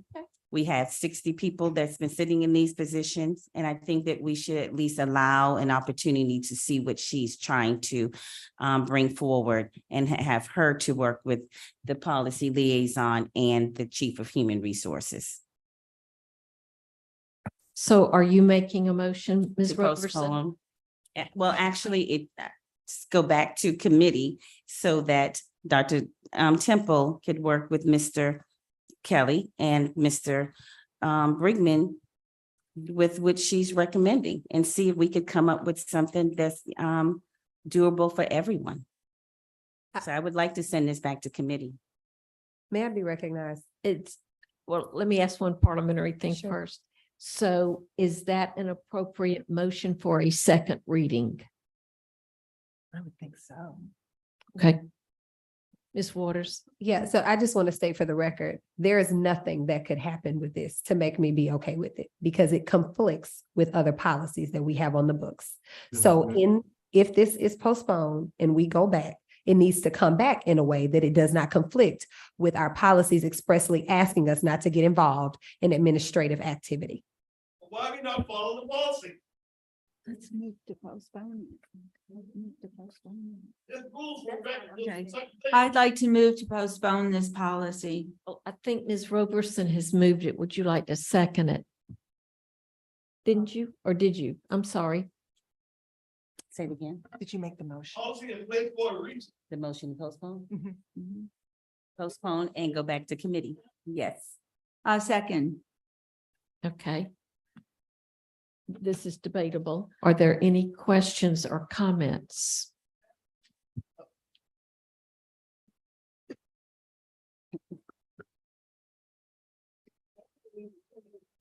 All right. Do you have the wording, Ms. Bowles?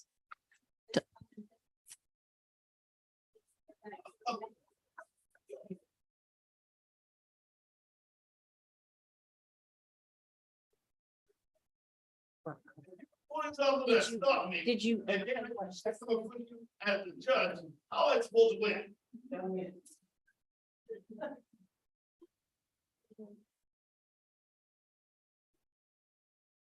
Should the motion read to postpone the second reading?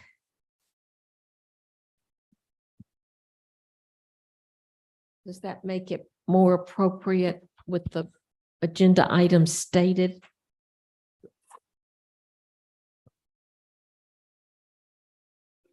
Or does it matter? I just want to make sure it's Don't- legal. Well, and maybe this is something for Mr. Johnson, but aren't we able to move forward with the first reading and then between first and second, make these changes? This is a second reading. This is, I thought that was what was debatable, whether it was a second reading. It is a second reading? Okay. Making sure.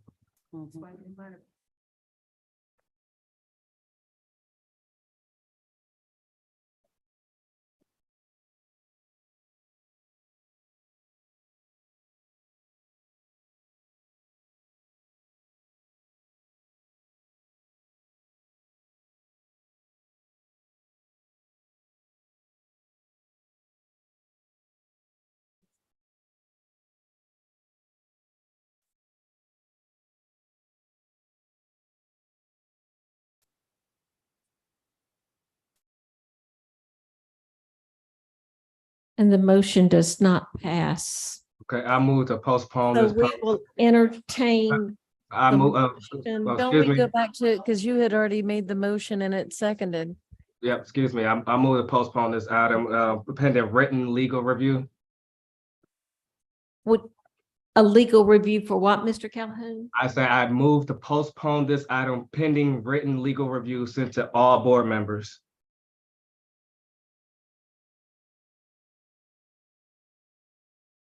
I second. Postpone. No, we had already made a motion before that motion and we made a motion and seconded. There's a motion on the floor for the second reading. Oh, Yeah, okay. and it has already been seconded. But this is I also.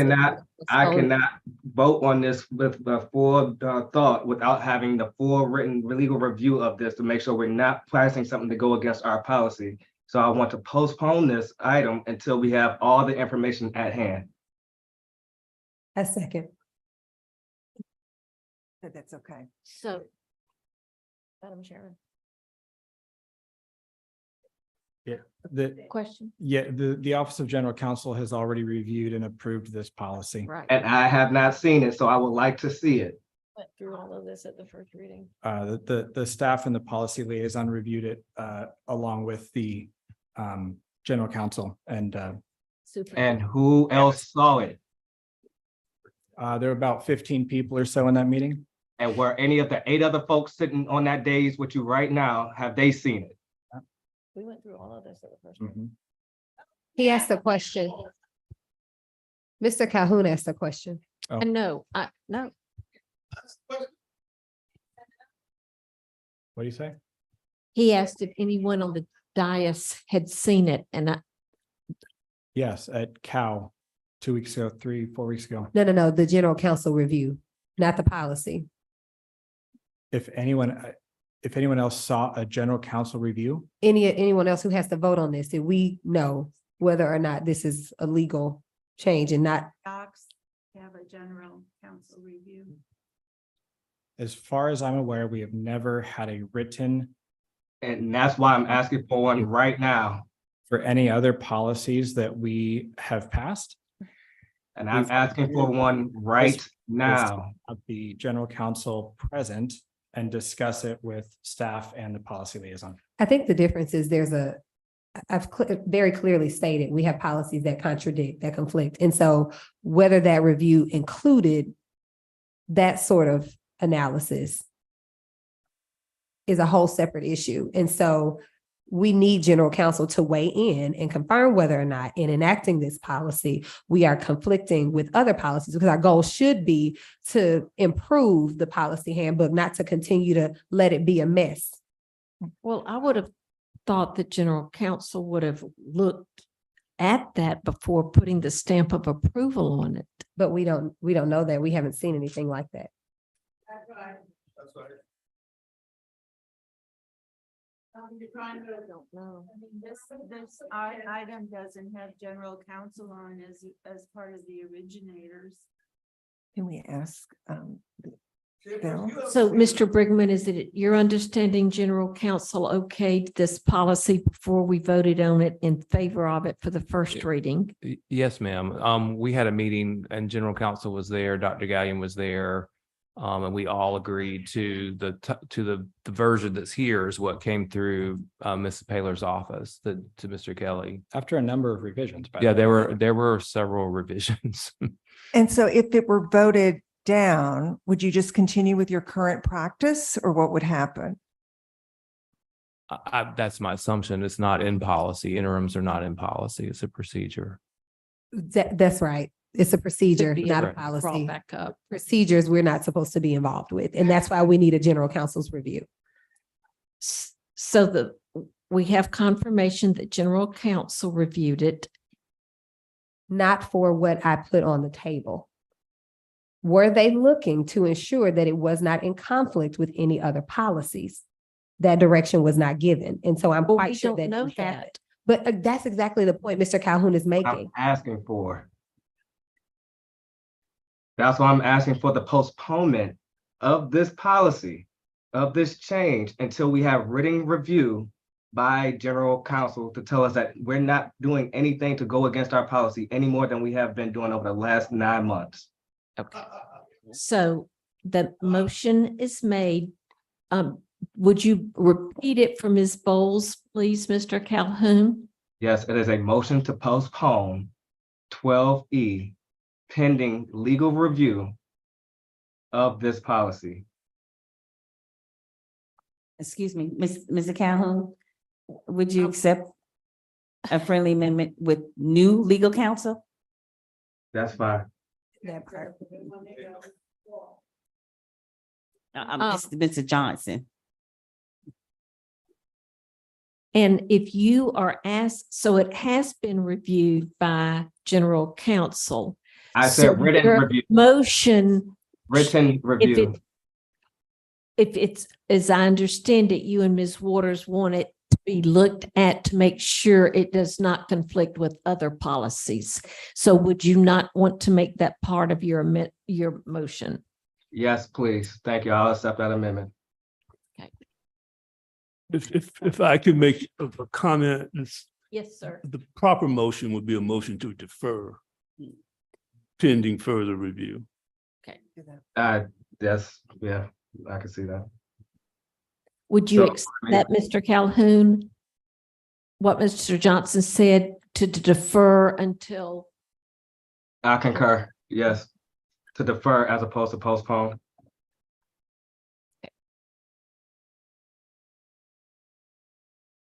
Is there a second? and I think Ms. Waters had seconded. Mr. Calhoun made it, Ms. Waters had seconded. That's correct. I agree. And I do want to say something on the record. Miss Trudy, whenever you're ready. Yeah, give her a minute. We have policy that also requires us to consider all relevant information and data before making a decision. And I want to make sure that's on record before folks try to vote this down, because it's our responsibility to make sure we have all of the information and are making all of our decisions with full knowledge of the impacts.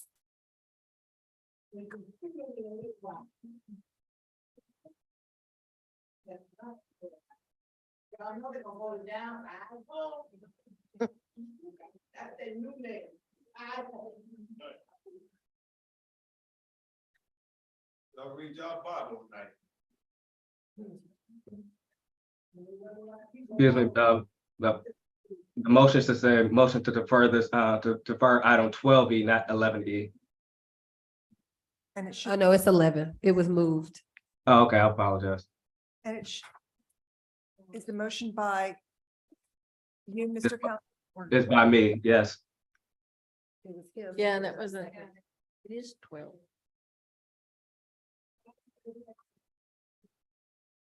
The motion was made by Mr. Calhoun, the seconded by me. It is. Okay.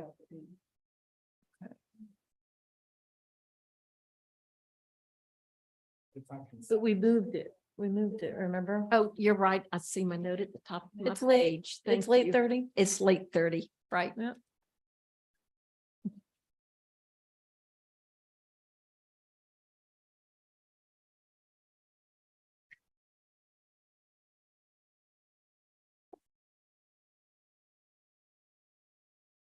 And the motion passes.